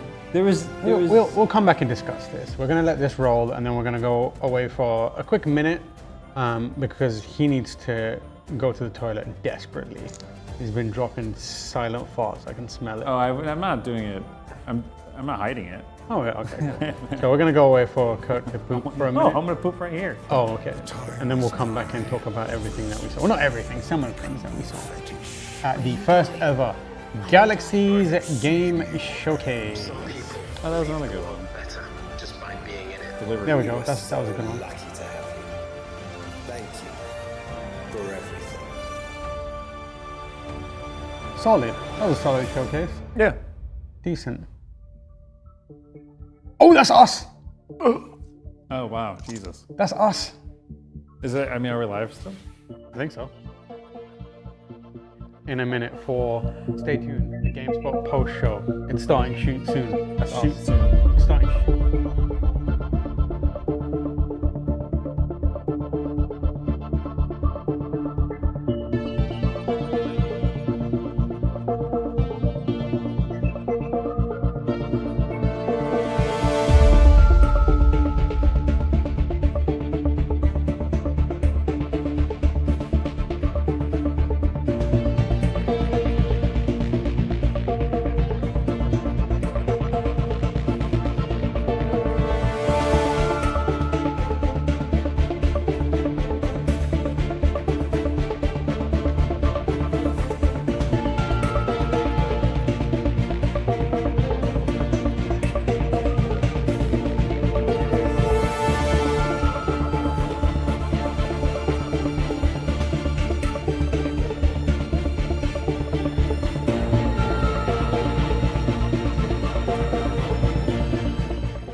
there you have it. The first ever Galaxies game showcase. Interesting. A lot of like games that were unexpectedly cool. Like I've written all the names down, but some of them I'm like, oh, I'm going to check up on that. Really, it's the quirkier games that stuck out, and I think that was kind of like a theme for this show. A lot of quirky games. Oh, I'm hearing myself. Oh yeah, we're seeing ourselves. You know right what? here. That sucks. The main thing is with these showcases that I tend to be rather grumpy or jaded about is like it just becomes a blur. Yeah. Game after game after game. Yeah. That are usually like a setting, a familiar setting. It's like fantasy setting after fantasy setting. Oh, now you have your sci-fi setting, and it becomes like a blob of information. But I will say this actually had like a really good variety of like weird shit. Like Lily's World, and even like Video Ghastlies, whatever that was. But then you also had like that delivery game. Then you had the Neighbors game. There was variety. Trench Tales. Trench Tales looks really cool. Yeah. But then I will say there was still like that mesh and mold of what I just call like the mechanics game, which is like that's the game with the mechanics. The Breath of the Wild happened and Fortnite happened. Everyone's like put all that in a game, and you got like 6 of those. But then you got a bunch of other stuff that was really promising. Yeah, I think there's a genuine issue around games that like look too much like other games, and also is like, oh, this looks kind of like the Zelda art style, but here's RPG mechanics, this mechanic, that mechanic, open world. Here's a bunch of gameplay that looks very generic. I think the games that really stood out here that had a unique angle to them or a twist to them, even the games that like weren't particularly unique, but for example, Painkiller, not exactly unique, but I got a good grasp of what the gameplay is. I know exactly where it is. It didn't overwhelm me by being like, also there's upgrades, also there's guns, the guns. So like it just was gameplay. It's like, here's some gameplay. And you know, we all know you love UI. So I'm gonna go through some of the games like RuneScape, Dragon Worlds. Surprisingly, did not expect that. Like I'm not a RuneScape person. I haven't paid attention to RuneScape. As far as I know, it's like a crazy, especially because it came out yesterday. Yeah, it was, it's there. So that's potentially something I'm definitely gonna look at. And then the other game that immediately stuck out was Deliver at All Costs. Yes. That was like a lot of fun. Delivery. Because I thought that was called X. There's not enough games around driving recklessly. Or in a hot dog car. Even fewer isometric games that are like that. So I have no idea what the game is, but I assume it does what it says on the tin, and you just got to drive and make sure at all costs. At all costs and do that, which it kind of feels like one of those games where you can switch your brain off and just deliver at all costs. Yeah. With your pants off? Yeah, exactly. Lily's World XD. That's the creepy. It's like the AIM. AOL Instant Messenger horror game. Which do you think that works on like younger people? Like, do you think? Well, I was gonna say one. I don't want to relive the nightmare of that time period of my life. So like I've been down that road. Doesn't need to be a horror game to be scary. 2, yes, I do think those Zoomers out there will be interested in this because like we've all grown up in a generation where we experience horror from a different era of technology we didn't grow up with. Like I know I was into that shit. Like I don't know, like there's like old PC shit. Like there's been cool stuff that's been done with that. Yeah, I agree. And, like I think old cassette horror and like stuff like that. Yeah, I think the question I have is like how much of those do they rely on relatability? Will it resonate? Like, will it resonate? Like I think like when I play those kind of games, part of it is knowing how slow and arcane everything can be. Whereas, and I understand, I have that kind of like frame of reference. Whereas do people who don't have that frame, like I watched a video of a man trying to explain how a CD player works to a kid, and the kid was like, "What? You take the CD with you? What do you plug the CD into?" And I was just like, "Well, that kid needs help." Yeah, definitely. I don't blame the person, but it's definitely something I'm going to keep an eye on because, I mean, but we're all of that demographic that can get it anyways. So who knows? Yeah. It's interesting that it comes from Konami. That's the weird. Well, it's DX. Does Lily's World already exist? XD, not DX. No. Does Lily's World exist, and is XD like an official? I thought XD was kind of like that, that kind of chat style symbol where it's like someone laughing. Oh, yeah, I think that's probably this is why this game's gonna resonate with me because I know that kind of nonsense. Yeah, but I mean, I fucking. Yeah. Do you remember? Did you ever put like those weird animated things as your like profile picture thing? Animated thing? Like there's like little, you know what I'm talking about, right? Like I forget what they're called. They're little emoticons. But in AOL Instant Messenger, you can have like a picture in your window of your thing, and you could like. I used to have like stick figures like stabbing themselves and like turning their heads off and like. I never used AOL Messenger. Neither did I. I was an MSN. What the fuck? I didn't have internet. I was MSN. You weren't allowed to play Grand Theft Auto, and I didn't have internet. You didn't have internet. Yeah. But you got to play The Godfather. MSN, IRC, and ICQ was that one? I don't. You should get checked out for that one. ICQ is a medicine. It's a different one. It's a difficult one. Anyways, you got to make sure you know who you're getting. We'll see. I think. I mean, I'll check it out. But that's because I like tech horror and retro horror shit like that. Expedition 33. Never heard of it. No. That game's been around. That game's coming out soon. We know it's coming coming out. That's cool. There's one. I have one written down. I go on. don't remember. I wrote it down because clearly I was interested in it, but I don't remember the game because the title is so. Is it Beyond generic. Astra? Yeah. What the fuck is Beyond Astra? That's again? the one that's with the planets RTS and one. the art. Yeah. I was looking at that and I was like, "What the fuck is that game?" It's a jarble of words again. I don't remember. Beyond Astra. That game looked cool.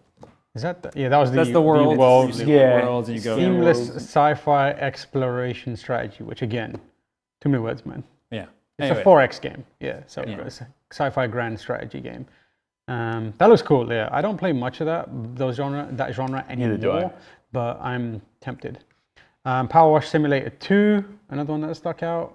I do like Power Wash Simulator, especially in co-op. When you got your buddies together and you're just cleaning. Great time. And Kurt, you were very, very excited for LAPD 2125. Oh, Tell us a bit I more about was that. just.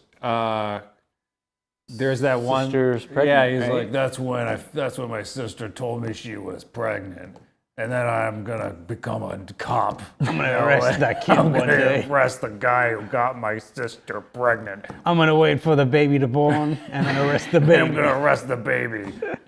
That baby's starting life in jail. It was like Judge Dredd, legally distinct Judge Dredd game, basically. There was even like on the wall, it was like, I am the law. And I was like, what are we doing? What are we doing here? We got Electro Boxing League.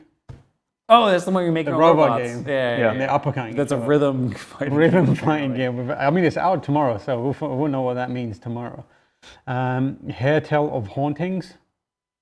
Oh, that was the Western. Yeah. Oh, but they didn't one. show They any didn't really show any gameplay. Like it looked like it could have been like a Telltale sort of choose your own adventure thing. All we saw was Long Neck. Long Neck. Who like Lucy James. turned- Yeah. Just turned around. It's like, oh my God, Lucy, how'd you get in here? Periscope Neck.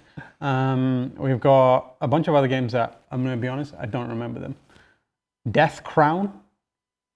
Don't remember. 4 Lost Things. I'll give you $10 if you can tell Was me. this like the supercut, or was just like here's a bunch of games? Just name it. I might be able to do it. Okay. 4 Lost Things. Was it the name of a game? That's the name of the game. 4 Last Things? Lost. 4 Last. I wrote Lost. 4 Last. 4 Loco Things. That didn't happen. Were we talking about like no, 4 Lost Things. one of our ideas for It's a video game.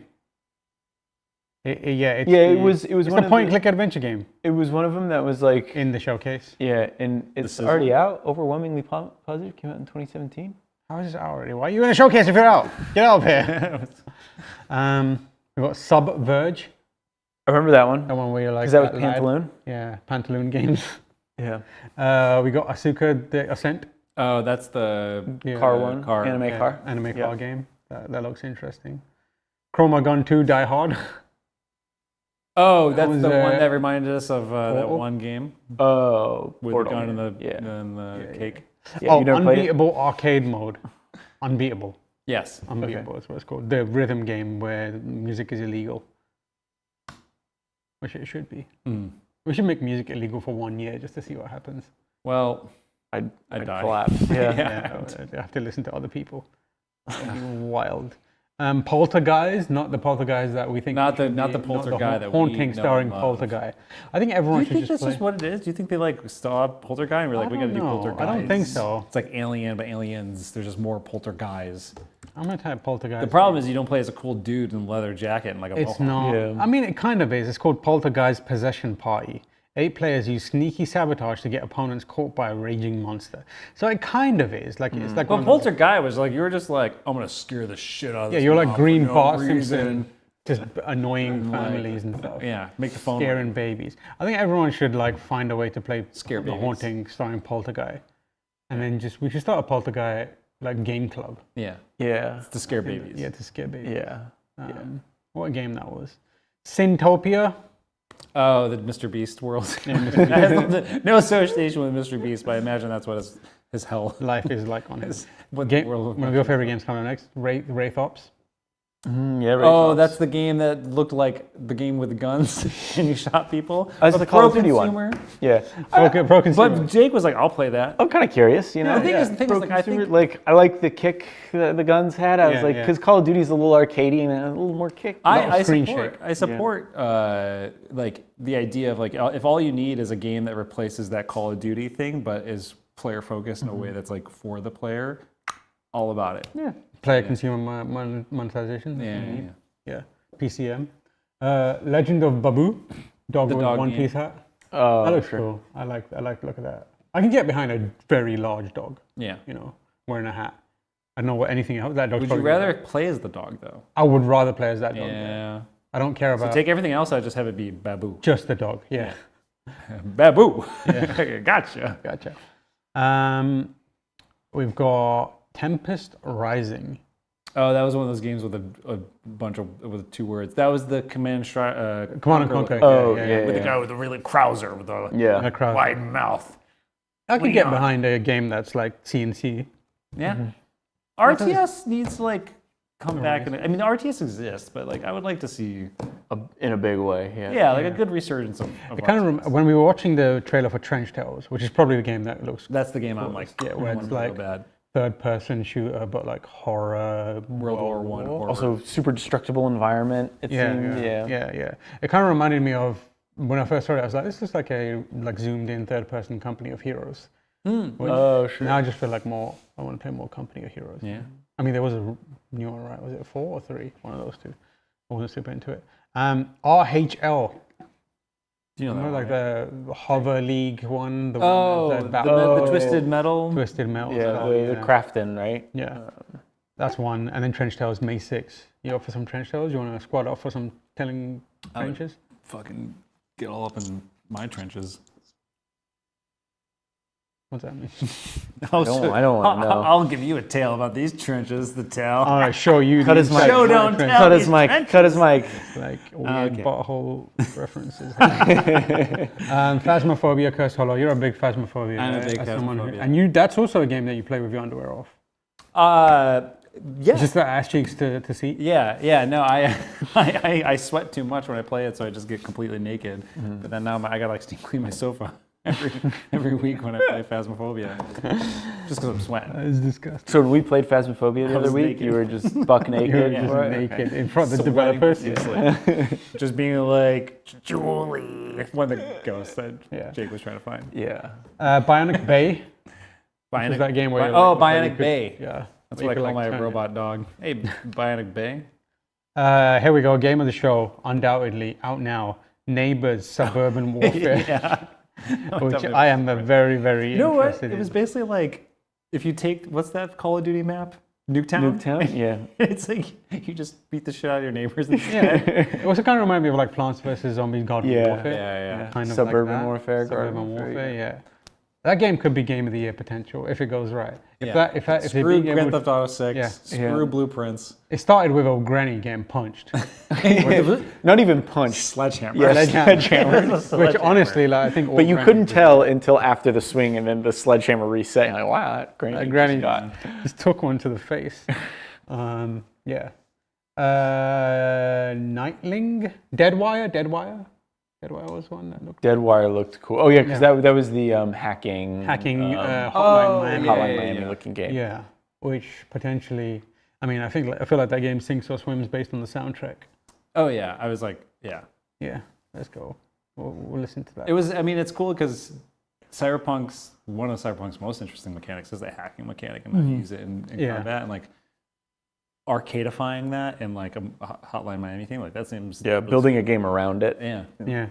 And the last few games that stuck out to me was Video Ghastlies, which didn't show us anything. No, but like from a like had a cool vibe, you know. Yeah, it's just like a TV or a computer. Yeah. And then there's a door behind it that seemed to like close and open to. Did you see the fingers that appeared? And also the spooky vibe of it in a good way, gave like more like Goosebumps vibe. Yeah. Like, like Yeah. a heightened Goosebumps kind of It had scary. like Are you afraid of the dark? Yeah, it had like a sort of Goosebumps. style. Are You Afraid of the Dark meets like escape room style vibe Yeah, to it. yeah. Which I can sit down and give that a go. I like that. Games aren't scary enough anymore. Think so? I haven't been scared by a game in a really long I time. don't think I have either. Silent Hill. Although- Silent Hill had some jump scares for me, I think. One in particular made me scream, but Yeah. Yeah. I wasn't. Yeah, I need more spooks.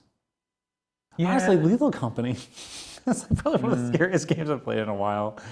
You know what game actually gave me the creeps that I kind of Repo. I played Repo recently. And there were moments where I was like, some weird Lethal, monsters, see, that's yeah. Lethal Company for me. Repo, not so Yeah. much. I see an enemy in Repo and I'm just like, go away. Yeah, if it's the gnome, Like, smack just the gnome smack on the around ground. there. Yeah. yeah, I can't think of a game, but like the last game I think I was properly scared playing was that.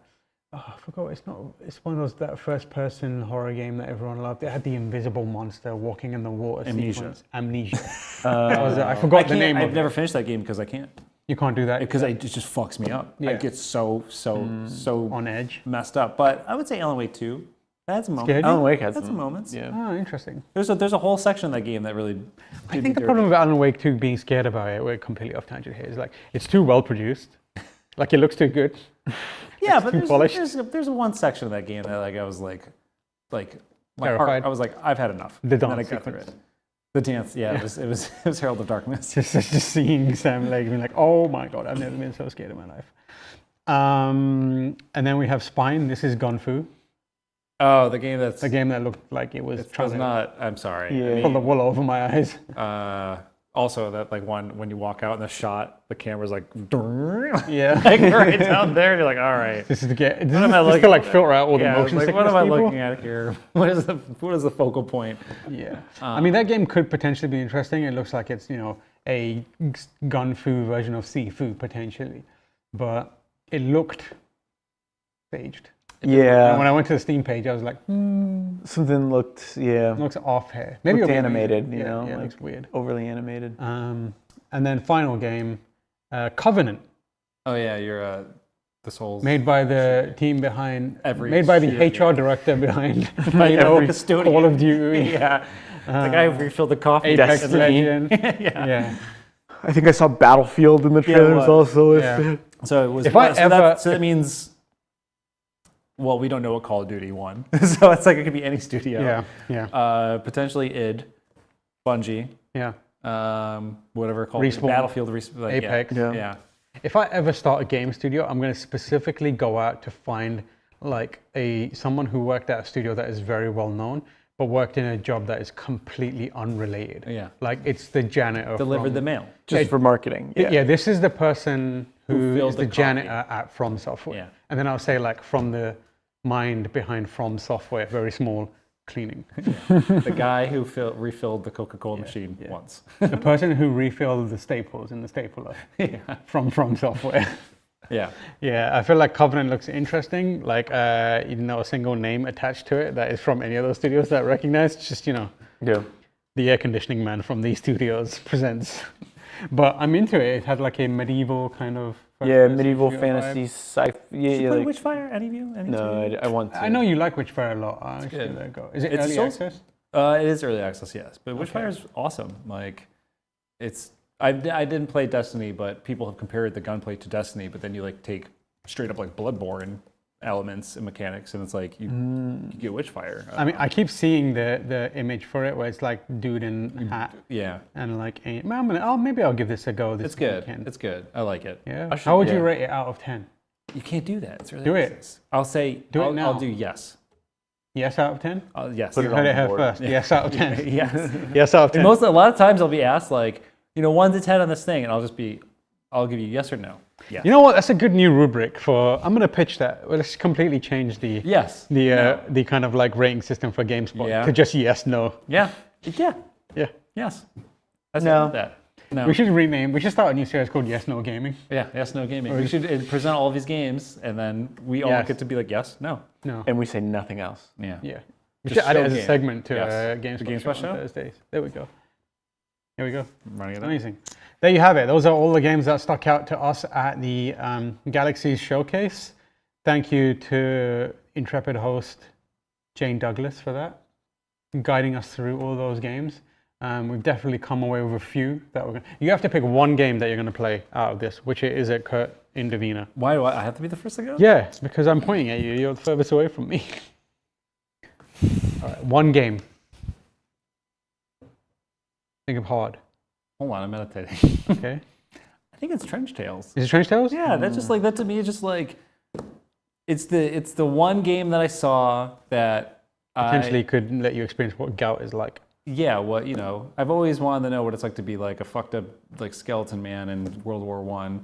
But I don't know, it's like the one game I saw where it's like I often yearn for third-person action horror stuff that I like, but sometimes I haven't got that hit, and like that looks like it could be cool. It could be fun. Trench Tales, Kurt and Davina's Game of the Year. Yes, Deliver at All Costs. Deliver I think at is all mine. costs. Okay. I mean, it would be Trench Tales too, but I think. Why did you say Trench Tales? Because you said it. You but can say it. I also really want to play Deliver at All Costs. Okay. It looks fun. Yeah. And see, I'm gonna go. I want to say Covenant, but I think what I'm actually gonna go for Suburban Warfare is like Kill My Neighbors. The game. Zombies Ate My Next Door Neighbors. Yeah, Zombies. Oh, remember that game was great. Yeah, another Zombies Ate Sega My Mega Neighbors. Drive Genesis game. Yeah, I think I played that on the SNES, Super Nintendo. Yeah. It had the great box art of the dude on the trampoline, which was great. Anyways, you know what someone should make? Someone should make a horror version of Paperboy. That's what it is. That'd be incredible. Imagine that. That'd be Imagine so that. good. You start off as You have to play Paperboy, without get on the pants bike, on. and suddenly, like, the first thing that happens is you go through a portal into like some other hellish dimension. You're just like, You have to fucking throw papers. I've got newspapers, lads. What do I do? What do I do with these? And then you distract all the demons and they have to read the news. They're like, man, I don't know. This world seems more fucked up than ours. It's like, maybe we're good. They're like, what? They're like, Jesus, what's happening to these people? Oh, God. Anyways, thank you for watching. I've been your host, Tamor Hussain, joined as always by the wonderful Jake Decker and Kurt and Davina. Behind the cameras, we've got Max, Jean-Luc, and Jan Ochoa. Richard is over there as well. Thank you everyone for enabling this nonsense. I hope there's another Galaxy showcase, and I hope it is tomorrow. what about your Milky Way? Milky Way showcase coming soon. Pack it up, Galaxy showcase. Your shit is done. You're all right. And we will see you again very soon for more content. I'm going to be very vague about that because I'm not sure if there's something after this. See you later.